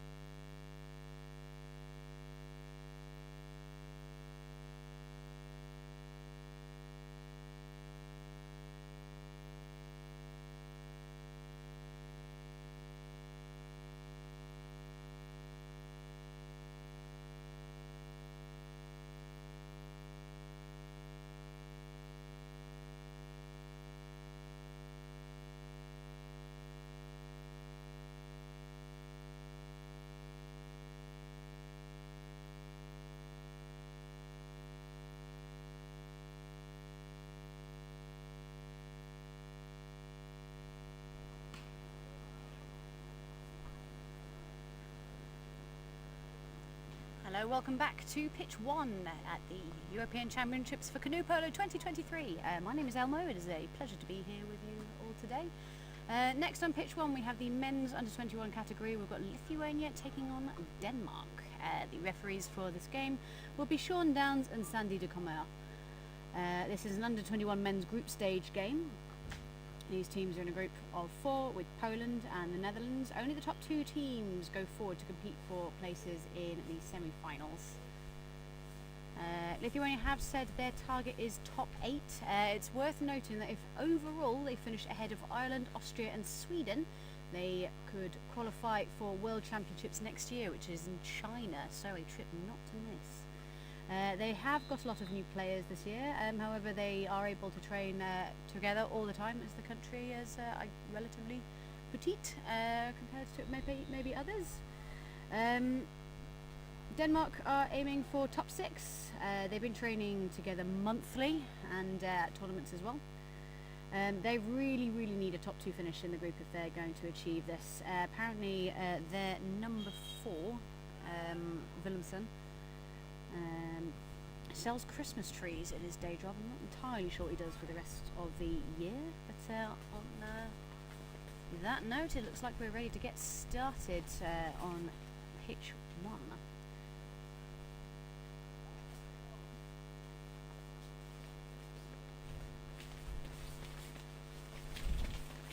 Just quickly run through the names of the players in front of us here. So in the Denmark camp we've got number 1 Christensen, we have number 3 W. West Hansen, we have number 4 Willemsen, we have 5 Seligman, number 6 Heischmidt, number 7 Sergo, number 9 Jørgensen, and number 10 also Jørgensen. Over in Lithuania we've got number 1 Lipski, number 2 Drasdauskas, number 3 Kordis, number 5 Mickiewicz, number 6 Petrakas, number 7 Totorovas, number 4 Debesis, and number 9 Tom Kovidas. I think that's the teams just being asked to switch sides.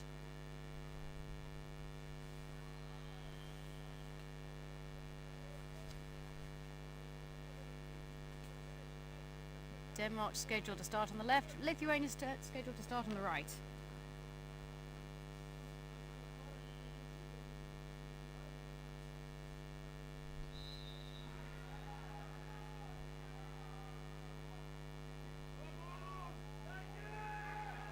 Big shouts from the Lithuanian camp. Clearly ready to seize this challenge. The Danish, big polo country, the Danish. So I think we're going to see some explosive polos. Looking like sprinting from Lithuania, we have got Petrakas, who's going to be taking on number 3 Hansen. Rapid sprint. Hansen just gets there ahead of Petrakas about half a boat length. Denmark wasting no time in attacking. Lovely ball in, stopped decisively by Mickiewicz. Goes off for a corner. Great speed there from Willemsen. Adding his speed of the boat to the speed of the shot makes it all the more dangerous.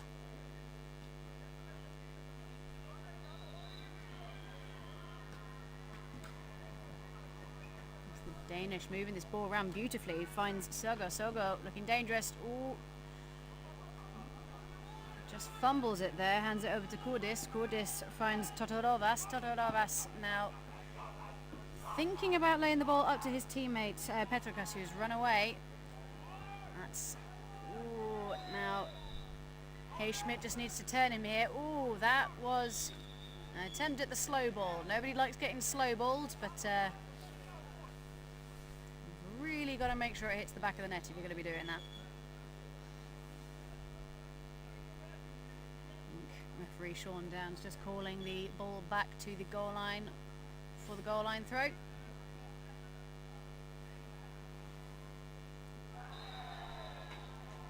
Danish absolutely decimating this Lithuanian defence, but Lithuania gaining back some ground now.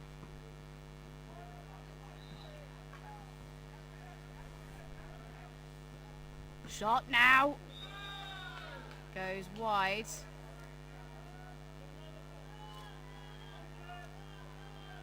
Monstrous shots here from the Danes. Denmark looking to push out. They've gone man to man, it would seem. Not willing to sit and wait for the Lithuanians to bring the ball to them. They're going to go and get it would seem.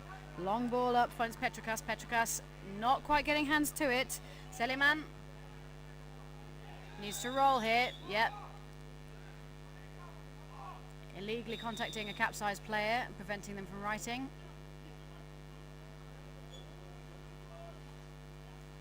Ball turns over to Denmark. Resetting the shot clock, 55 seconds. You can do a lot for 55 seconds.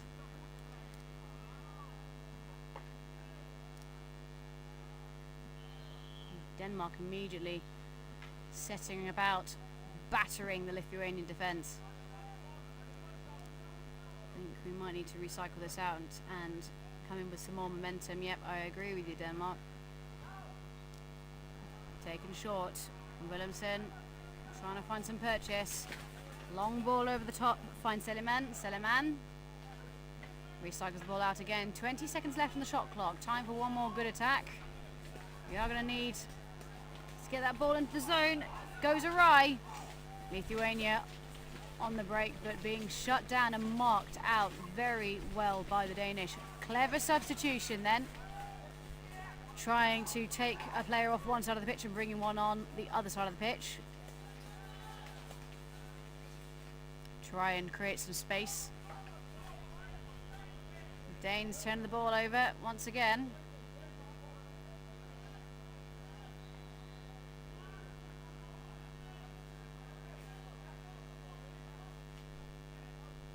I think some tactical substitutions from Denmark, just bringing on some fresh players. Come and make some space to work an attack. Big hits in the Lithuanian zone. Petrokas looking to push out. Ball finds the centre. Shot now. Whoa! Fakes once, fakes twice. Then Hayschmidt buries it. 1-0 to Denmark. Beautiful work there from the Danes. Good patience and excellent zone work getting that ball into the middle. It's not easy to do. They make it look easy, but I assure you it isn't. And again, still punching out. They're really going for it. They're not giving Lithuania any room to manoeuvre. Pushing out man to man. Beautiful work.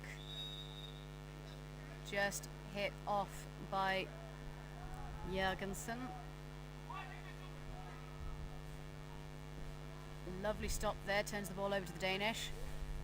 Big push, resists the bin, manages to hold on to it. Jørgensen. Beautiful paddle control there from Christensen. Christensen back up to Jørgensen. Jørgensen takes it to himself. Long ball, great discipline there from Jørgensen.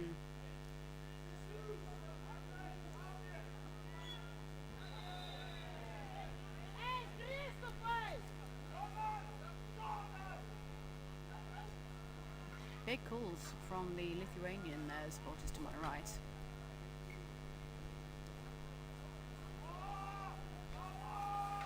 I think Lithuania doing an excellent job of shutting this break down.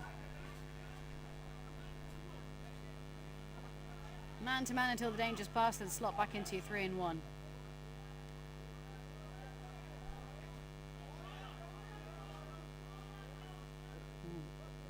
Maybe some disagreements in terms of tactics from the Danish side. Some big calls. 30 seconds left on the shot clock. I'm just organising what we're doing. Jørgensen's in. Need to provide some cover here. Need to back out. That's it. Jørgensen has another go. Lays the ball off. Finds Christensen. Christensen. Needs to find a pass in the zone. Or recycle. Shot now. Top bar. Back out to the Danish.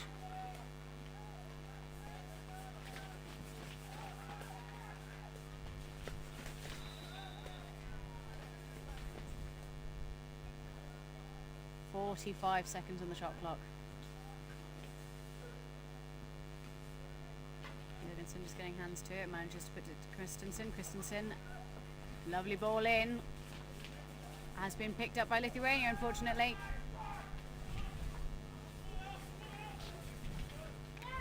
Mickiewicz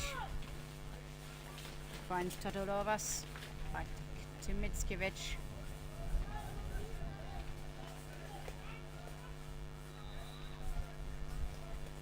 And Denmark giving them no room to manoeuvre. Again,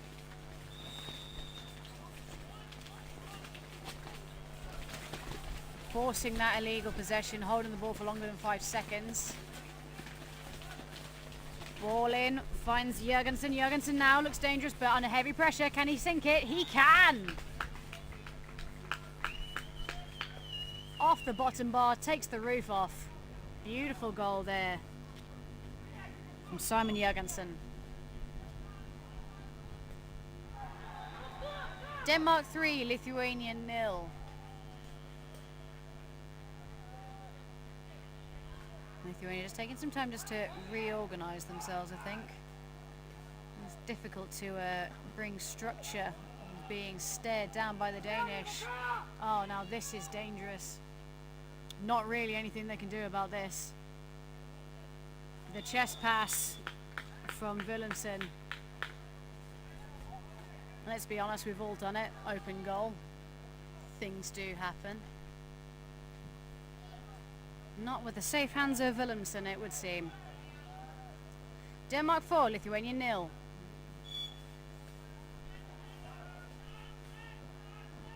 Oh, that's unfortunate. It's gotten away from them immediately. Whoops. Sergo. Just reminding everyone that he's still here. I think Lithuania, I think learning from that mistake, have bringing a little bit more depth to their game now. You can see that they're not all lined up in a row. So hopefully we can get the ball away. That's unfortunate. Yes, big calls of sort of the passing out. And again, Christensen just dominating. Ball goes up to Hayschmidt. Hayschmidt's on his own. It's unchallenged. Slow ball. The last thing you want as a goalkeeper to get slow balled. Beautiful goal.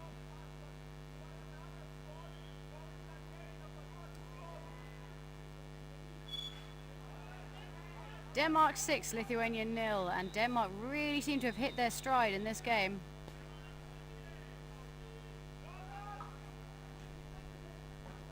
Once again, Lithuanians just not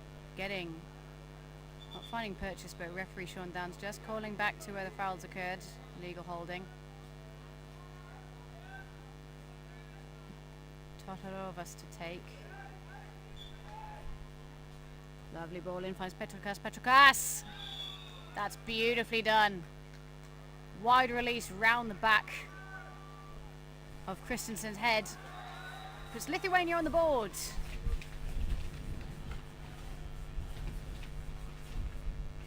See if they can follow suit with another.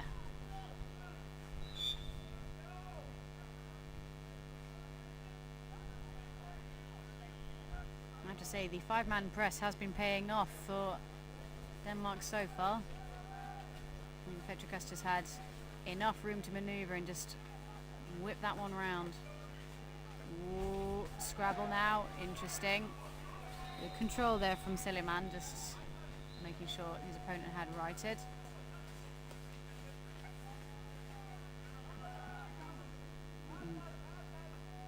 Glasdowskas just finding himself paddleless for a moment. And these paddles are about 5 meters away from him, so he's going to struggle. Probably not much of a threat right now. That's unfortunate. Yeah, that'll do it. Seleman taking Denmark to 7-1 against Lithuania. 20 seconds left. Lithuania really just need to hold this. Oh, Petrukas needs to... Come on. Oh, the slow ball! wanted that for them, I did. Can't help it. Love an underdog. We're going to see a long shot here from the Danish. 5 seconds left in the shot clock. Long ball. Long ball. Yes. Stopped by Petrikas, who almost looked forward. No goal. Yep.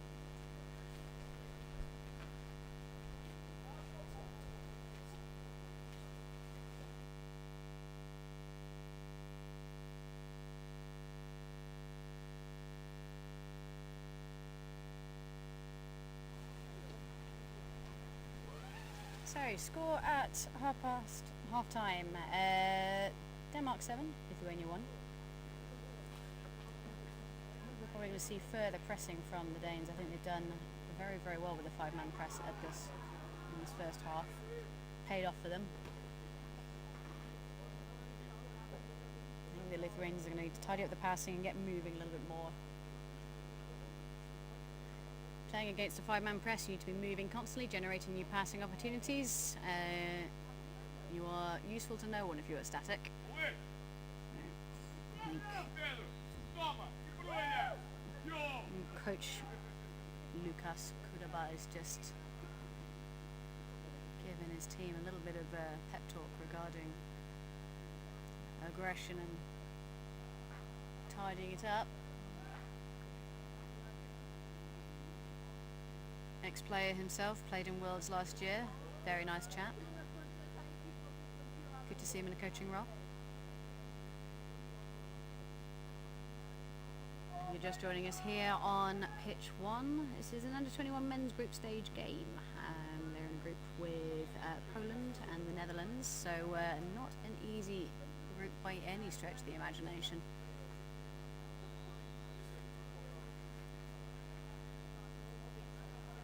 Scoreline looking a little bit one-sided. I'd say it accurately reflects the play.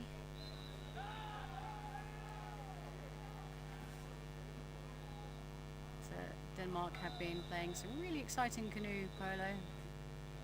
I have to say, standout player for me from Lithuania has been Petrikas, who's really holding well.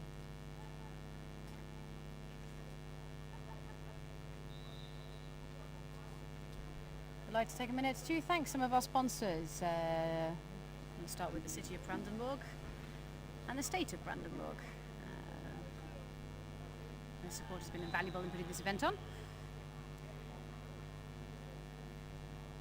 And Teppich Bromer, Olaf Prescher, who do carpet sales, carpet laying, carpet care and sun protection for all your carpet needs.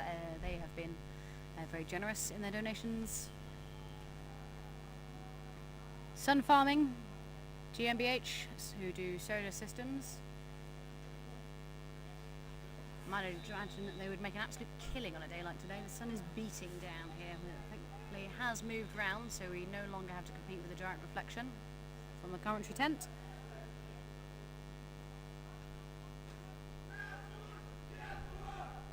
Big chance from Lithuania. They're looking fired up and ready to go. Going to need it if they're going to take on the Danes.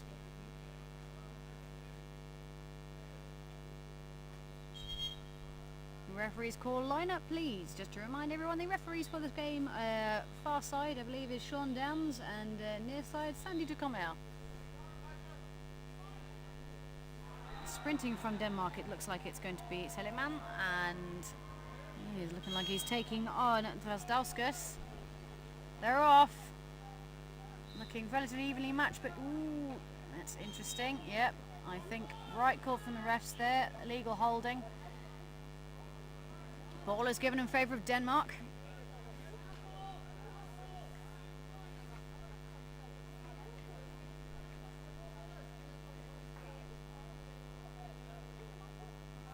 Looking almost a little bit more reserved. That's a bit more like it.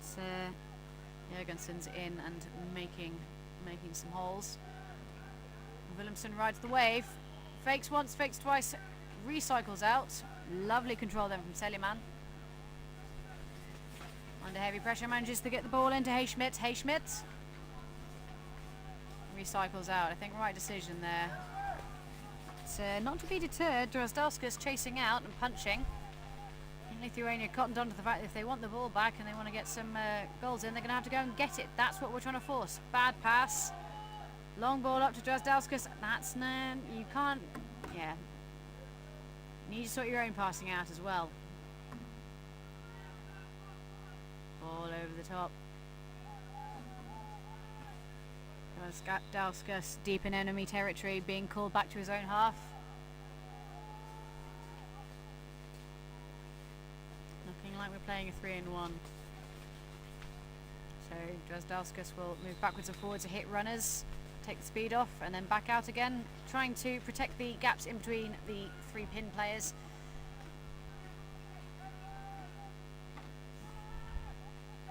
"25 seconds left in the shot clock. Denmark still being patient and showing their discipline here. Lovely ball in. Whoa, that was clinical. Hansen just sticking the landing.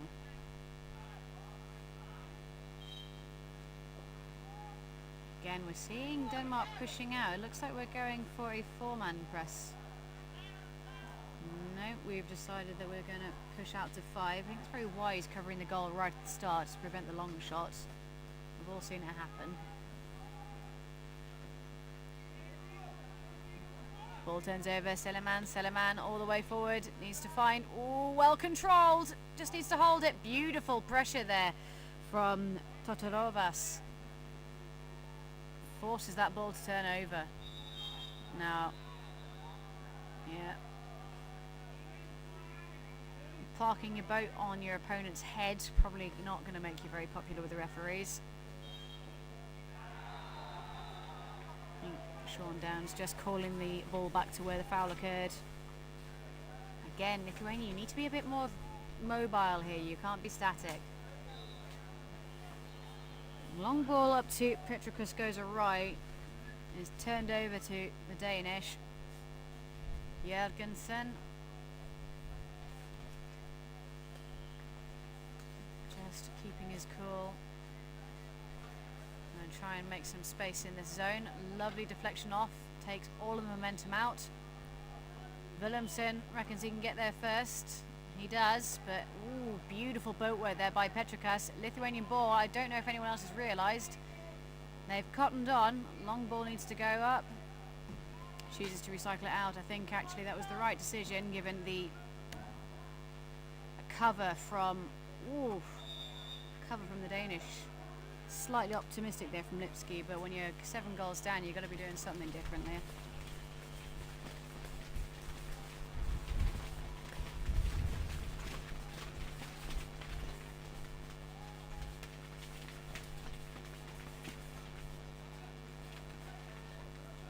Almost looking like they're taking the foot off the gas a little bit in the second half. I mean, they have got a fair old buffer. I don't think there's any danger of how this game is going to go ultimately, but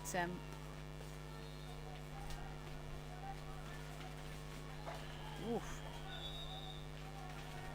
Christensen sends it to space.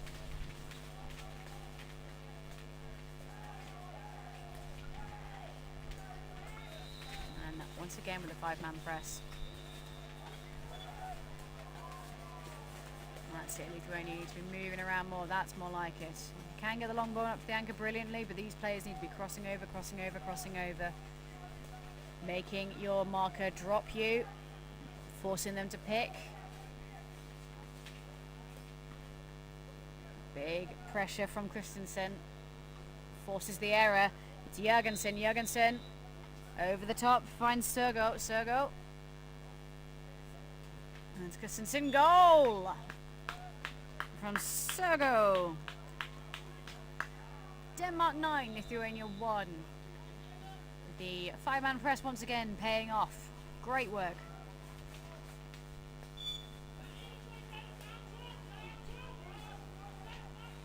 Long ball up to the Lithuanians. They've been left alone. They just need to get this. Oh, come on. Beautifully done. I think just a communication error there from the Denmark players. Left 2 men unattended. Beautiful work.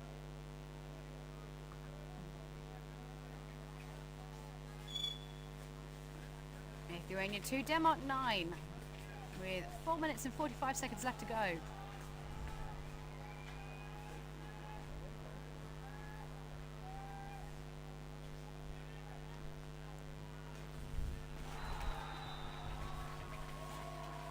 Just trying to get the ball through into the zone, but doesn't quite manage it. Petrakas seeming to be the gatekeeper of the Lithuanian zone. If you want to get it in there, you've got to come through me. On ball left finds Christensen. Christensen finds Hayschmidt. Hayschmidt goes off for a corner. It will be Christensen to take. And Sergo is sat quite happily inside the Lithuanian zone. They're now just trying to eject him. Same could be said of Willemsen, being quietly but firmly asked to leave. Lovely ball in round the back. Oh, wonderful. Lovely ball in. That pass was round the back of the head. That was beautiful. Oh. Denmark 10, Lithuania 2. Lithuania looking to repeat their early performance. They just need a runner. They just need a runner. No, that's... Sogart picks that up.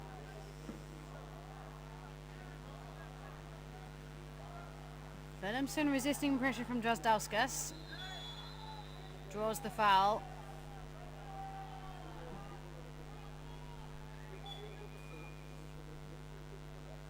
.56 seconds left on the shot clock. Plenty of time.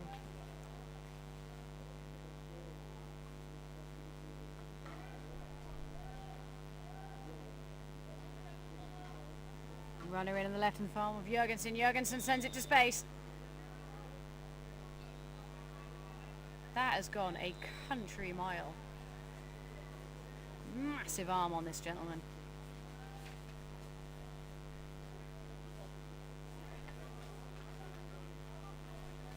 Once again, Denmark with the five-man press. It's worked before. It may work again. Oof. Long pass takes Christensen's paddles clean out of his hands. Lithuania just managing to hold on to that. Lipski up to the top, finds Kurdis. Kurdis needs help. Finds Totodovas. And Petrakas, can he finish it?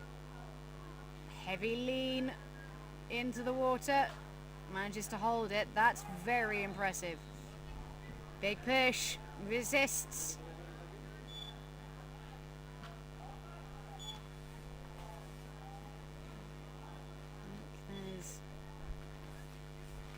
Interesting.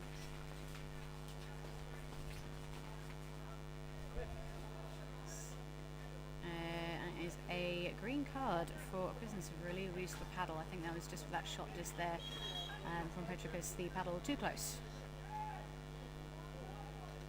So Christensen is 2 minutes in the sin bin unless Lithuania score in that time.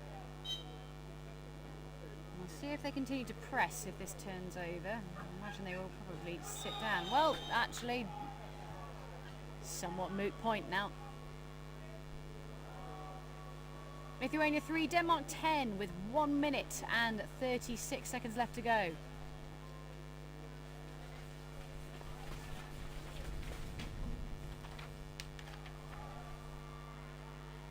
Denmark now back up to 5. Lithuania have scored. Looking like we're going to start a 4-man start on this side. Moves around to the left. Lovely movement there from Seliman.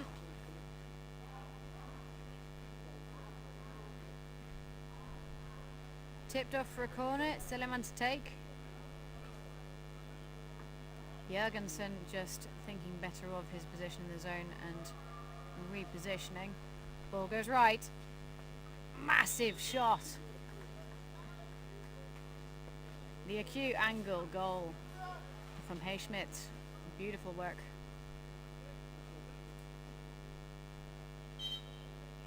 Score then with 50 seconds left to go. Denmark 11, Lithuania 3. We have seen some magic from Lithuania. Let's see if they can put a fourth one on the board. They just need to have some more movement. Not quite finding the hands of Petrokas. Picked up by the Danes. Jørgensen. Ooh, under pressure. That's what they... Fair pace with Lithuania. No one can say that they've given up the ghost. 30 seconds left. I would imagine we're going to see Denmark hold this for most of that time and then try and bury one more to make it an even 12. And you're just going to see Willemsen passing it with Hayschmidt until 10 seconds left. Here they go. Opportunity now. Willemsen off the back line, but that is it for this game. Thank you very, very much for joining me here. Final score here on pitch 1. Denmark 11, Lithuania 4.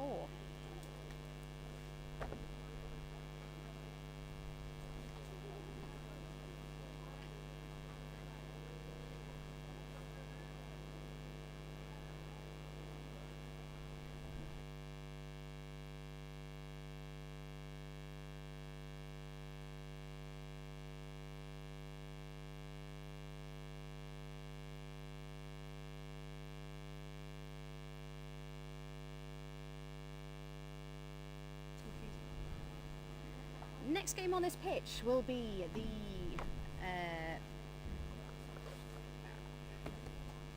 men's under 21 category, the 10+2 game, Belgium versus Portugal, commentated by me. So hang around. I'm sure you're in for some excellent polo. Both excellent teams on the break, so you're going to see some explosive speed. So hold on to your seats. We will be back shortly.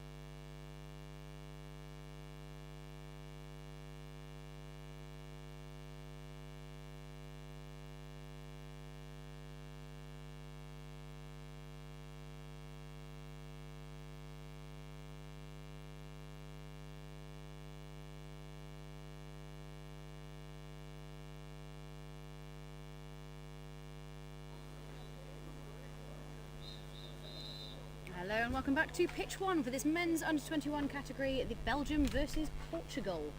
Referees for this game are Martijn Roller and Maybrit Zonberg. Oh, that was a close.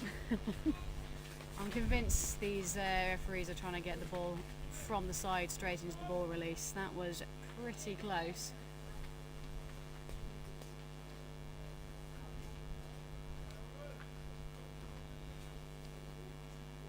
Just an exchange of gifts there. Belgium, they're looking to develop their team ahead of World Champs in China next year. They've already qualified for this.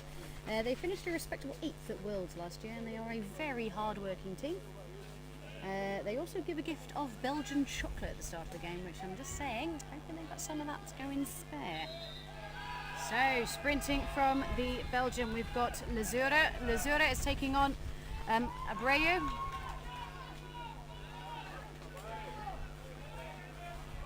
Portugal just win the ball. Oh, look at this. That's one way to put your opponent out of position. Whack on a giant edge and send their nose to the sky.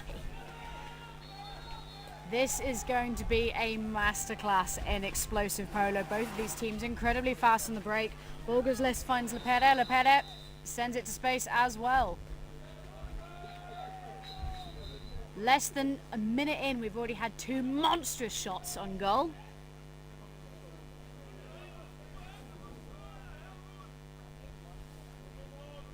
These teams are in a group of 4 with Germany and Italy. They are battling out on pitch 2 currently, but I assure you all the action you'll ever need is right here in front of you.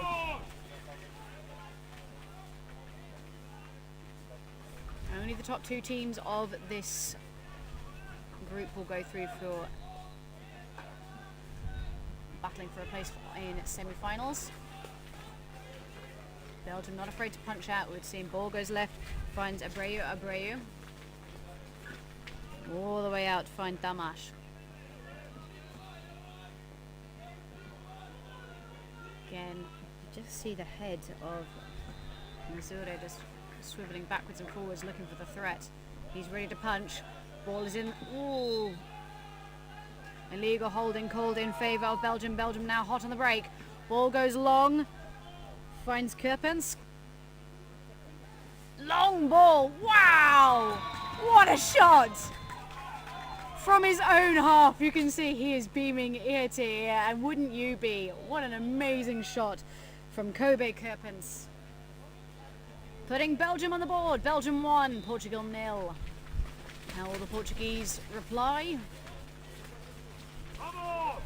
My money's on explosively. Wasting no time putting Marks and his colleague in the zone. Duo.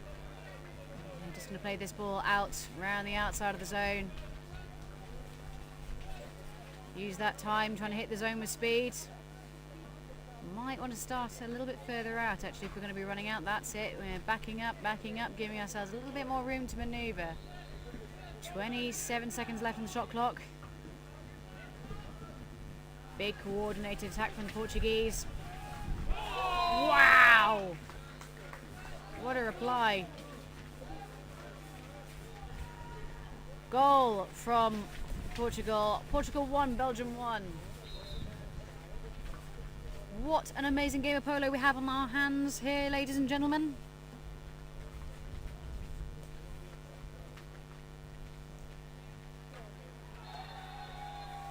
You will see the Belgians set about trying to find some purchase in the Portuguese zone. Ball goes left, finds the same. Shot is deflected.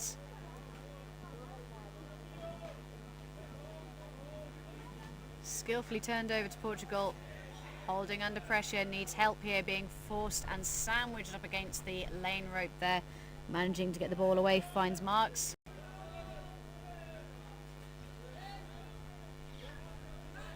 Marks, long ball up to Jose.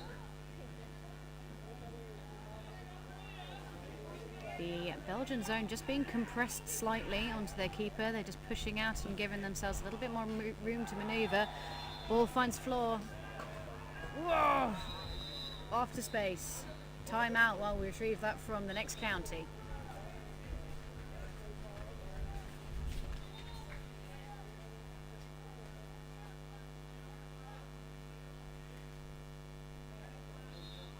Goal line throw for Belgium.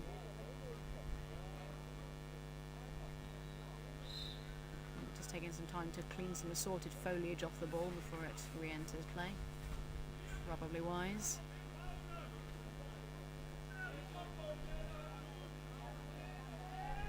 Keelerman holding that, acting as a pivot for this Belgian attack, looking menacing, recycles the ball out, good decision.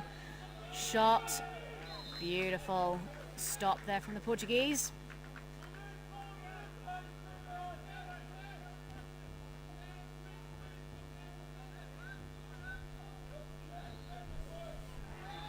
Azura takes it short. Ball around, moves around to the left, needs to find friends, recycle the balls out.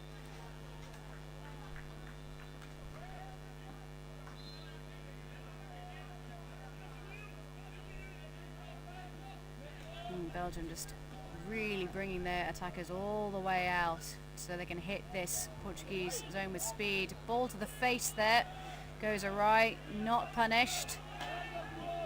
Don't think the memo that it's actually a Belgian ball quite reaching the right hand side of the pitch. Ooh. Long ball over the top.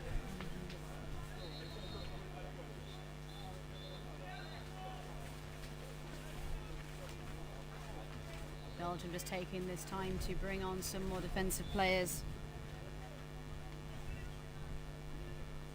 Kerpens joins us on the pitch, as does Lepera.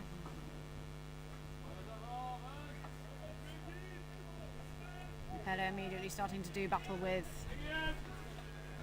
Duo. Again, that wayward pass, just turning the ball over to Germany, really needing to tighten this passing up. Ball goes left, finds the sign.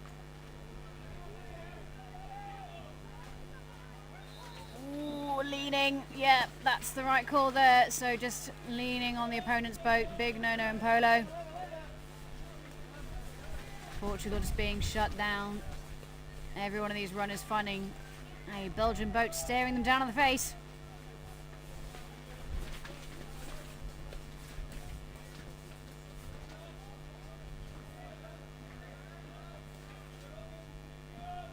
And again, this Belgian zone just getting compressed a little. I think Kerpen's saying, right, it's enough of that, out you go. Play on, calls the referee, resetting the shot clock. Shot goes off for a corner.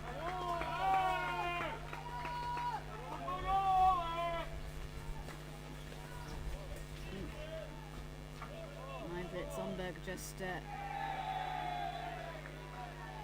giving the Portuguese a hands. Damash to take.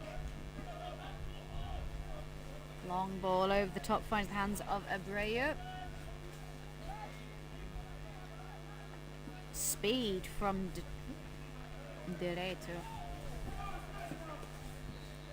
Once again, Lepera not afraid to push out. Puts Damash in the drink. Shot! That was something special.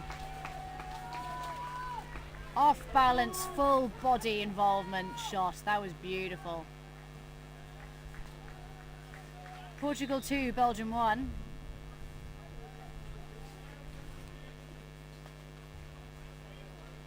Lepera. Franz Hoffmann. Ooh, battered away decisively by Jose. Jose now, he's on his own. Steaming down his tail as Kerpens. Can Kerpens catch him? He's got plenty of time. He just needs to... That's it. That's frustrating for the Belgians, but very, very well held by Jose. That was him all on his own. Belgium potentially needing to provide a little bit more cover to stop that from happening again. Maybe not overcommit to the attack.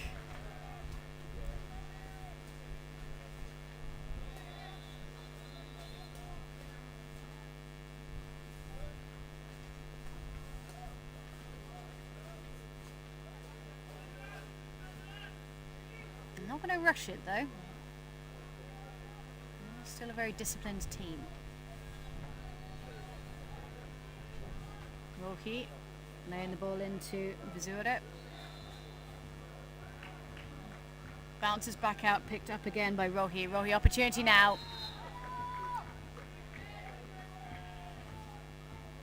Swatted away. Goes off for a corner. It will be Vizura to take. I mean, I'll have to say, Ricardo Costa, the goalkeeper, has been working overtime.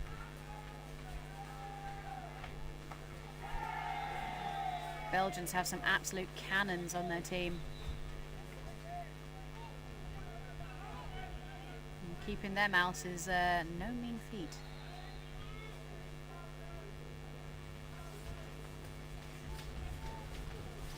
There's some gesturing there from Rohi saying, "Go on, in you go. We need to get some speed. Let's not overcommit. This has happened before. Let's not do it again." Rohi just recycling the ball and giving his teammates some time to reset. All getting a little bit crowded in front of the Portuguese goal. Hoffman takes it in. Thinks better of it. Back out to Rohi.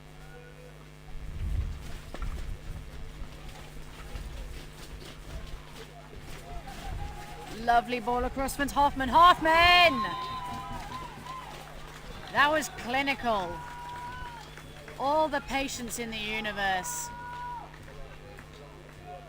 Belgium 2, Portugal 3, and this game has tightened straight back up again.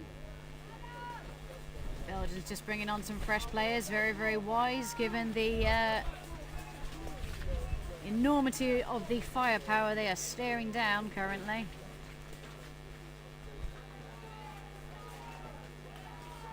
The Portuguese are going to run this right down and try and stay ahead. They're going to give the Belgians no chance for a reply. They're on the move. Ball goes in. Needs to find space in the zone. That was incredible. The over the head high release flick. We're going to see probably a long shot now from Belgium.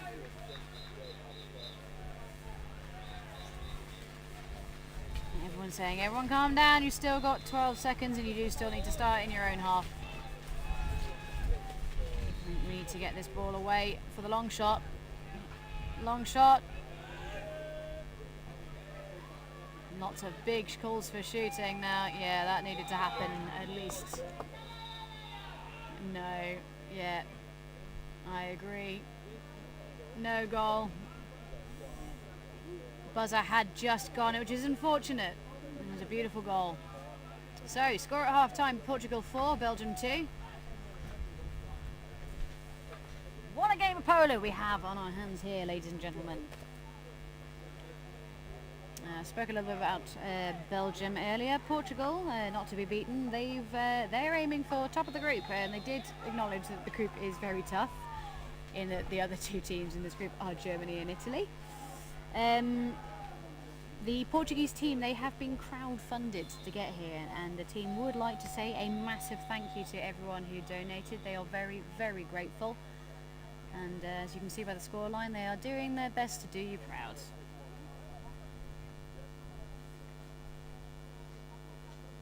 I think predictions for second half, I think we're going to see some more speed.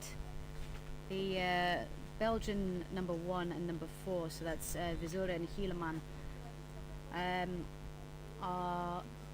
they did K1 sprint, so they are a bit quick, and I would say the Portuguese in general have never really disappointed when it comes to speed.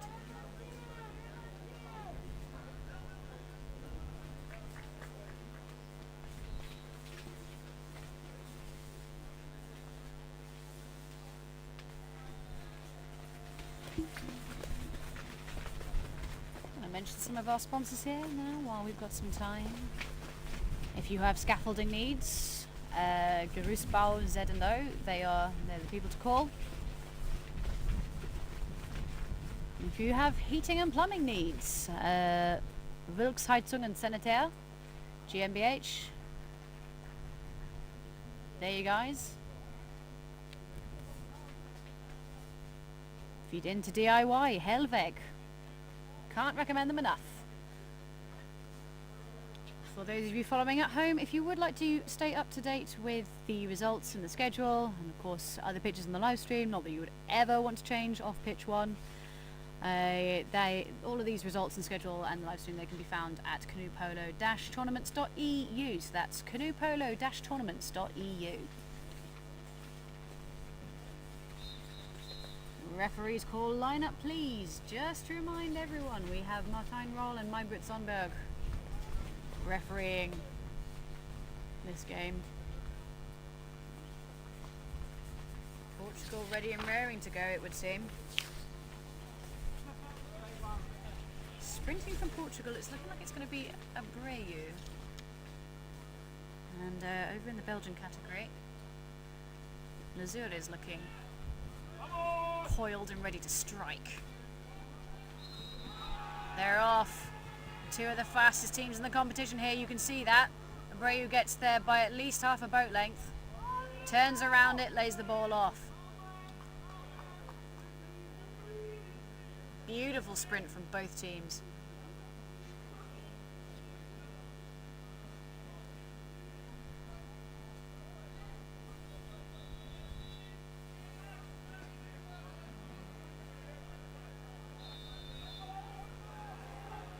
Portugal just taking some time. They are 2 goals up. There's no need to rush this. 30 seconds left on the shot clock. They're going to play this out probably at least until maybe the 20-second mark, and then we'll start seeing them make a move. They move on 25 seconds. Here they go.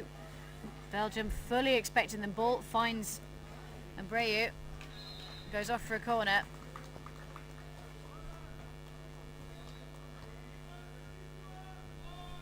Synchronized movements of the Belgians there, ready to pounce on those runners. That was beautiful to watch.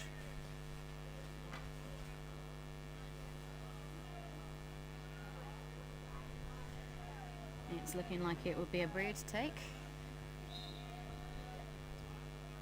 Takes it short. Like we're going to start holding the ball out.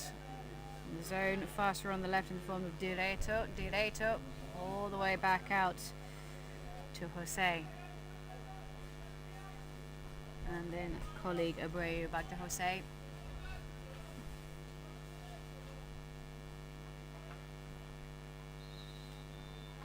Again, we may see them move on 25 seconds.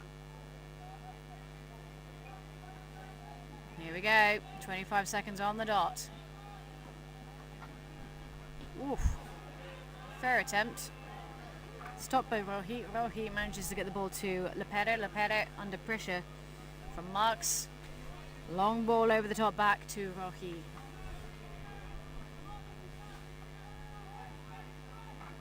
Runner on the left in the form of Kirpens. Chooses to play the ball to the right to Lepere. Lepere. Need to make sure they don't get all drawn into the zone again. That's it. Bring some players out, provide some of that cover. It's happened once, it could happen again. Rohi is in. Again, we need that ball in the zone. That's low. It looks like it's in, but it's not, I assure you. It's gone in the bottom of the goal and rolled all the way around. Fair attempt from the Belgians. And the Portuguese just holding them so far out.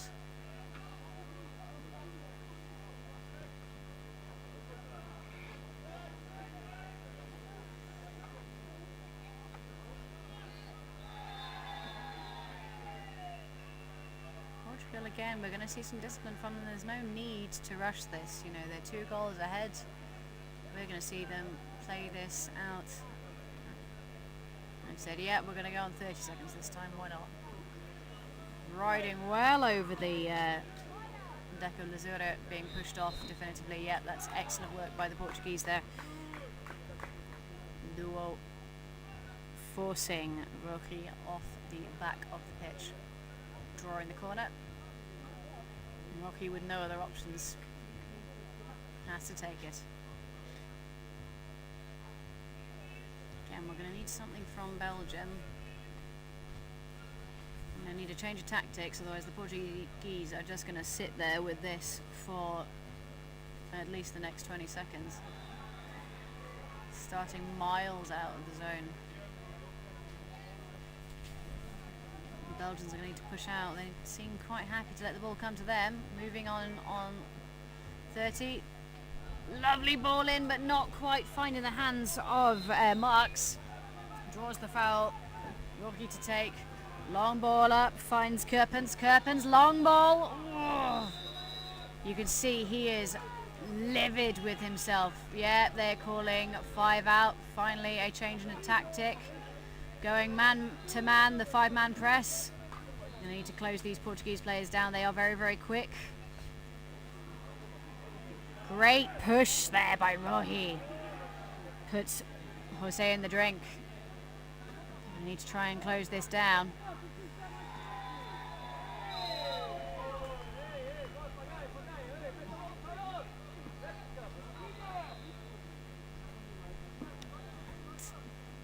Beautiful turning on the ball there by Duo. Duo just turning his boat around. I think Damash really wanted that, but he just couldn't get it to him.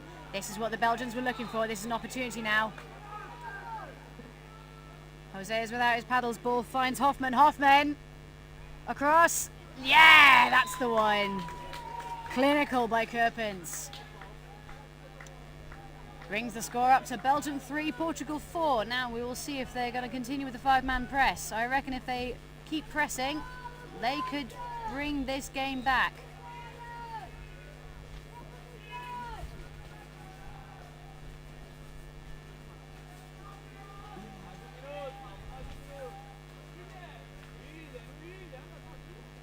Again, the Belgians quite happy to try and compress the Portuguese into their own half. Unfortunately, Marks has been left unattended. Duo. The downfall of the 5-man press is that you need to have your communication sorted. You cannot leave any of these players any room to maneuver. Portugal re-establishes their 2-goal lead with 4.5 minutes left to go. Still an absolute age in terms of canoe polo. Just finding the back of Rocky's head. Oof, that was shut down decisively by Duo. Draws the foul. Long ball up. Jose is in. Up there by himself. They can't catch him. Big. I think the Portuguese supporters have turned up because my right ear is being deafened. I think Belgium, they just need to chill out a little bit. You can press, you can be aggressive, but let's not lose our heads. Long ball across finds Desane. Oh, into Rohi. Rohi. I think we're getting cards out. Interesting. Okay, that's 3 from Portugal, so that's João Duo. 2 minutes in the sin bin. This is a massive opportunity for Belgium now for illegal use of the paddle. So if Belgium scores this straight away, he is allowed straight back on. If not, it's 2 minutes until Belgium score. Fakes once, lobs it. That is, I could have sworn that went off for a corner, my friend, but that might have gone off the top bar. The referees are much closer than I am.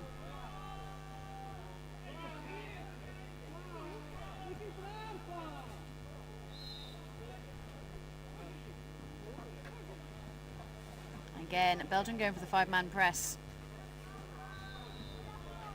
And Pereira just waiting for Jose to come and join him.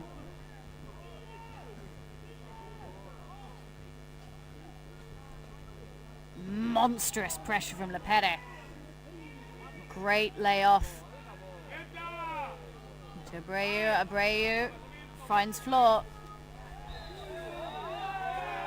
Oh, unpopular decision by Martin Roll.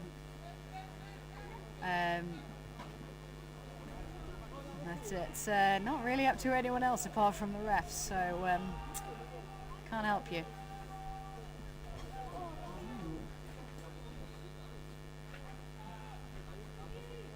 Portuguese being summarily compressed into their own half, but I think definitely a tactical decision there to keep Kerpens back in the rather likely event that some Portuguese boat comes steaming past them at 1,000,000 miles an hour, which has happened on at least 2 occasions.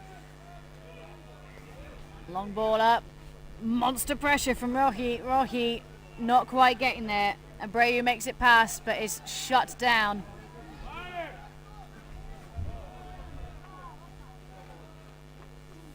Abreu still needs help. Tipped in the drink.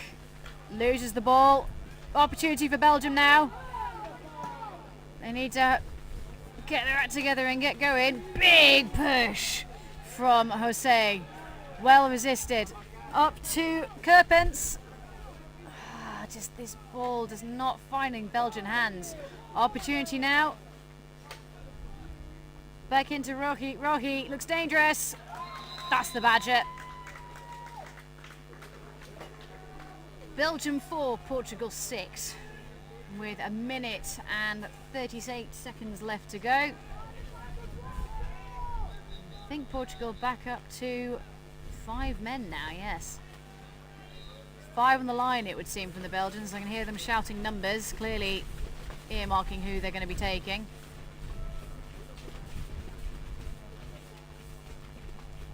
And the Portuguese are going to need to move. Right, ball's gone up to the anchor. We need a long... Oof, yeah, that was an interesting push. Yeah. No, that's fair enough. So, referees were calling timeout for a card play continued. It is unfortunate, but they had very clearly already blown the whistle. But it does happen. Yeah, I don't think they'll be particularly happy about that, but nothing you can do. Game stopped, the game stopped. Can't help you.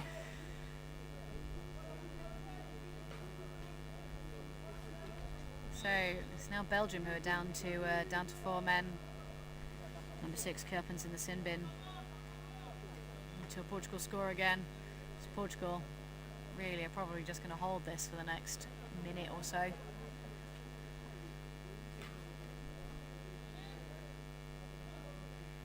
They might choose to visit the Belgian zone at some point in the next sort of 20 seconds or so, but otherwise there's no rush. Not really a lot that Belgium can do about it. You can't really press out when you're a man down. Having said that, oh, I really wanted that to work. Ah. Play on, calls the referee. Belgium on the attack with a man down, long ball up, Hail Mary shot. Goal line throw. Belgium now with a seemingly impossible task. 20 seconds left. I'm probably going to be operating with 4 men for the duration. So Portugal, they're just going to move around here. There's no reason to rush. Doesn't mean Le Perre is not going to try and drown Jose though. That's it. Final score here on pitch 1, Portugal 6, Belgium 4. What a brilliant game of polo. Congratulations to both teams. I think they both did very well. I think Portugal just holding their nerve a little bit better in that second half. I have to say, if you asked me at the start of the game who I thought was going to win, I didn't think it was going to go this way. I thought the Belgians had it, but I think they looked a little bit deflated towards the end, which is a shame. They're a wonderful team. They're a very, very nice group of guys. They're a very hard-working group of guys, and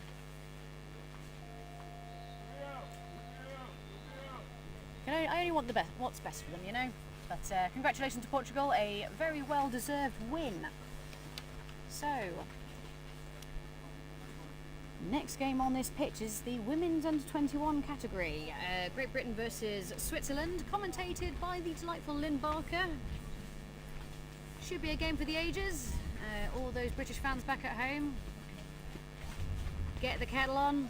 All the Swiss, I assume you also have kettles. This is Elmo signing off.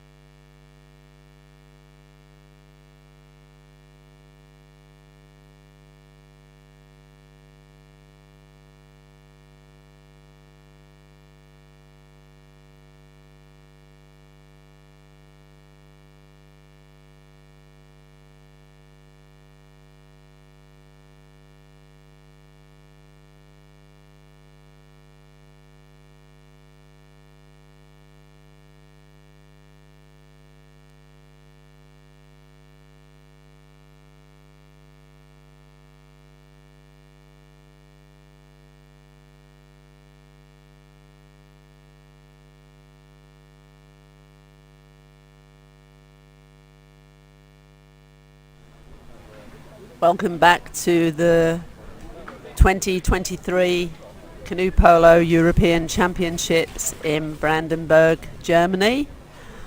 Next game on pitch 1 will be Great Britain versus Switzerland. Great Britain will be lined up on the right hand side of the pitch in their red boats, red buoyancy aids and white helmets. Switzerland on the left hand side of the pitch, white boats, red buoyancy aids and white helmets.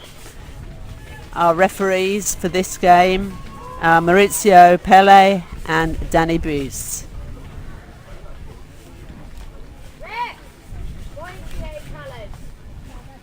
They will be getting the game underway shortly.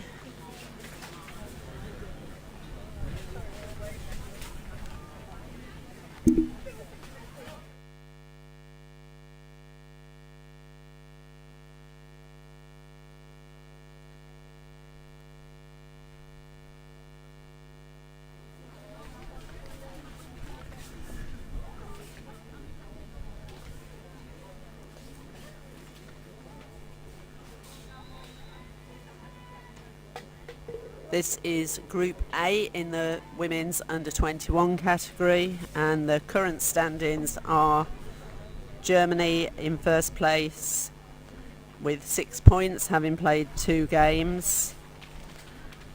At the moment, Spain are in second place with 3 points and Great Britain in third place with 3 points, obviously only playing 1 game each. In fourth place, the Czech Republic, and in fifth place, Switzerland, with no points at the moment. So, the ball's been placed in the centre of the pitch. Captain's just exchanging gifts and shaking hands. And then we'll get this game underway as soon as possible.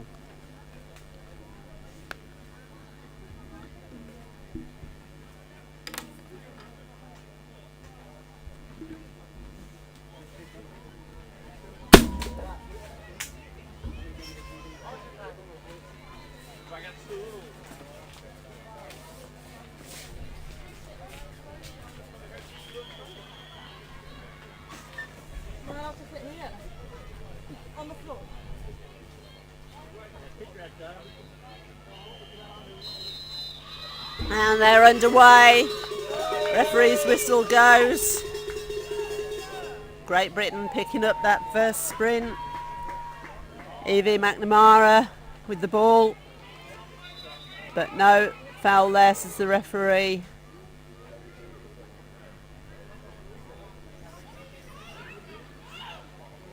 So Switzerland with first possession.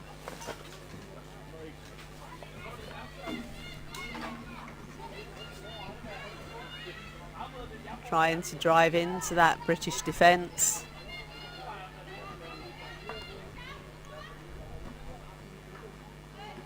Long ball out, goes loose. Can we pick that up? No, Switzerland have the... Back into Swiss possession.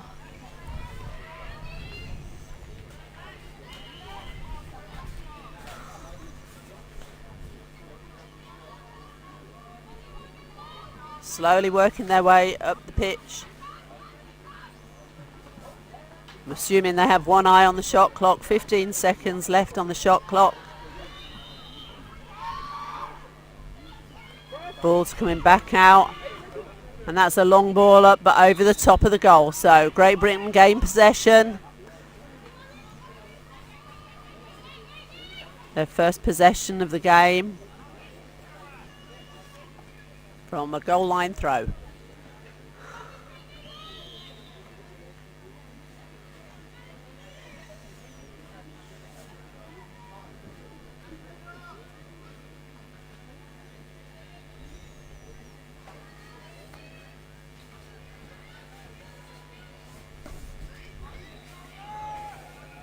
Ball into the centre, and that's a great shot.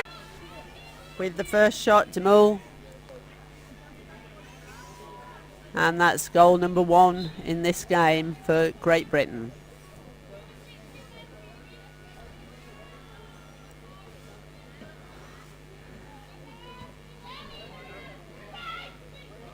see if Switzerland have a reply.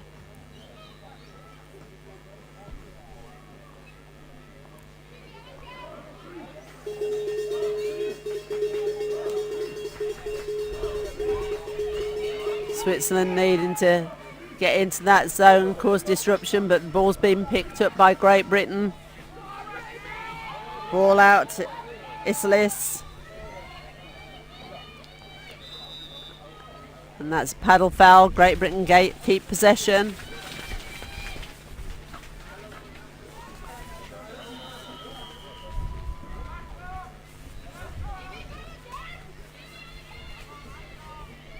Webb just staying back with the ball, looking to build something. Long shot, bounces off the bar into Switzerland's hands.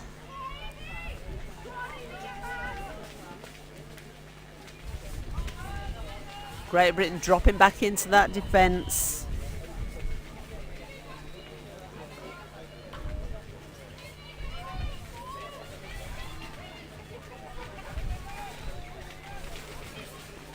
Ball dropped by Switzerland. Support coming from Captain Bjorkman.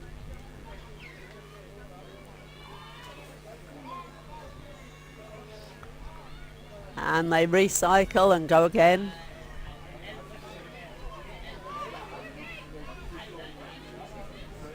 Long ball up.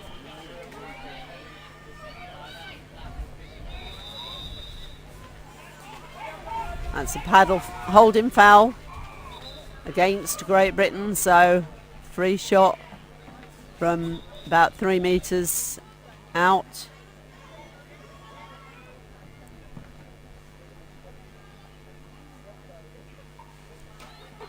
Can they make this work?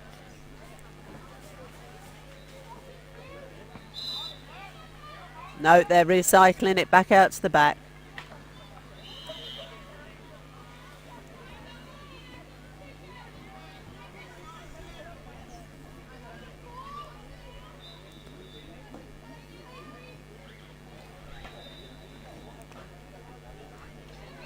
Swiss team, really a newly formed team this year, only a couple of players that have played before, and they played with the seniors. Ball goes out for a corner to Switzerland.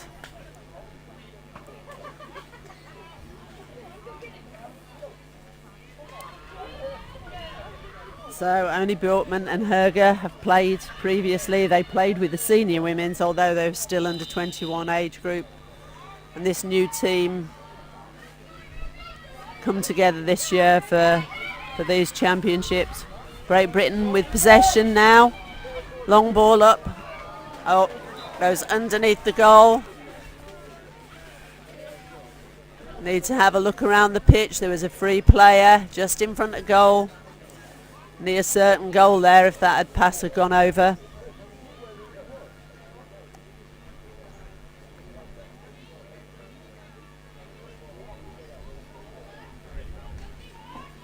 So possession back with Switzerland.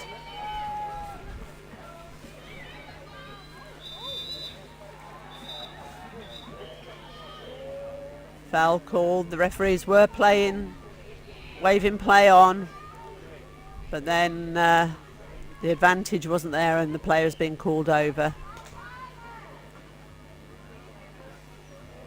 Referee Pele just having a word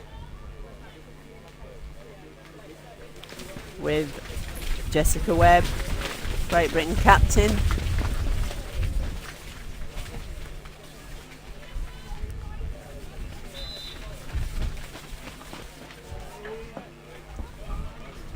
But the ball goes back and goes straight to Great Britain possession.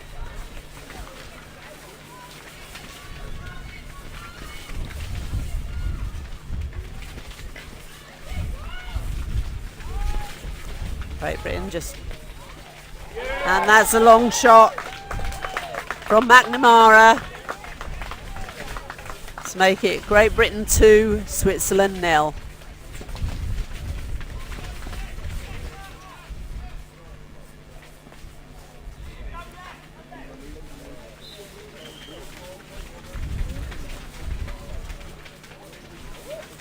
Long ball up from Switzerland, but straight off the side of the goal, giving possession straight back to Great Britain. Can Great Britain capitalise on it?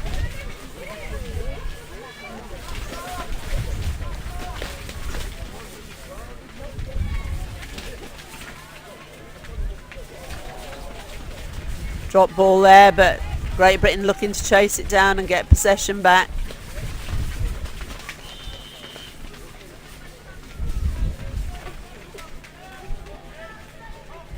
Switzerland not really interested in coming out to chase this ball at all at the moment. They're sitting with a 4-man defence. Shot goes in, but saved and out for a corner.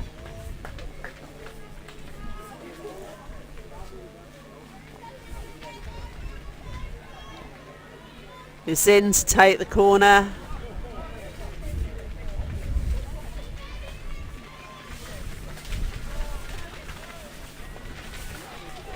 Long shot again. McNamara once again with that long shot on goal for her second goal.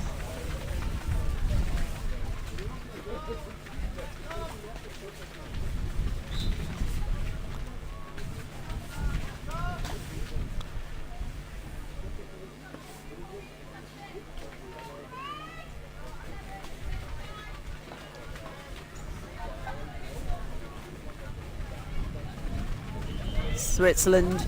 Oh, great goal there. That's Haney from the Swiss side. Their first goal. Lovely shot from the side. Straight into the back of the net.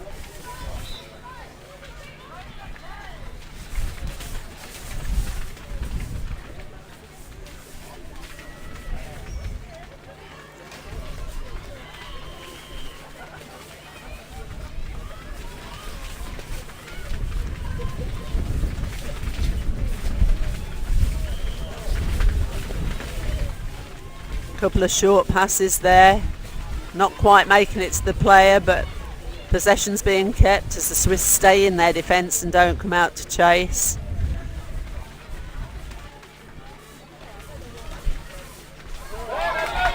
And it's a third one for McNamara.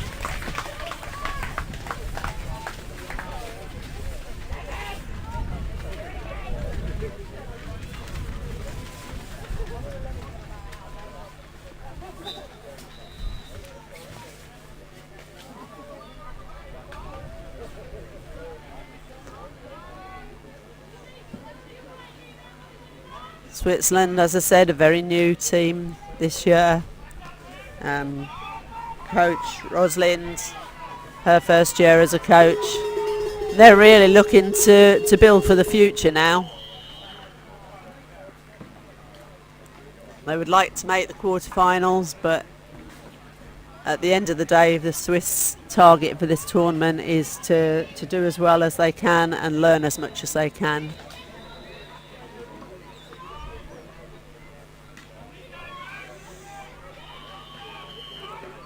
Right, Britain chasing that ball, putting pressure on the player. And that shot goes out for a corner. So, corner to Great Britain.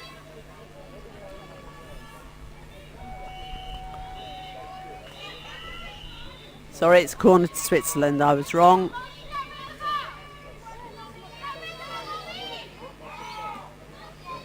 Can they get another goal before half time? 27 seconds.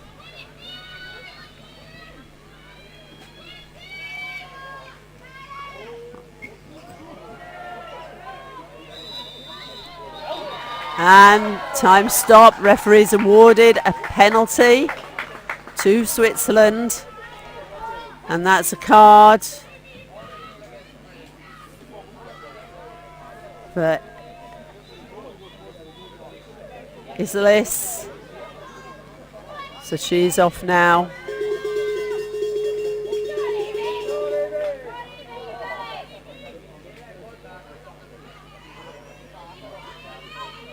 So McNamara scoring the goals, but unfortunately couldn't save that one for them. So that referee's asking for a retake on that. So can she do it this time? Scored 3 goals for Great Britain. No, she hasn't stopped that one. So Brookman, captain of Switzerland, scores for them. That's taking the score to 4-2. Not what you're seeing on the screen at the moment.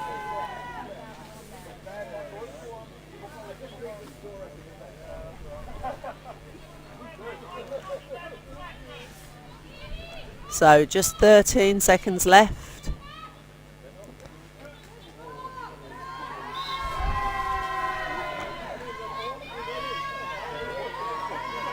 And can Great Britain get another shot away? They've got the shot away, but it's saved. Second shot goes in though. And that's Fletcher. Fletcher for Great Britain. 2 seconds left on the clock, and the score's now correct at 5 goals to 2. They can't get a shot away in 2 seconds though.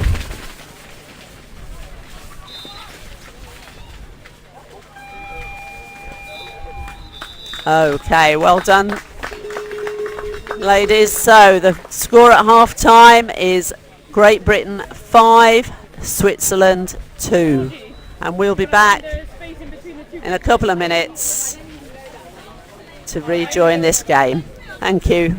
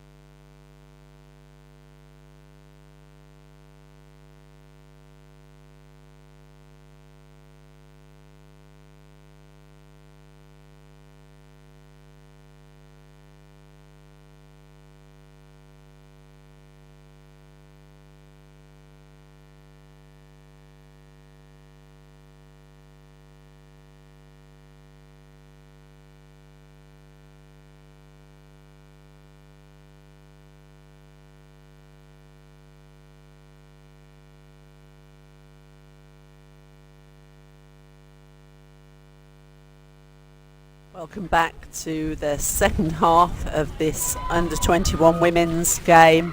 Great Britain against Switzerland. Scores currently standing at 5 goals to Great Britain, 2 to Switzerland. So Great Britain line up on the left-hand side of your screen, Switzerland on the right.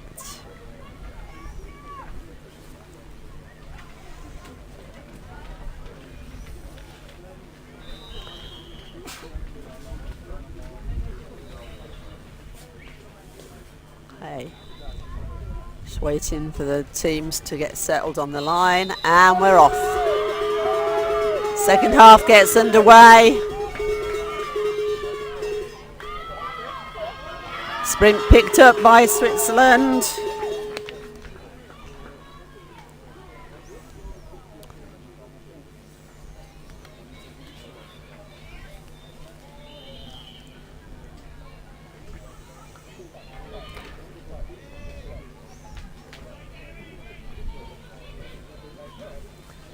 Long ball across.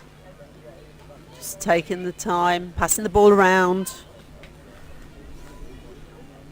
Trying to break into this Great Britain defence.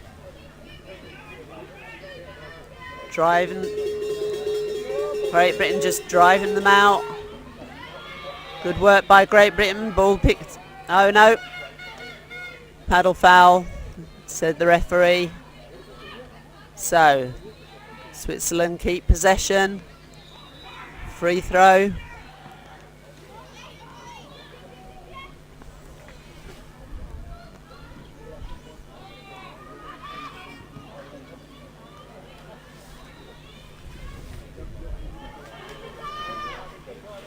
Good ball over. Player not quite aware what was going on there. Well driven out by Great Britain. And once again, Great Britain putting pressure on the Swiss players.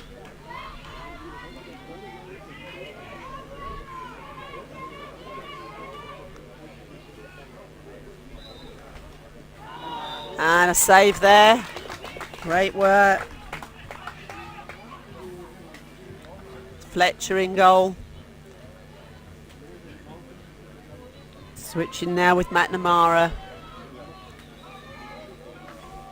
So, corner to Switzerland. Can Great Britain keep putting the pressure on that they were just a moment ago?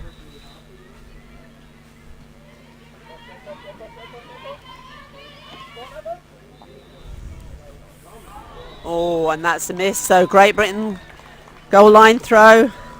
This young team from Great Britain, average age of 17. Some new players into the squad this year, but nearly all of them have come through the development system in Great Britain, which is run by coaches, their coaches Mike and Andy.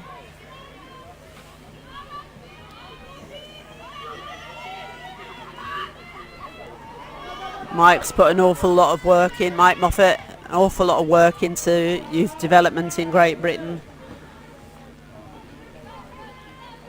As has Andy Metcalf over the past few years. So young ladies getting excellent coaching at home.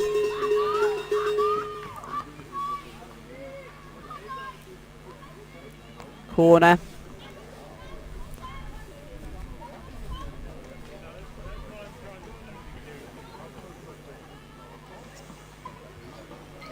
And a great shot.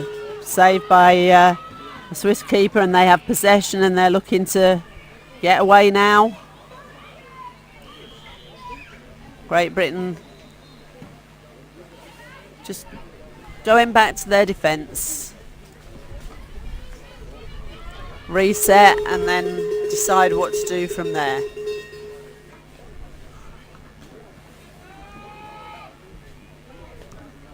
Ball goes over the top. Pressure's put on straight away and the shot goes right over the top of the goal. Shot from Gomez. High. Great Britain just taking their time now. They'll look to work their way up the pitch. 3-goal lead is good. It's just 2 groups in the under 21 women's category. So the top 4 in each group will go through to the quarterfinals. That's a great goal by McNamara. Is that 4 goals for her, making a total of 6 for Great Britain?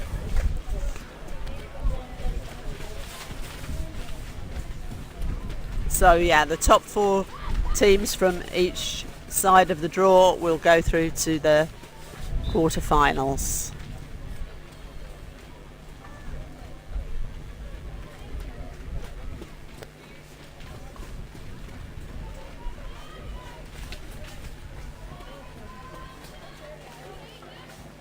At the moment, that's looking like Germany, Spain and Great Britain in the top 3 places, with the bottom 2 places still being contested for. So Great Britain making that break.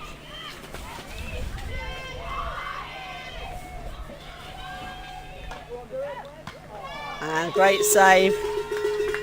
Clues with the shot there. Out for a corner.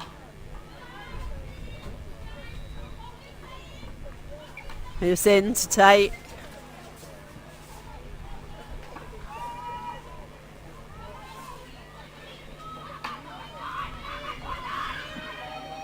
McNamara and Webb just working their way in. Shot comes off the top bar. Hurt picks it up, but can't do anything with it. Yes, she can get a penalty for that. So, foul from the Swiss keeper. Penalty shot to Great Britain. So, as before, when Switzerland got their penalty, a player down now for Switzerland. Penalty shot.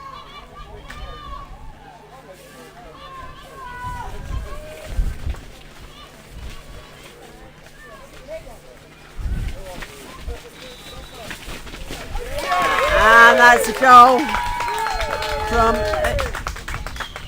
Islis for Great Britain, taking the total to 7.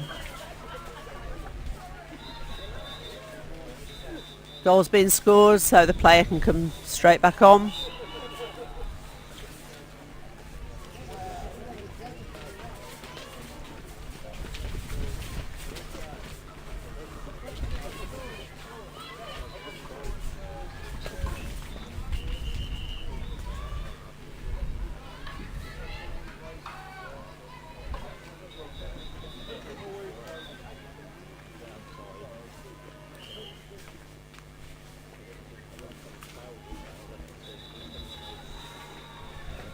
Referee just talking to the table there. And the team. And play gets back underway. Long shot from Switzerland there. Bounces off the bar into the hands of Great Britain. They need to clear their line.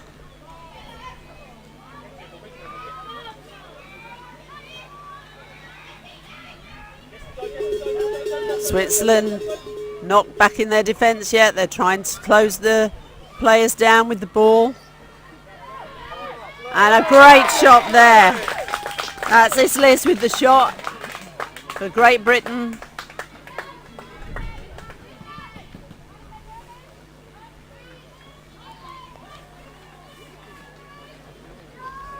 Great Britain 8, Switzerland 2.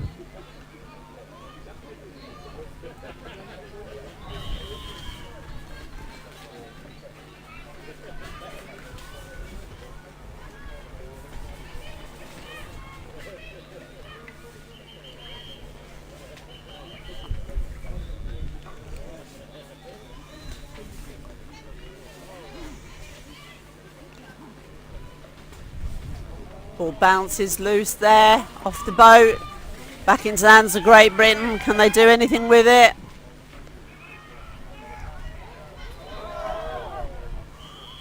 Just taking their time, making the ball safe.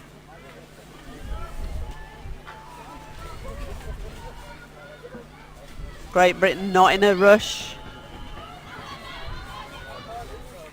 McNamara just off the side, top corner of the goal there.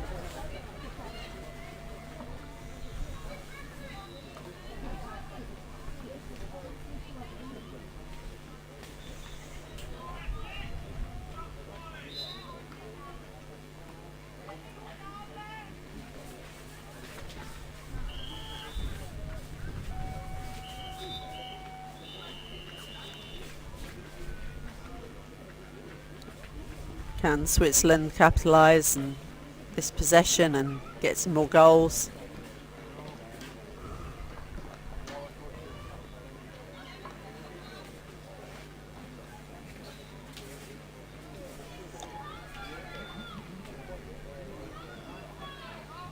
Swiss team come in from 4 clubs across Switzerland.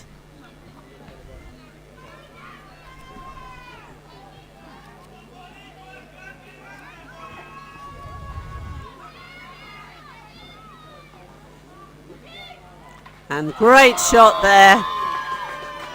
That's Haney with a goal for Switzerland. 1 minute 20 left to play.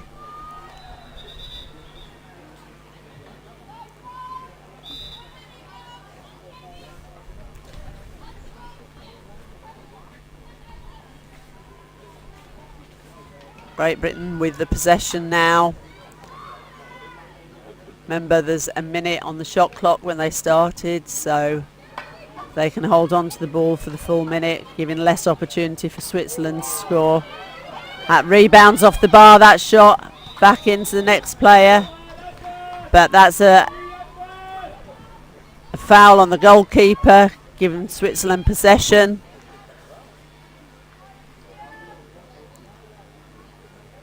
.40 seconds left to play. Switzerland able to get another goal. They're not in a rush, 30 seconds.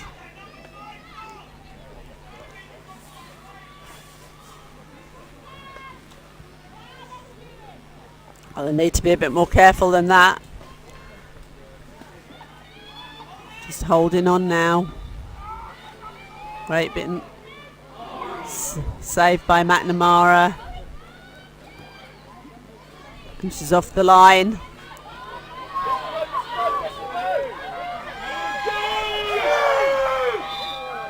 And that's full time. So the final score, Great Britain 8, Switzerland 3. Well done, ladies. I will be back with you in just a few moments for the men's under-21 game between Sweden and Czech Republic. I'll speak to you all then.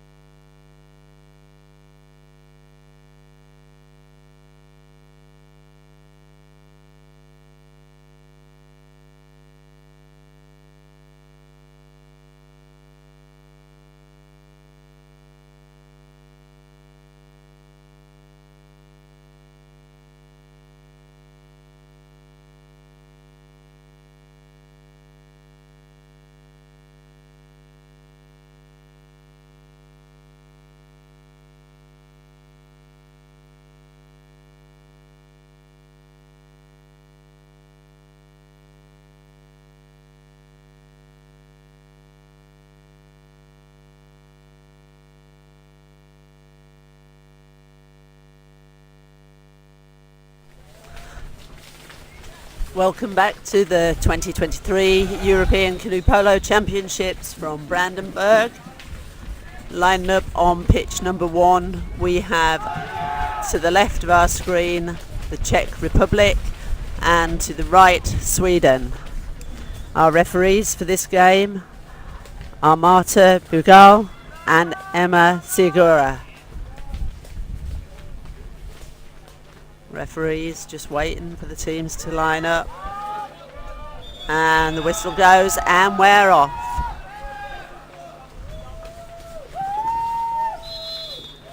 And that's a foul on the first sprint. So Czech Republic with the ball. Sweden getting that boat too high and onto the body.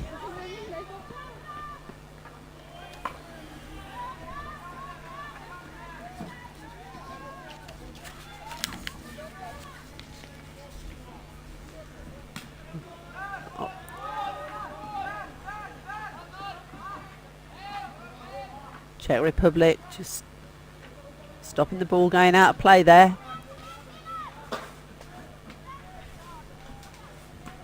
Long ball over, trying to get into the Sweden defence here.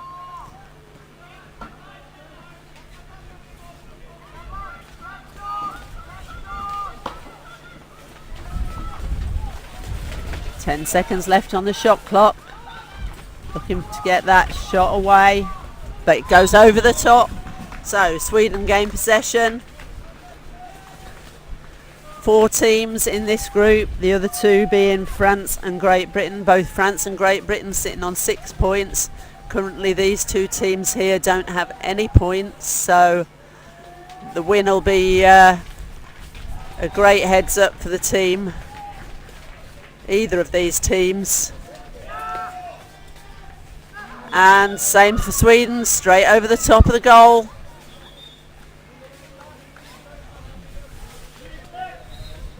Neither team quite settled down at the moment.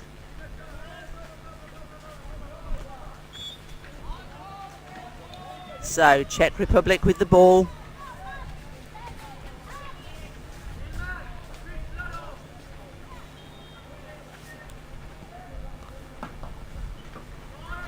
Taking their time.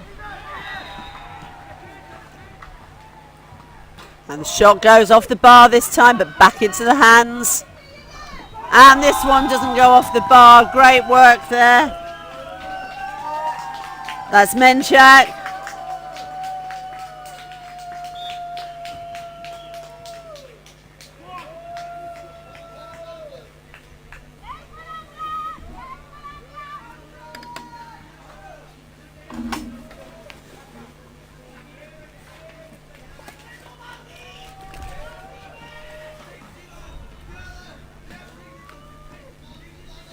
So Sweden looking to get something here.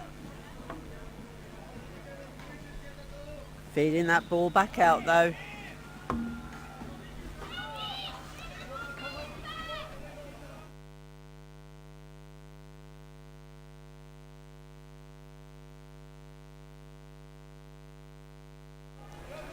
Shot there from Sweden, number 9.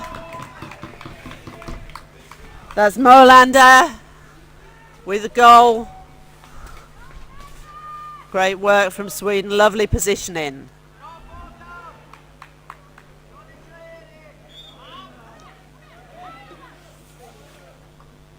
So Czech Republic taking the restart.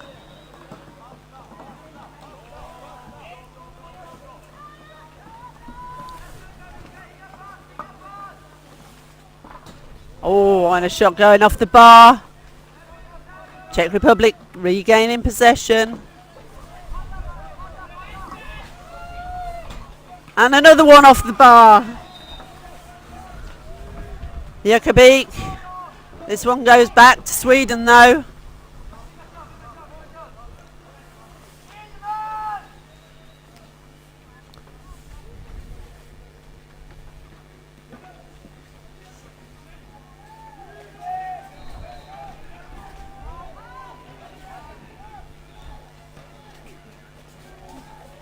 Oh, beautiful. Right in on that defence there. Lindström with the shot and the goal for Sweden.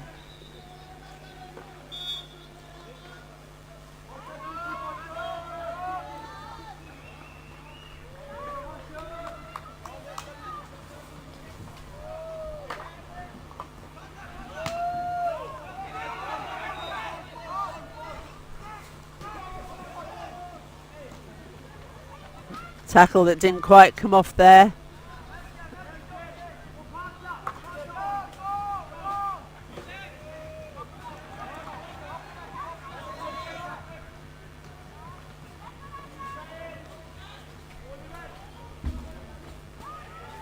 Czech Republic haven't dropped back into defence this time. Gone man to man. Can they get the ball from it? Yes, they can. Czech Republic with possession as Sweden drop back into their defence.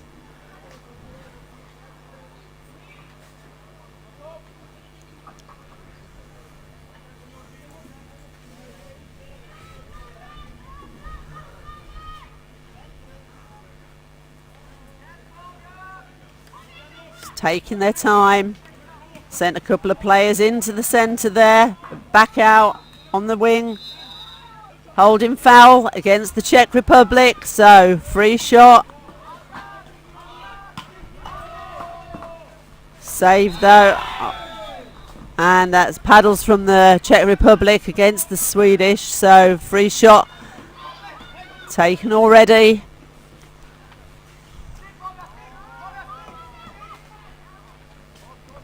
Working their way up the pitch, Czech Republic. Half and half, man-to-man marking now. They've just got a sub on, both teams subbing, so can the two subs come together to mark each other? Yes, they can. Holding foul. Czech Republic ball.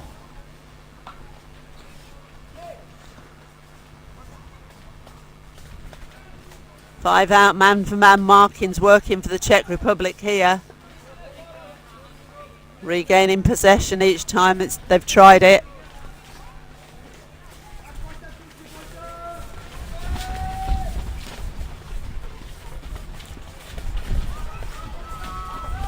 They're looking for those positions. That shot's blocked. Good block by Save Hammer.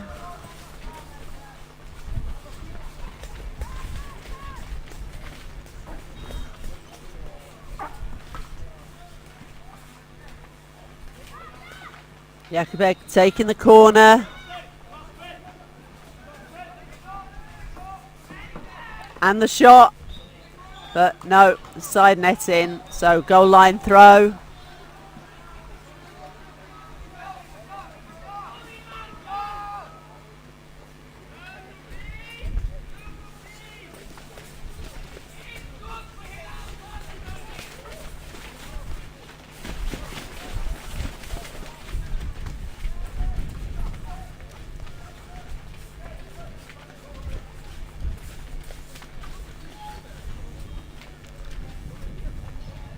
Czech Republic drop back into their defence this time. Slowly putting pressure onto Sweden though. Sweden still have the ball. Recycle it.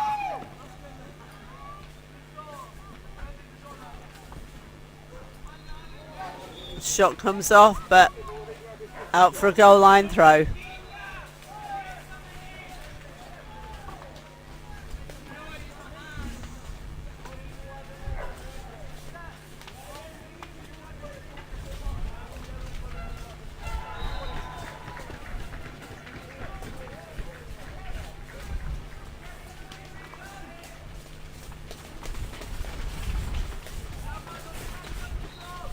Taking the time.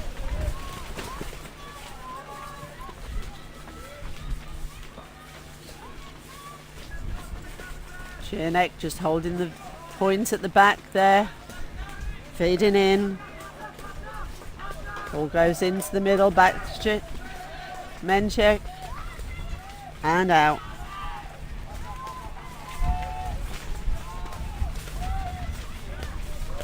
Well picked up there by Melage. Recycled.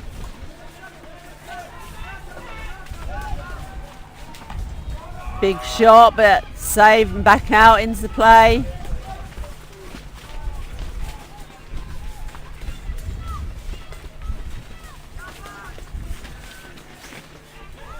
Two or three shots here from the Czech Republic that aren't quite paying off. They're coming off the bar. Been lucky until now that they've been recycled into their own hands, but Sweden now have possession. And Sweden coming under pressure from the Czech Republic.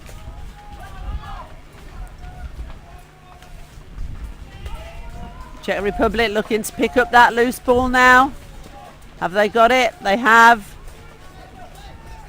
The shot comes off and off the bar once again. Timeout calls the referee.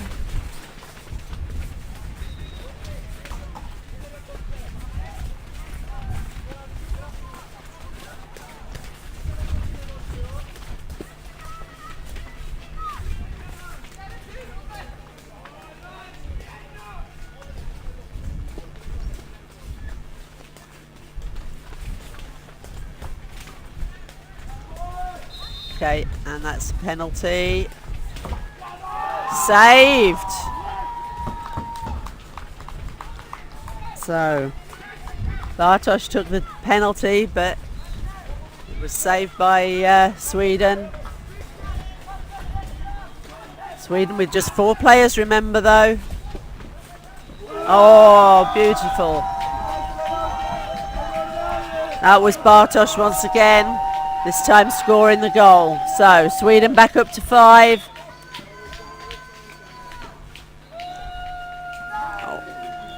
And a long ball, but wasted there.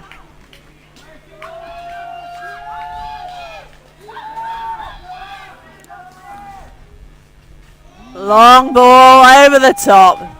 That takes us into half time. So scores all equal going into half time. We'll be back with you for the second half very shortly.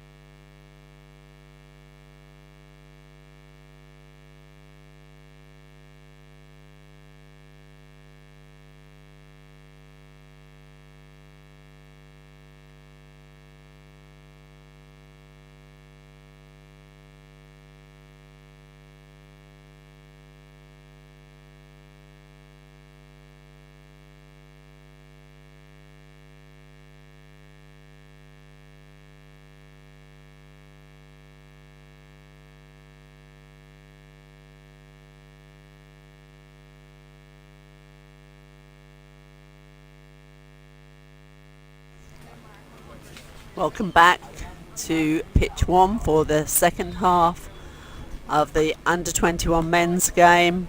Sweden versus the Czech Republic. Scores currently standing at 2 goals each.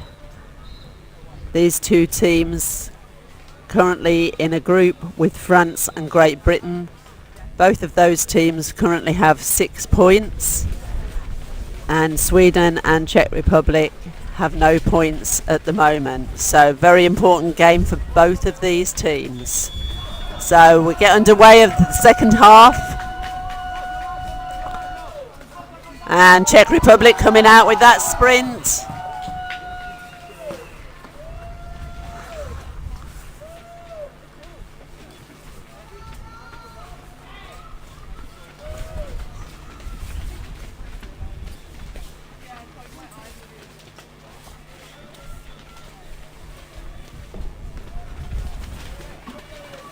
Czech Republic right in the middle of that zone. That's a great goal. And that's Jakubik from the Czech Republic with the first goal of the second half. Sweden, can they reply? They're coming straight back. Looking to get on the scoreboard straight away, but blocked down. Can they keep that ball in? They have. Czech Republic. Holding foul. So Sweden regain possession.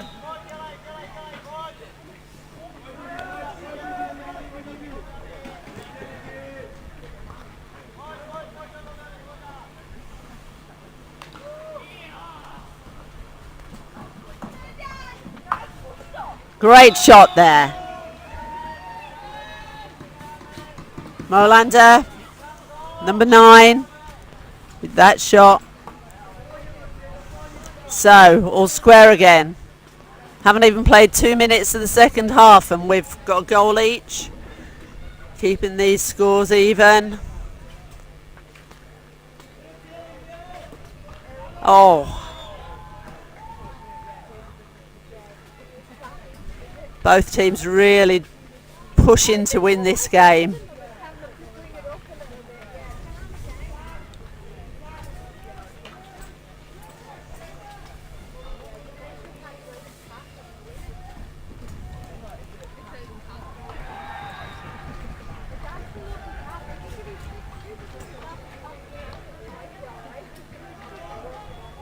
Shot coming out. Yep, and saved. Great save there by Lindholm for Sweden. Bartosz looked for every ounce he was going to score there.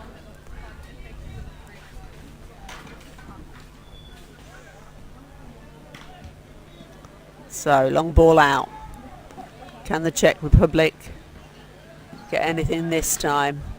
Sweden with a hefty defence there. But holding foul. So Czech Republic with a free shot, pass in that zone area.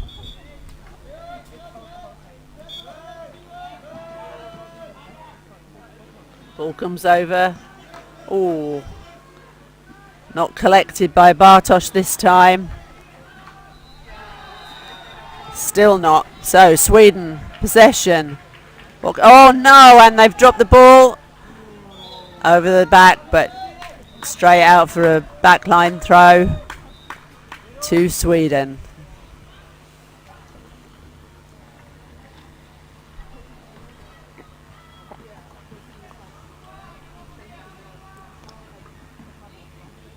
Just too many mistakes here from both teams.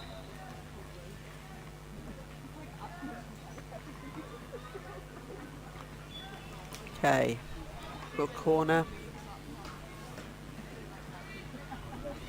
Corner to the Czech Republic.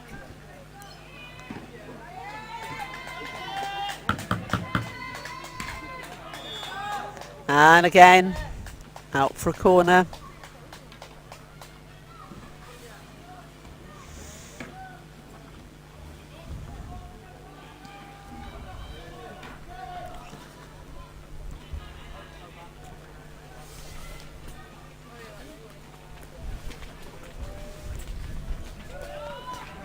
Shot saved again.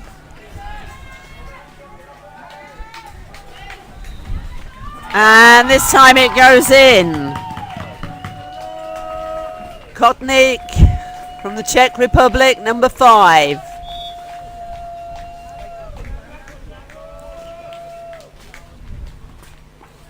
So Sweden will look to reply again.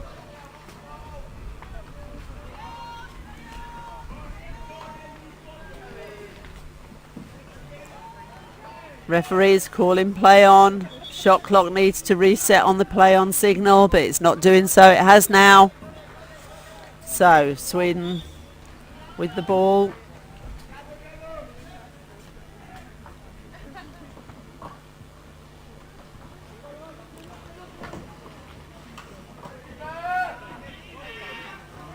Great goal there.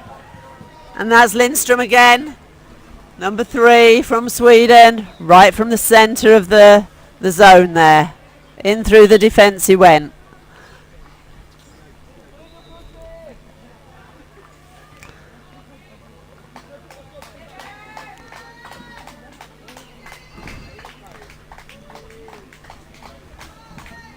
There's not a lot to choose between these two teams. Will we have a winner at the end, or will it end up a draw? Both teams pushing for the win.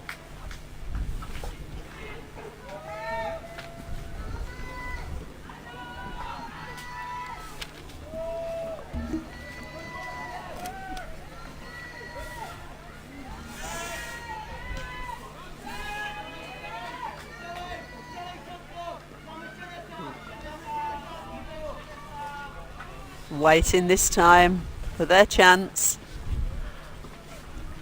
Just holding the ball up. Can they get someone into the defence there in the right position? Shot from number 1, but not on there. So Sweden, what can you do?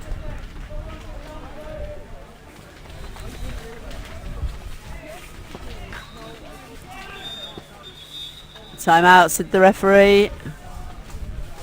Green card for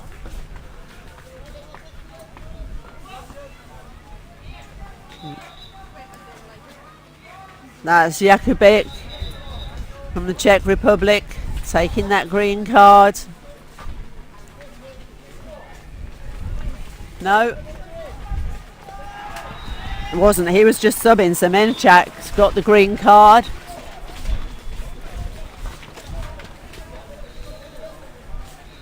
Menchak off for either 2 minutes or until Sweden score.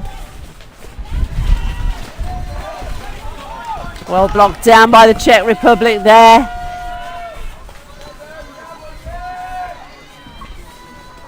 And over it goes. Czech Republic down to 4 players.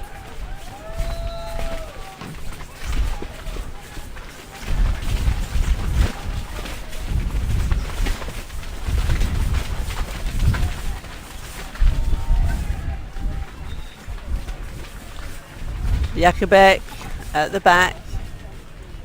2 brothers here playing on the same team.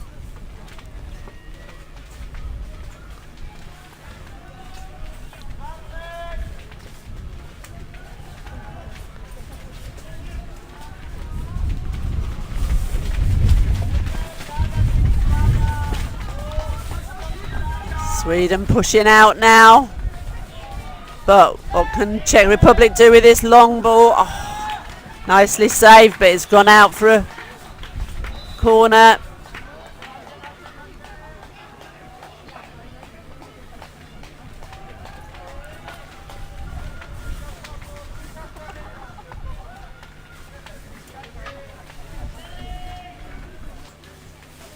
Okay, so Czech Republic. 2 minutes left to play, a minute on the shot clock. Both teams will want the last shot clock play.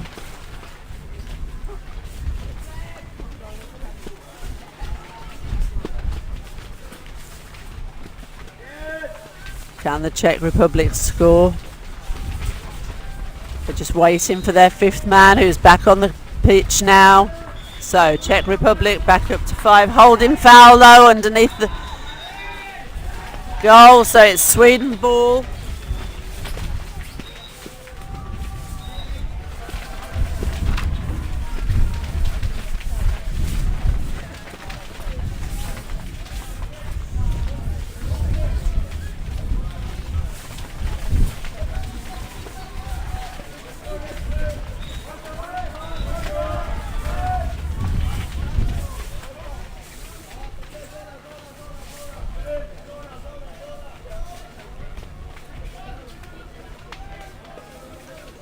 That's another card for the Czech Republic.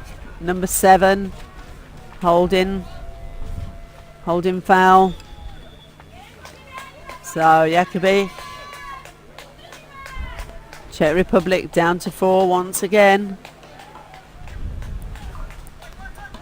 Against Sweden's 5-man attack. Just over a minute left to play.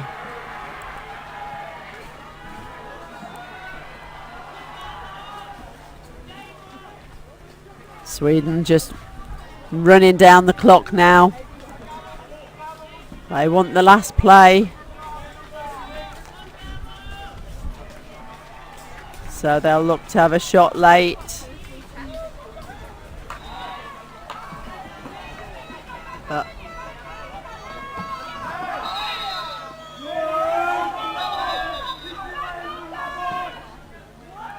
Time out.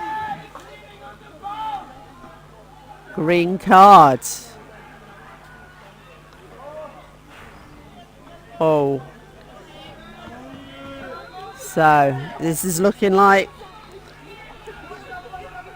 Chodnik has also gone off for the Czech Republic.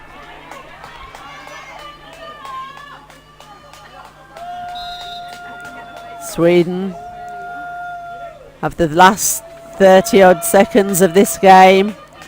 Can they score, or can the Czech Republic keep them out? Only 3 players on the pitch for the Czech Republic now. Great block there. So 13 seconds. All square at the moment. 4, 3, 2, 1, and that's time. So Czech Republic finishing the game with 3 players, holding off Sweden for a 4-all draw. Well played to both teams. Great game. Next game on pitch 1 will be men's under 21, Austria versus Ireland, and your commentator will be Thies. We'll be back with you for that game very shortly. Thank you.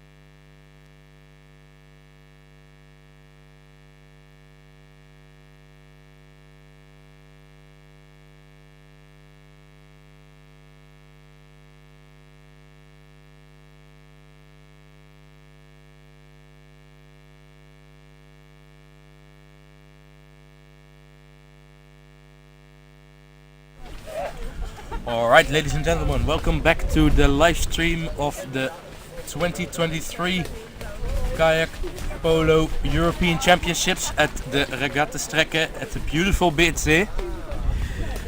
For this match on pitch 1 we have the Austrian men under 21 versus the Ireland men under 21. The referees for this game will be Eskil Somberg and Giulio Abate. I'll give you a name check of the players, starting on the left hand side with the Austrian, which is number 1 Nicolas Becker, number 2 Leo Lettner, number 3 Matthias Hasicka, number 4 Fabian Köhler, number 6 Olivier Haas, number 7 Daniel Kögler, and number 8 Louis Fras.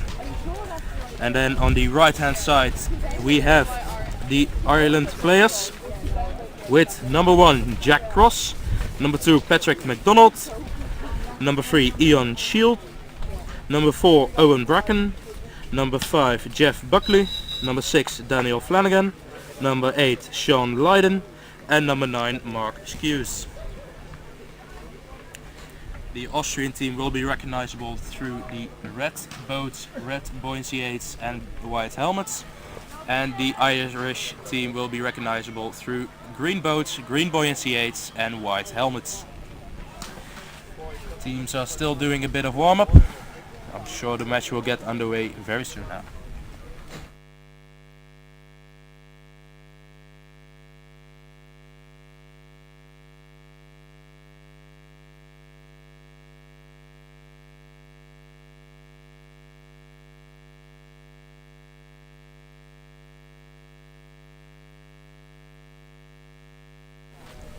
Now both teams are lining up for the charge start. The ball has been placed in the ball release mechanism. And for the charge start we have Becker against MacDonald. MacDonald winning the sprint. And now the Irish can go for the first attack. Immediately getting an advantage with a foul from Fras. The ball now with Buckley. Back to MacDonald, who plays it to Cross. Cross is going in, looking for an options. Back to MacDonald, to Buckley, looking for their options in the zone. They have got 2 players in the zone trying to force a gap. Back to Cross, looking for a chance. Advantage given, takes a shot anyway. And ball recovered by Owen Bracken, who puts it in the back of the net. So Ireland will be taking a 1-0 lead. Refs calling a timeout, or not too sure. It was Owen Bracken with the goal. A really nice finish in the right hand side top corner. Really difficult for a keeper, that one, and it's hard and powerful.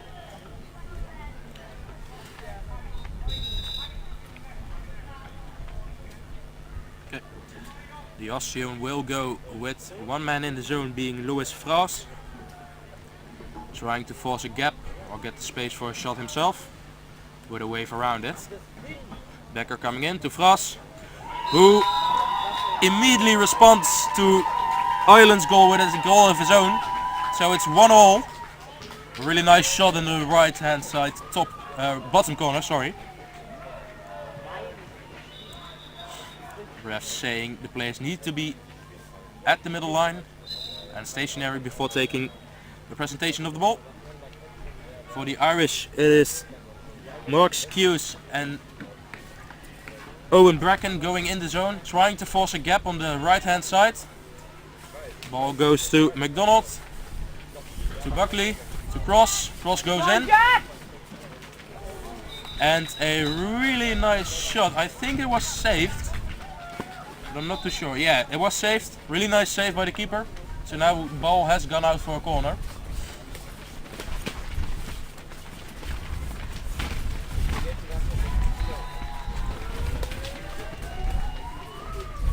Oh, there appears to be somebody's accreditation flew into the water. It is a bit windy out there, so players will need to keep an eye on that when laying under goal or taking a shot or pass from distance. Now will be Jack Cross taking the corner for Ireland. Ireland still with the two guys into the zone. Ball goes to Buckley. But the ball gets blocked by Haas. But in blocking so he made a pedal foul. So Irish keep possession. They take the free throw. Pass it over to Cross. Looking for a chance. Looking to feed it into the middle, but it drops short. So Louis Frost can intercept the ball. Now the Austrian men under 21 team can go on the attack. Ball is with Köhler, who passes it to Becker, and who passes it to Lettner. Lettner takes a dribble for himself, to Becker, to Lettner back, who passes it to Haas. Still with the big guy in the mid-center. They're trying to find a gap around it. Oh, and there is a boat foul by the Irish team, so they get a reset of the shot clock. Ooh. Ooh, and a really hard shot by Köhler, but it comes off the bar. He manages to recover the ball, and he passes it to his teammate Nicolas Becker. Really nice shot, a bit unlucky it came off the bar for him. Okay, he passes it to Becker. Becker passed it to Haas. Ball's with Frans again, and he shoots it over. It's a really nice attack. They do manage to find the inside zone player, but they need to get their goals on target. Now the ball is at McDonald. Passes it to Buckley. Ooh. Really nice chance by Buckley. He could still easily pass the Austrian defender, but then with his second shot he bumped into the goalkeeper. You're not allowed to do that, so Austria got the ball. It's now Haas passing it to Köhler. Passing it to Becker. So the Austrians with a really similar attack every single time, which eventually leads to a chance by Daniel Kögler. But the keeper of Ireland, Jack Cross, makes a really good save. So now the ball has gone out for a corner. Jeff Buckley will put some pressure on the player taking the corner.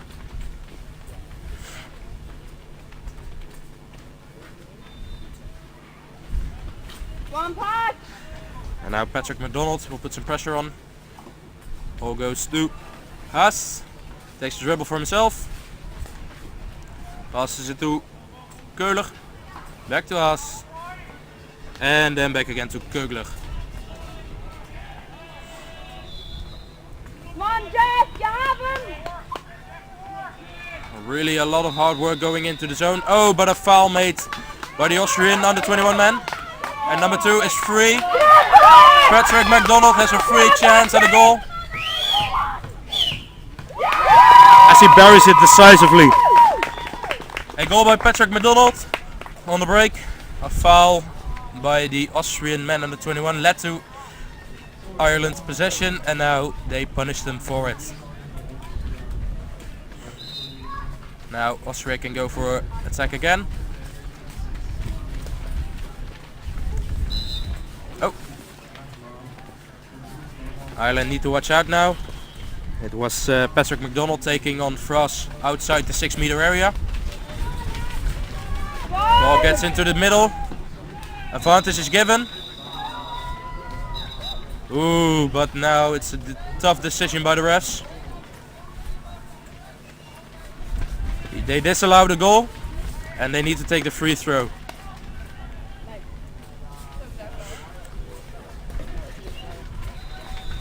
So maybe the Irish players getting away a bit lucky, because I thought the refs had given advantage. Back to Frost. And he takes a shot again, which leads to Irish possession. I think he needs to get a little bit more unpredictable with his shots. His shots are quite predictable, you always know when they come. So if he takes that in consideration, I think he will score a lot more goals.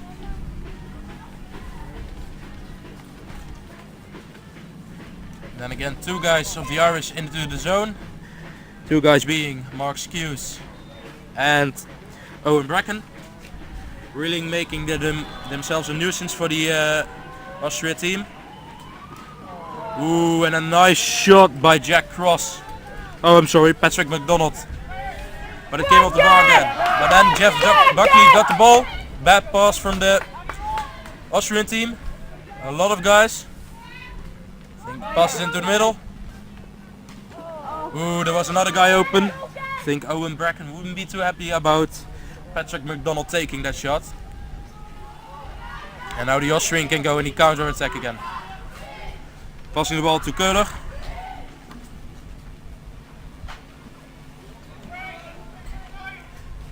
Back to Kögler. And now the ball's with Haas.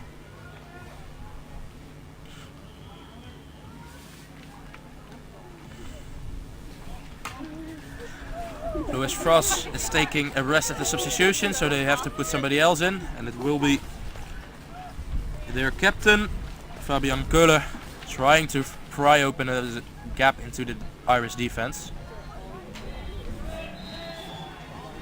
Seems to be working. Ball gets into the middle. Play on by the refs.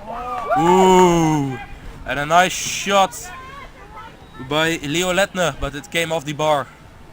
So Austrians also getting a bit unlucky with the shots coming off the bar. And now they have a lot of space. Irish looking to chase it. Ball goes up to Lettner, who fumbles it. And then I think it was a leaning foul by Skews. He fell over and fell on the boat. Irish coach not being too happy about that. Austria passing around, looking for shot. It's not on, so passing it back to Köhler.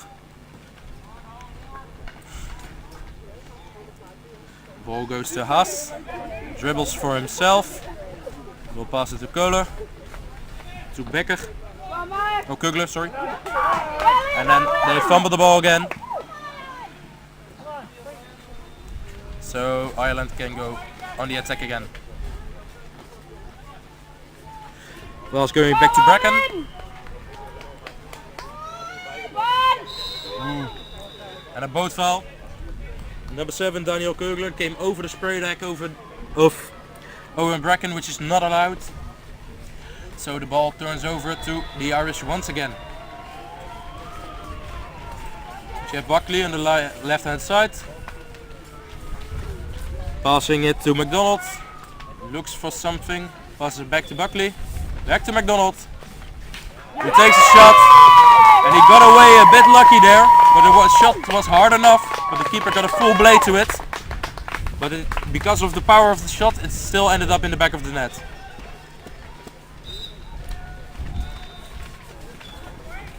So now, Louis Frost is back again. He's going to try to get into the zone. Really giving Buckley a hard time for himself. Ball gets up to number 1. That's Nicolas Becker, but he shoots it over.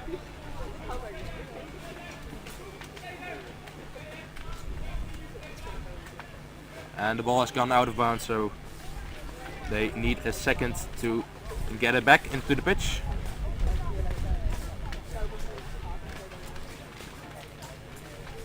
The Austrian trying to put on some pressure, but they don't cover every man. So now it's Owen Bracken with a rush on the pitch. He has a lot of space for himself. Ooh. As time was running out, but it was Patrick McDonald with the final shot of the game. So the end of the first half will be Ireland 3, Austria 1. At the 2023 European Championships. So, I think at this time the coaches now they have a time to chat to their to the players, and I think the Irish coach will say they need to keep the possession, take their chances, but don't take too much risks. And I think I don't see the Austrian coach. Oh, there he is coming. I think they need to find out. They have got some good chances. They have got a bit unlucky with some of the chances being on the bar, but I think the Austrians can get a lot more out of their attack.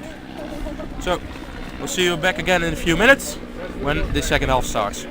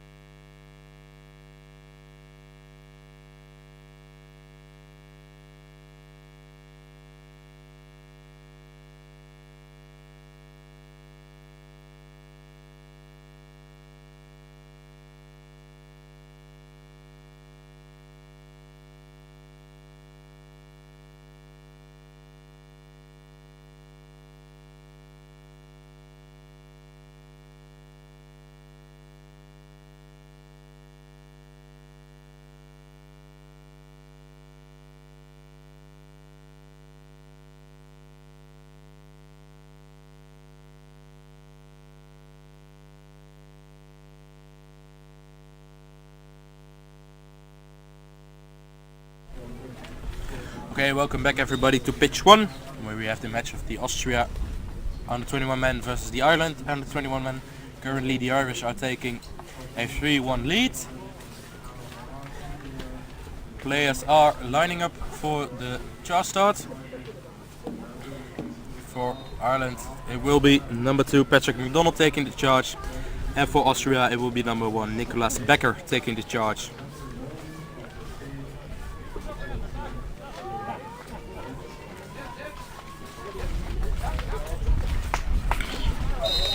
And the game is underway.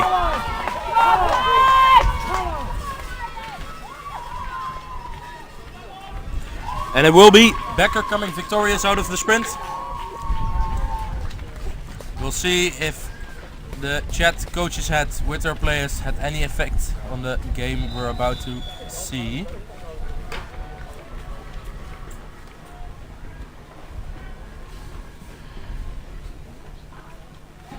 Number 2 looking for shot.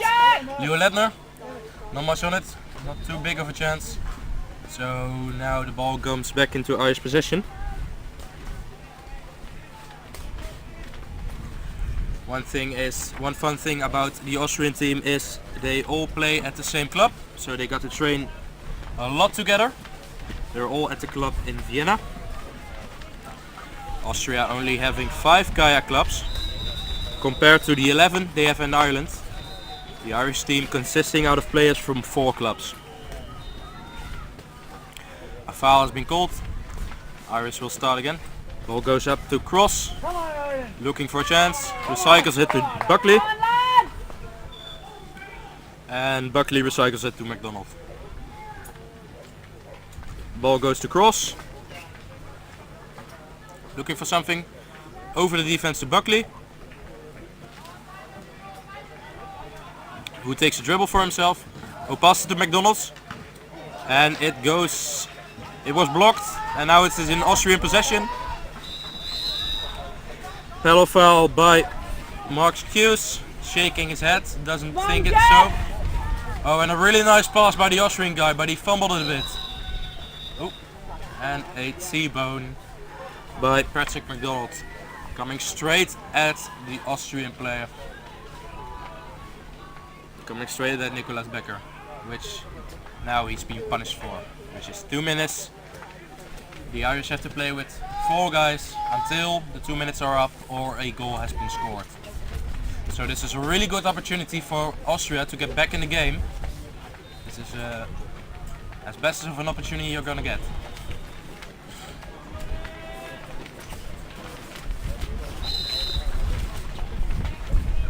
Okay. Now it is Becker passing it to Köhler, passing it to Asicka, who shoots, but unfortunately for him it comes off the bar. Ball now with Becker again. To Köhler. To Asicka, I think. Yeah, to Asicka. Oh, but that pass was not too good. And then Mark Hughes. I think he wanted to pass it to his goalkeeper. To his goalkeeper, which is Jack Cross. But I think he accidentally threw it over the goal line.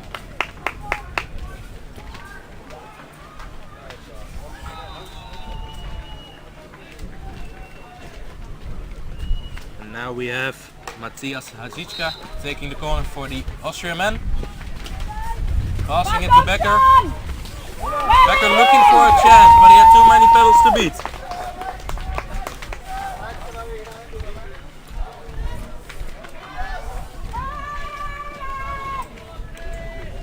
Now ball from the corner goes to Köhler. Passes it to Haziczka. Leaning foul. Advantage and the goal by Louis Frouse. It was number 3, Matthias Haziczka, feeding it into Strauss, who was playing like a striker role in that attack. So scores are now 2-3 for Irish team. We'll see what the Austrian men can do now. Into the zone will be Sean Leyden. And McDonald going in. Oh! And he could get so far into the Austrian zone, he could score immediately. So now the Austrians still have to make 2 goals again. Refs calling a timeout for, I think, to clarify whose goal it was. It's Patrick McDonald. Pinch on. And it's every time the same thing with the Austrians. 3 guys outside, 2 inside the zone. Passing the ball into the zone. It gets fumbled. Ball gets up to Sean Leyden. Still getting away with it after a handling error. So Sean, and now he has the ball again. At McDonald. To Cross. Who took the chance himself, resulting in a corner.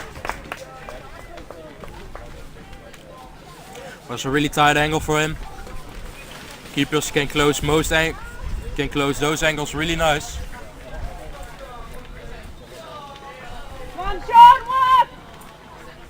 Okay, ball gets to Cross as Daniel Flanagan gets onto the pitch. Really wanting the ball from McDonald, passing it back to McDonald. McDonald passing to Cross, getting pushed. Pass going to Hughes, to Flanagan, to McDonald, to Cross. And inside the zone you still have like Sean Leyden and Mark Hughes really working hard for a chance. Now it's McDonald going into the zone, passing it to Cross, who shoots it. Ball gets tapped out for a corner. It will be Jack Cross taking the corner.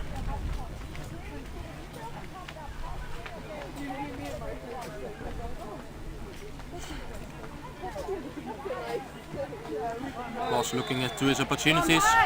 Sees McDonald. Donald's fake throw, decides against it. Ball back to Cross. Cross going in. Tried to play the ball to the center, but the Austrians were paying attention. And now the Austrians have a time to get away. Ooh. His teammates looking quite disappointed. It was Leo Lettner with the shot. I think they could have built out that attack more to a more profitable chance. Going for substitution immediately.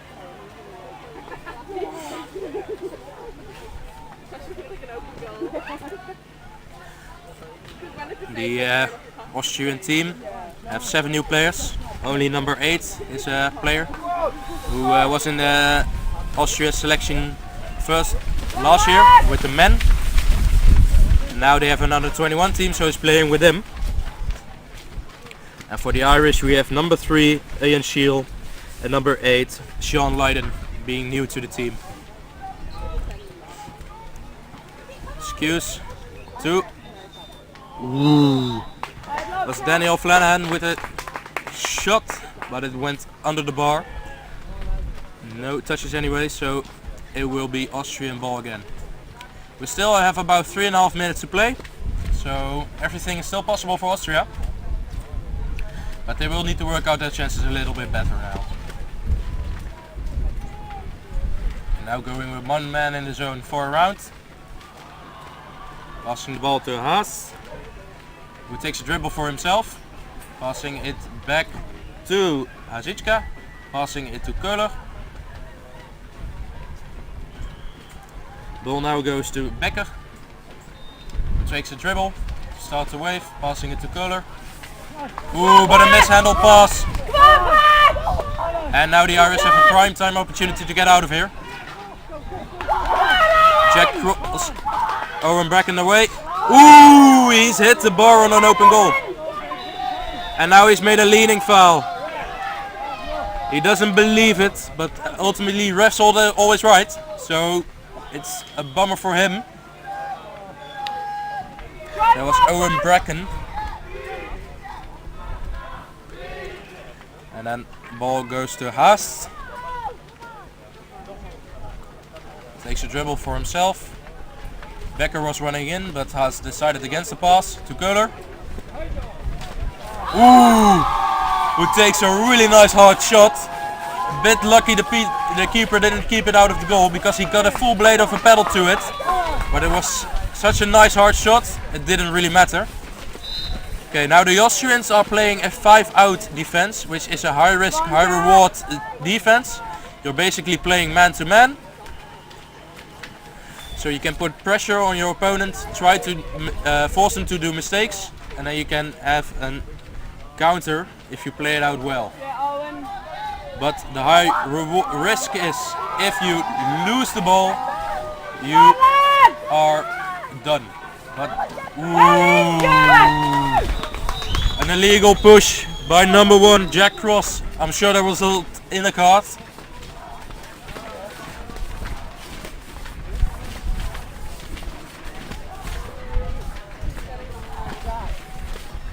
So number 1 getting a green card for an illegal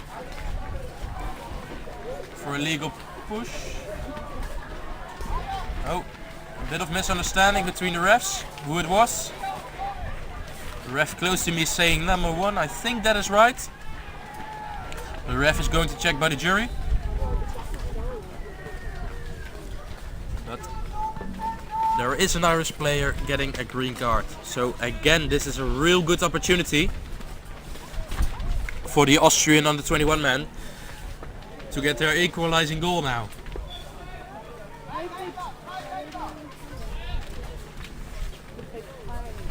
Still a bit of confusion. I think the refs will make their decision.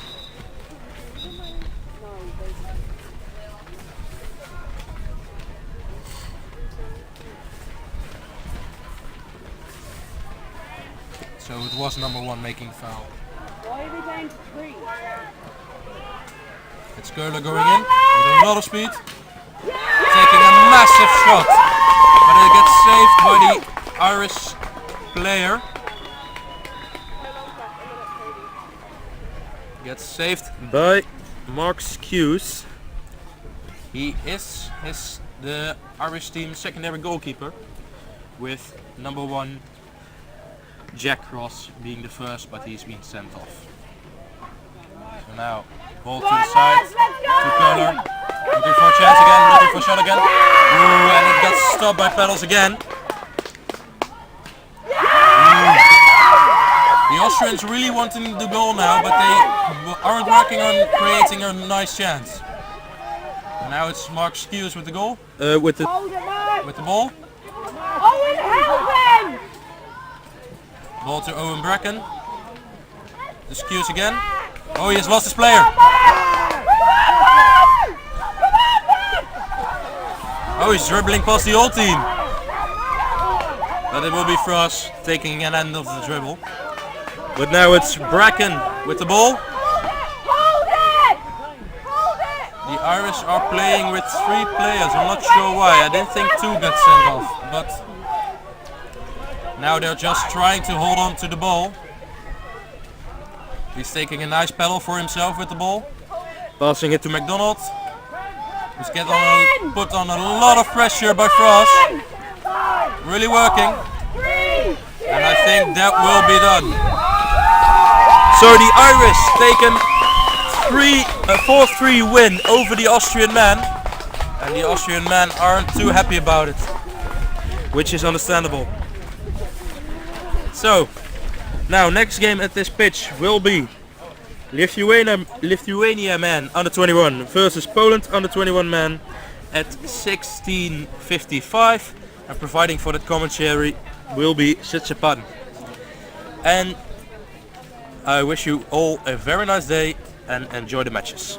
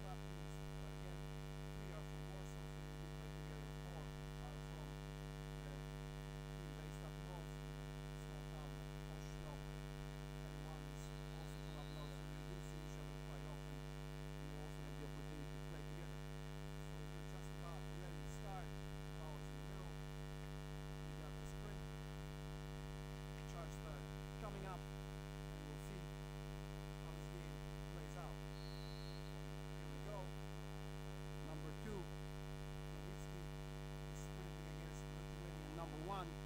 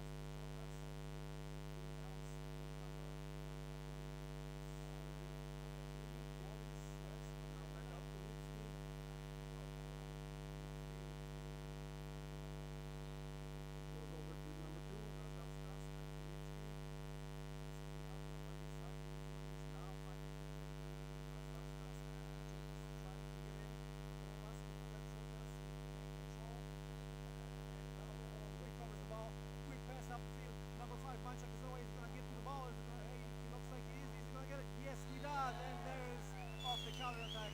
Manchak scores the second goal of the match, and now it is 3-1 for leading Lithuania.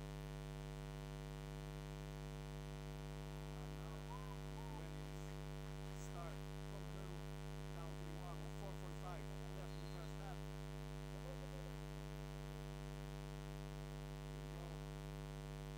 Lithuanians making some changes. But there has been a change. Number 9 from Kovidas is in. There's the first change of the game. First 5 minutes have been played. Kovidas now on the left. Kovidas. Each has the ball. One is pointing the shot. Costs up Polish penalties. Underneath it goes, but he's out for a corner. So the Lithuanians have a corner from the right. It's going to be number 4. Vedessis will also check in as well. Vedessis with the shot. Stop. The goalkeeper number 4. Recovered by Lithuania, but pushed out. Number 9. From Kovidas was pushed out. Defense now. And there's a shot by the number 7, Anuba. Noticed the goalkeeper was not in place. Hit the shot, but it was above the crossbar. So the ball switches over. Possession switches to Lithuania. Now they are down 3-1. So 2 goals is not much for Kenny Paul, as I have been repeatedly saying. So we have time to attack. Of course, they got to start scoring. It's 3:20 left in the first half. They're down 3-1. Now with the ball possession. Lipski. Goes to Kachokas. Kachokas over to Todorovas. Todorovas from the left and off the side. Nothing and post, and Poland regains possession. So far, they've been doing a pretty good job defensively. Lithuanians have gotten their shots off, but they have not reached the score other than 1 goal. Again, there's Couch. He is checked in. The Polish lineup and forced off. Over to number 8. It's Jaroszewicz. Kachokas with the ball. Back to stuff.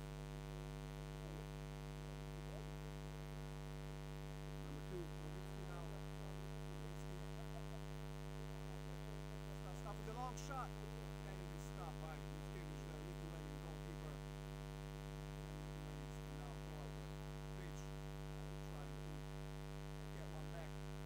Up to number 7, Todorovas. He's got Kachokas in the middle. Looking for Kachokas. Ball goes to him. But referee whistle and ball returns to Poland. There must have been some infringement there. So Polish now again with the ball. Manchak.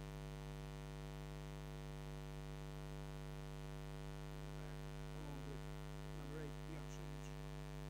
Also there, number 2, Novitsky. Inside. We have number 10, Couch, and number 9, Kalishek. It's Manchak again. Goes inside to Kalishek, and he hits the top of the bar. That was really close. Unlucky there not to get the 4th goal as Poland. Lithuanians come away with it. There's Lipski. Still a minute 10 left. Russia now. They will get out nicely on Russia. Can they control the ball? Yes, they do. Rastauskas controls. He's putting pressure there by Manchak. He still has the ball. And it is a 5-second violation. He kept the ball in his hands for too long. Could not pass off to anyone.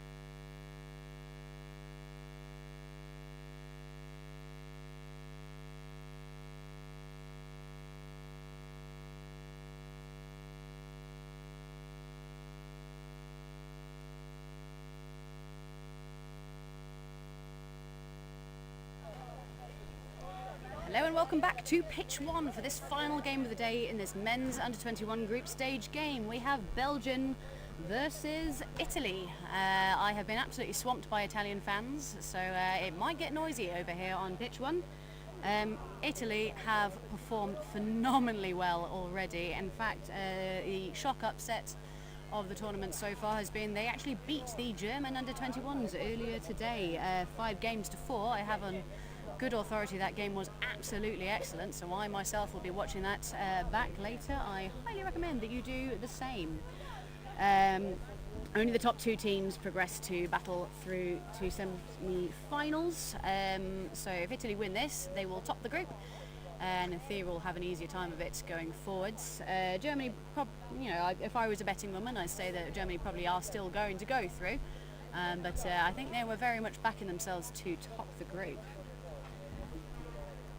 As for Belgium's performance, they played Germany and Portugal early today. They lost to Germany 9-0, which is a bit sad, and in a positively explosive game, which I had the pleasure of commentating earlier, they lost to Portugal 4-6. However, they played amazingly well, and again, I would recommend going back and watching that game.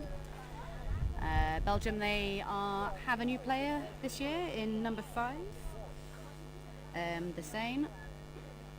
Experienced a bit of a trial by fire in this group, but the team they've risen to the challenge. They are developing this team ahead of Worlds next year in China. What better way to do it than to battle with 3 of the great polo nations in the group stage. Italy have had a significant change of lineup this year. They have new players in number 4, Mocogliano, number 5, Abdrabo, number 6, Fani, and number 8, Langelotti. However, they are very much living up to their reputation. I think we're going to see some fiery battles on this pitch in every respect.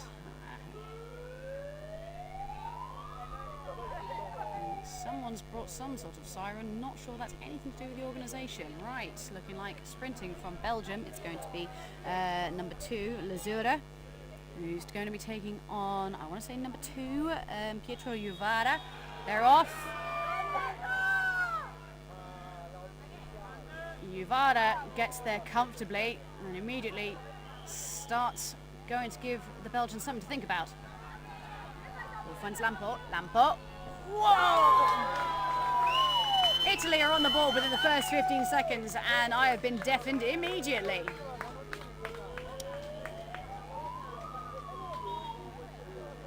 Referees for this game, Mark Bubbles Thomas and Marta Bugay. Belgium just needing some settling time here.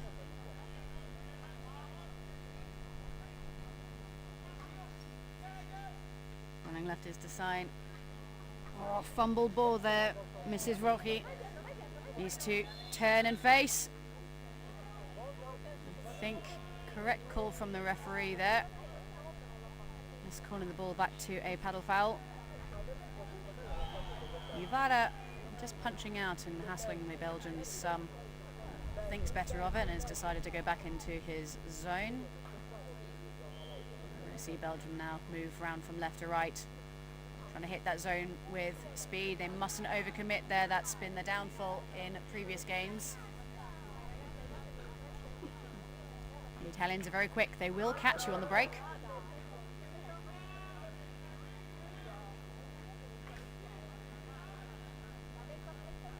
Moving that ball around. Oh, shot now. Yorkie having a go.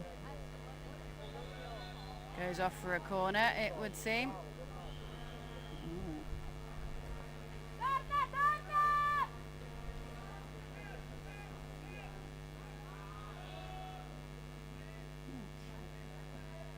Just calling everyone back for a Belgian corner.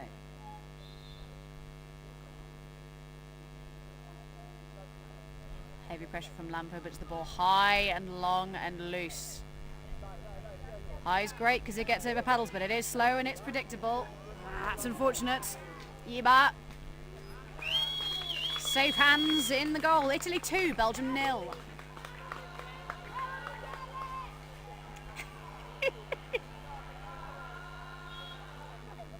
a combination of a megaphone and YouTube has the Italians blasting all manner of God knows what over the pitch.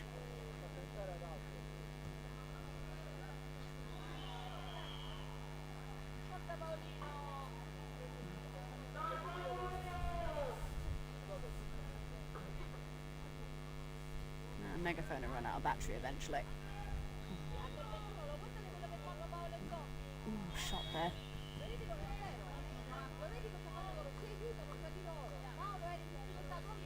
The Italians doing an incredible job of holding the Belgians clean out of the zone.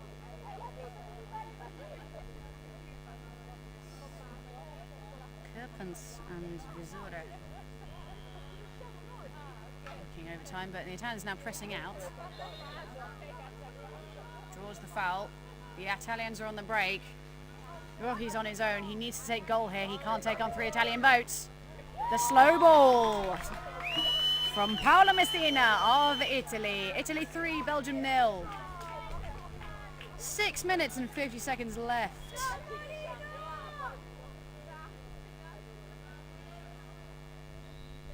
Long ball finds Lazura. Lazura through to Rochi. Rochi finds Lepere.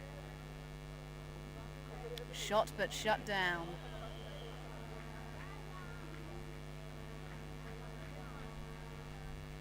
Shot! Ooh. Kerpens has a go. Sends it to the sky.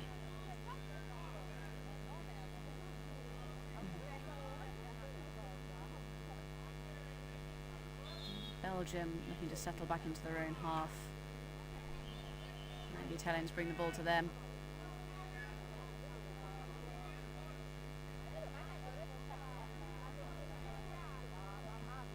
Wouldn't mind betting we're going to see Italy sit with this for a little while. 3 goals up, no need to rush anything. Having said that, Ruggiero takes the ball into the corner, puts it over to Athena. Tries to find the pass in the zone. Ball turns Belgian. Rochi is on the chase with Schiano on his tail. Lovely push from Schiano. Great work.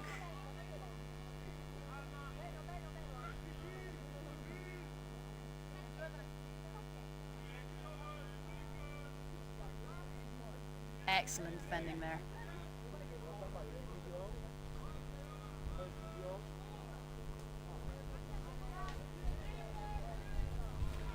Ooh, that's unfortunate. That was an opportunity for Belgium. Just fumbled ball going off for a corner.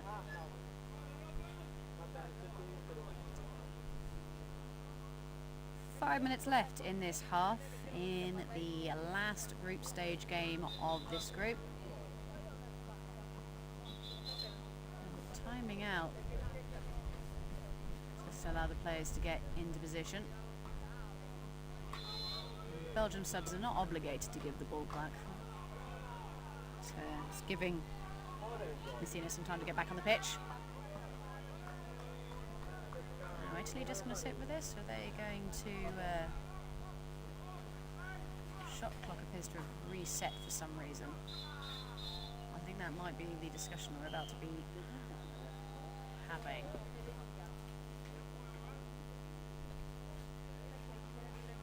I think that's Marta Bugai just having a chat with the table.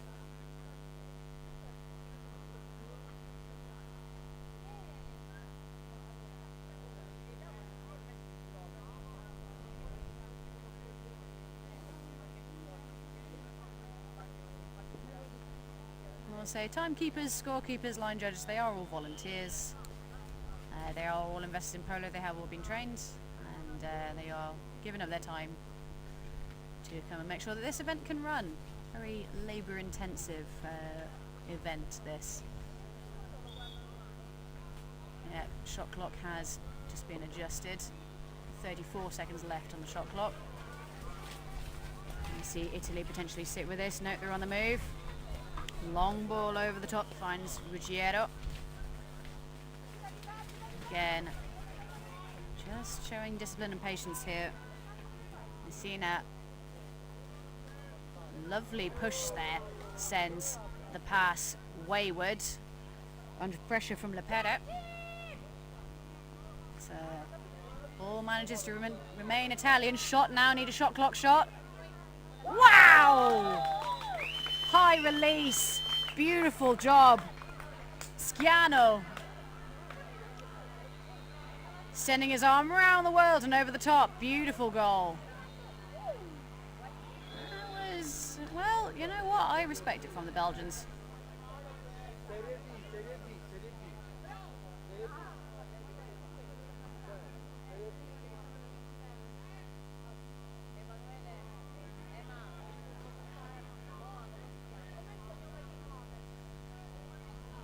Italy 4, Belgium 0 in this men's under-21 group stage game. The final game in the group stage. Italy currently looking like they're going to top the group, ahead of main rivals Germany, home favourite, in an early upset in the competition. Belgium's holding the Italians out quite effectively, actually. But Mondrabo's looking like he's making some progress.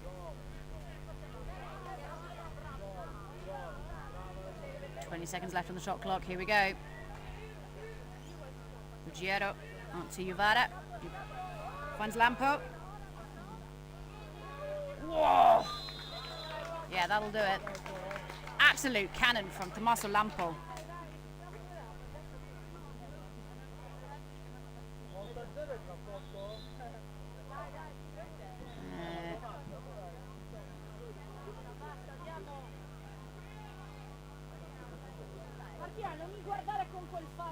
Italy 6, Belgium 0. I could have sworn it was 4-0 just a second ago. I'm not sure that's correct.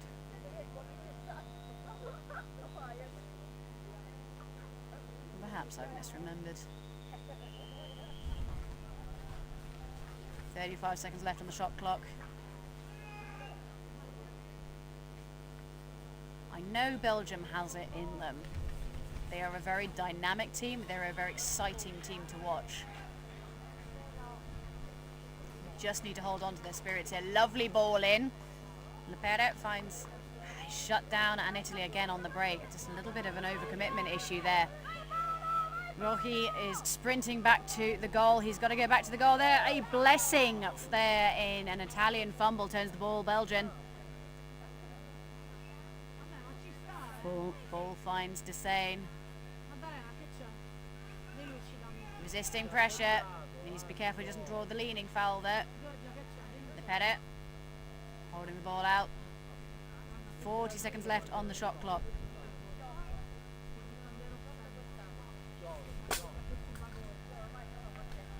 Lepera finds Rohi.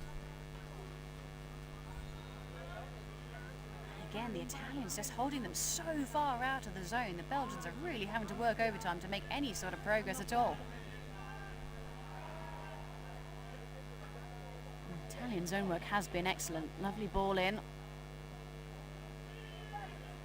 Whoa!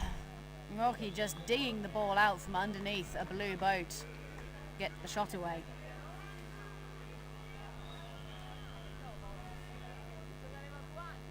It's Hilamain to take. Under pressure from Lampo. Finds Lepera.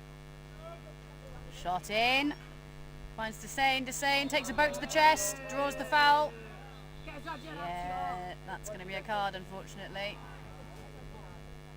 Card for number 2, Pietro Juvara, for illegal kayak tackle. Significant contact with the body. That's going to be 2 minutes in the sin bin. Only 36 seconds left on this half, so if Belgium do not score in this half, he'll start with a minute and a half off in the next half as well. Opportunity now for Belgium to get themselves on the board.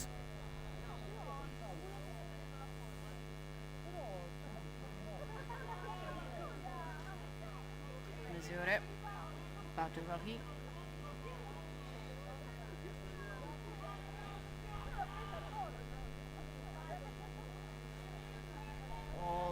looking dangerous. That's the one. Monster shot from Tim Rocky through several paddles and took a deflection. That had some power on it. And it's definitely 1-2 Belgium. That score's not right. We'll need to sort that out at half time.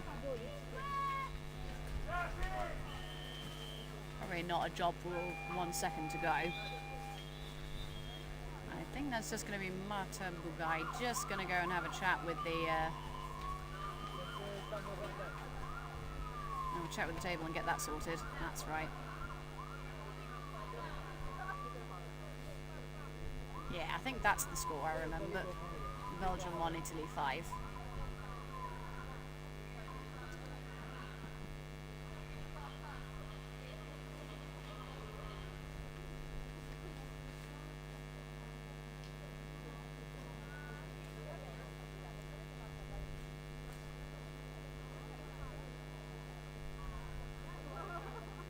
So if you're just joining us here on pitch 1, this is the final game of the day.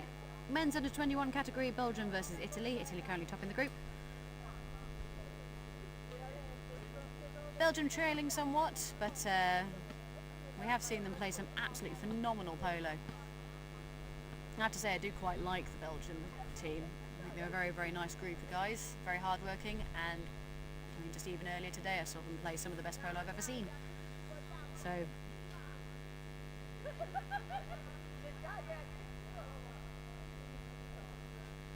we'd like to see them bring this back. I think that would be a bit of a Cinderella story.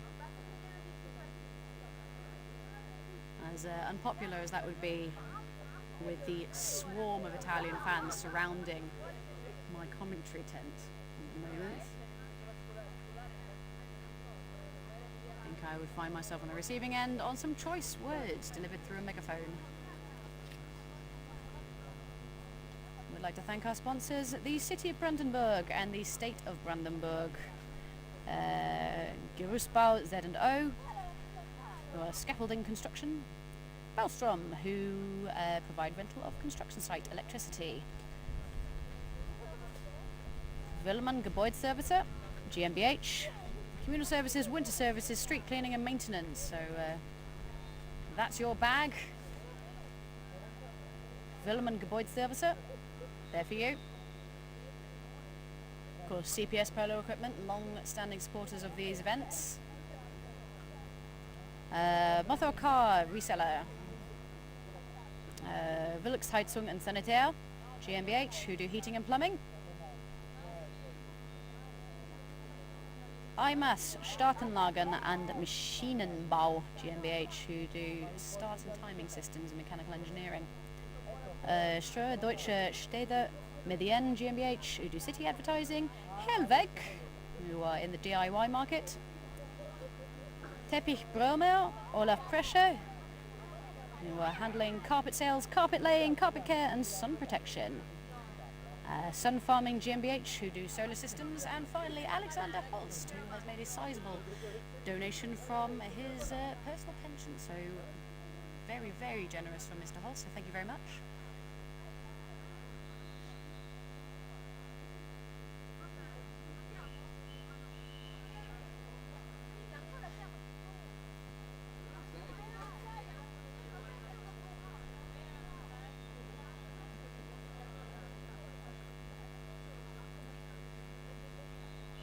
Worth noting again, I think I said it earlier, Italy have had a significant change of lineup in there. Their numbers 4, 5, 6 and 8 are all new for this year, and so far they have not disappointed. So looking like we're looking to get things underway here. Sprinting from Italy is going to be Drabo, who's going to be taking on, it's looking like Mazura.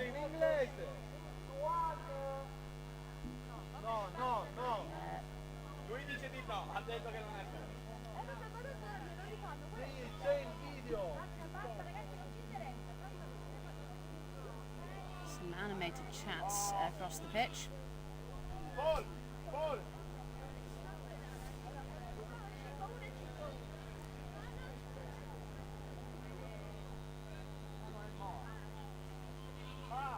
I'm not quite sure what the hold-up is here. I think might have been referee Marta Bugai pointing out that someone needs to be operating the ball release around about now.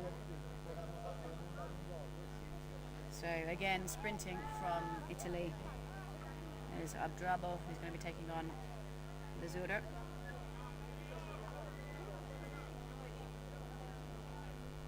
This is going to be a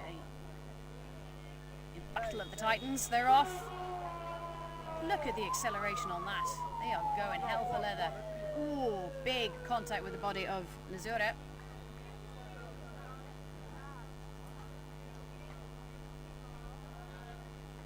Well, I thought so. Ball recycled back out to Ruggiero. And Italy 4 goals up, comfortably at the top of the group. Not really any reason to make any big risks here. Belgium, I would like to see them pushing out a little bit.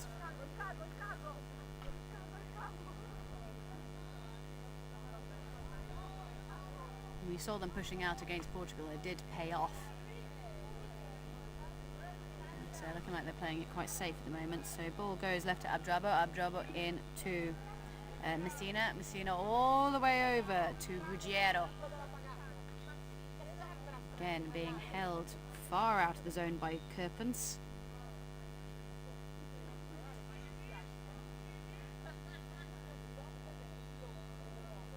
Seconds left on the shot clock.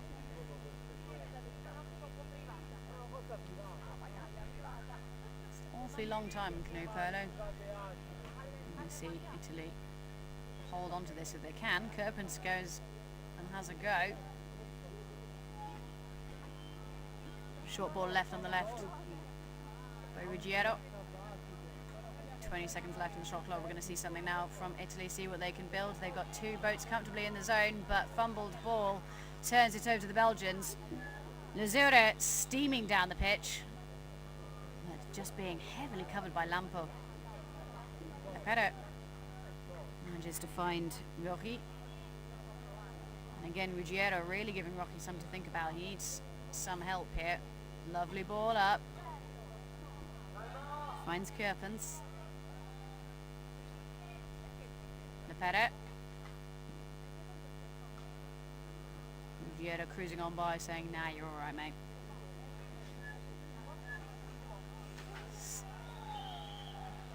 Slots back into his own half. Opportunity now, massive shot!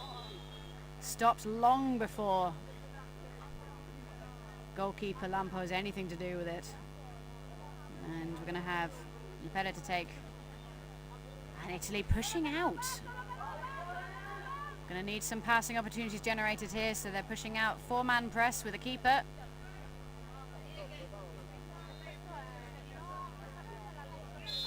Change as good as the rest. Manages to draw a legal possession. Long ball up to Lampo. Lepero needs to get into goal here. I mean, absolutely phenomenal work from the Italian team. I don't think Belgium was expecting that. I certainly wasn't. All of a sudden, looking up to find 4 Italian boats sitting on top of you. It's going to make you pause and think at the very least.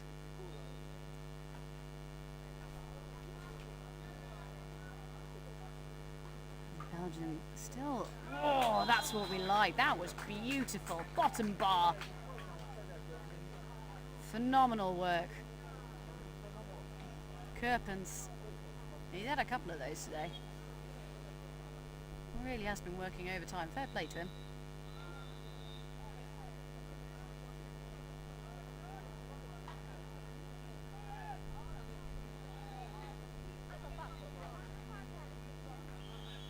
Ruggiero is left.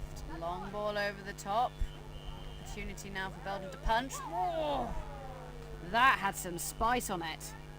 Abdrabo putting those shoulders to work. Oh, this is spicy.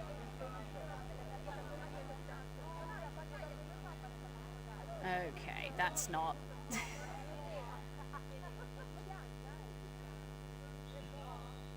Oh, getting a little bit tense here on pitch 1, it would seem.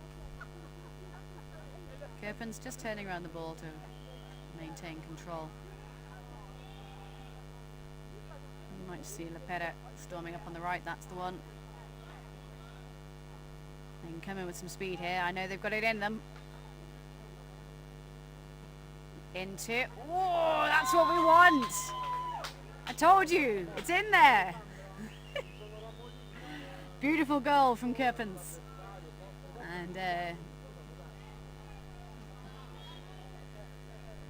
taking the score to Belgium 3, Italy 6. This almost looks achievable now. I'm hoping we're going to see a little bit more of the Belgium we've come to know and love.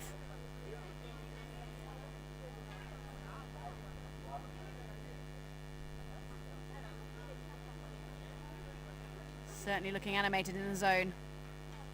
Kirpens looking like he's ready to punch out. Great pressure. Puts Ruggiero in the drink. Manages to get the pass away. Finds Juvara. Juvara!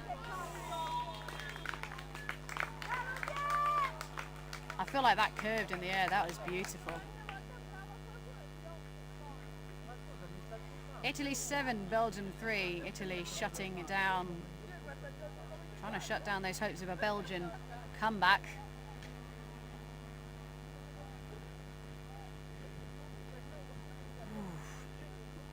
Missouri, that was something special. Just throwing his body weight forward just to try and get more and more purchase in that zone, and manages to create some space for himself and takes the roof off the Italian goal. Oh, that's not right. No, score definitely is Belgium 4, Italy 7.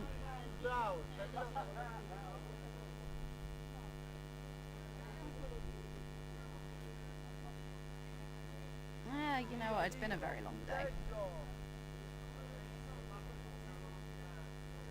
5 minutes left in this half on pitch 1. Last game of the day.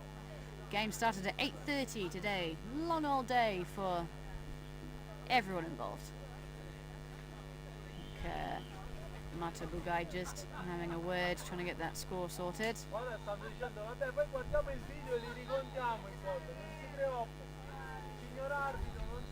Score on this pitch, Belgium 4, Italy 7. If you're just joining us, that is the actual score. That's right, there we are, got that sorted. And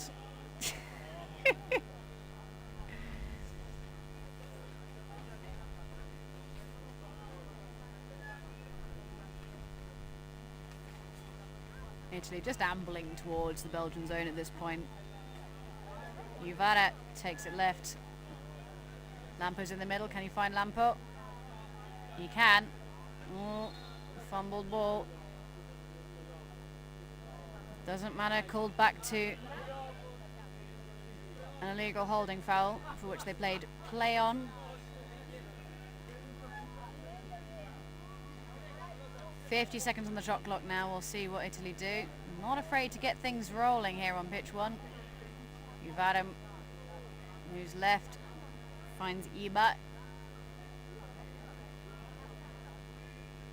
Ball recycled all the way back out. 34 seconds left on the shot clock. Whoa! Iba just caught that and was ready to let fly. Lovely long ball up.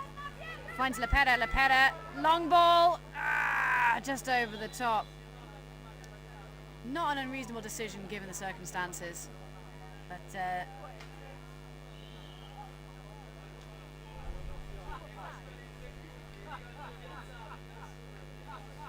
just needed a bit more time on the release to get that ball down.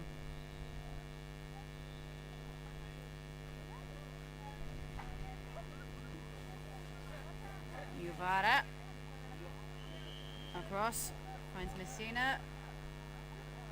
Over to Iba.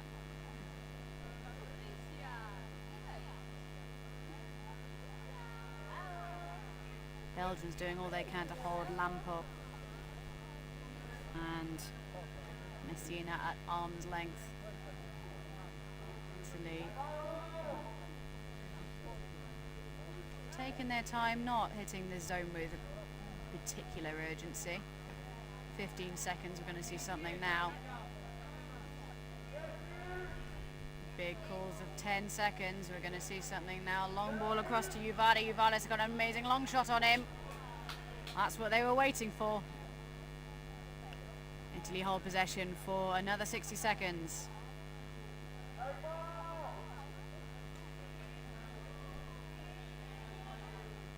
Ruggiero being shut down decisively by new player Design.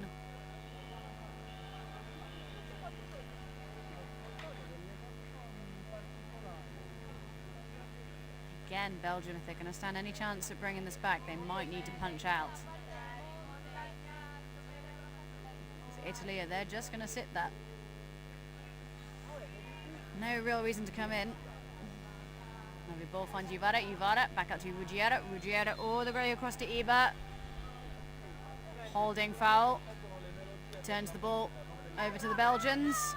That's Messina very pointedly putting his paddles in the air, saying, "No, look, I'm not in the way." Oh, Kerpen's removing Uvada's paddles from the pitch.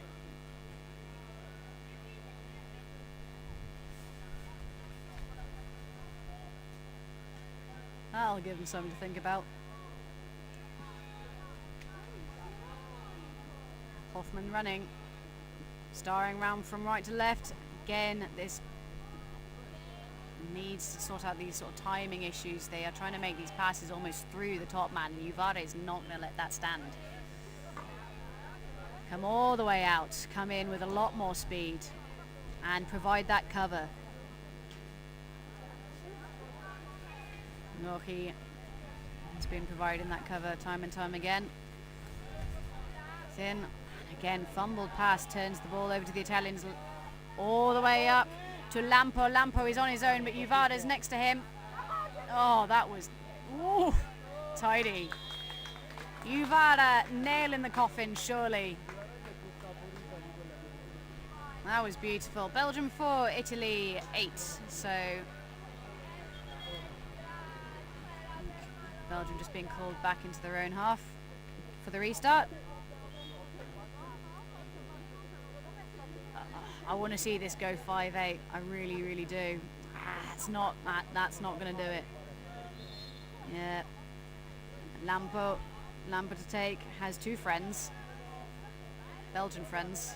Uvada trying to keep it on. I don't know how I feel about that. Yeah, I think referee Mark Thomas agrees with me. Now Lampo with three Belgians staring him down. Finds the bar. That's unfortunate. Sprinting is Desane. That was a golden opportunity for Belgium, but unfortunately it was not to be. Belgium 4, Italy 8.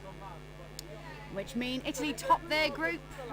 Germany, I would imagine, on second, if I'm a betting woman. I'll need to check the results on the other pitch, where Germany are taking on Portugal. This is the last game for tonight, so we will see you bright and early tomorrow morning. Game start at 9 o'clock. My name is Elma. It's been a pleasure being here with you all. Thank you very much.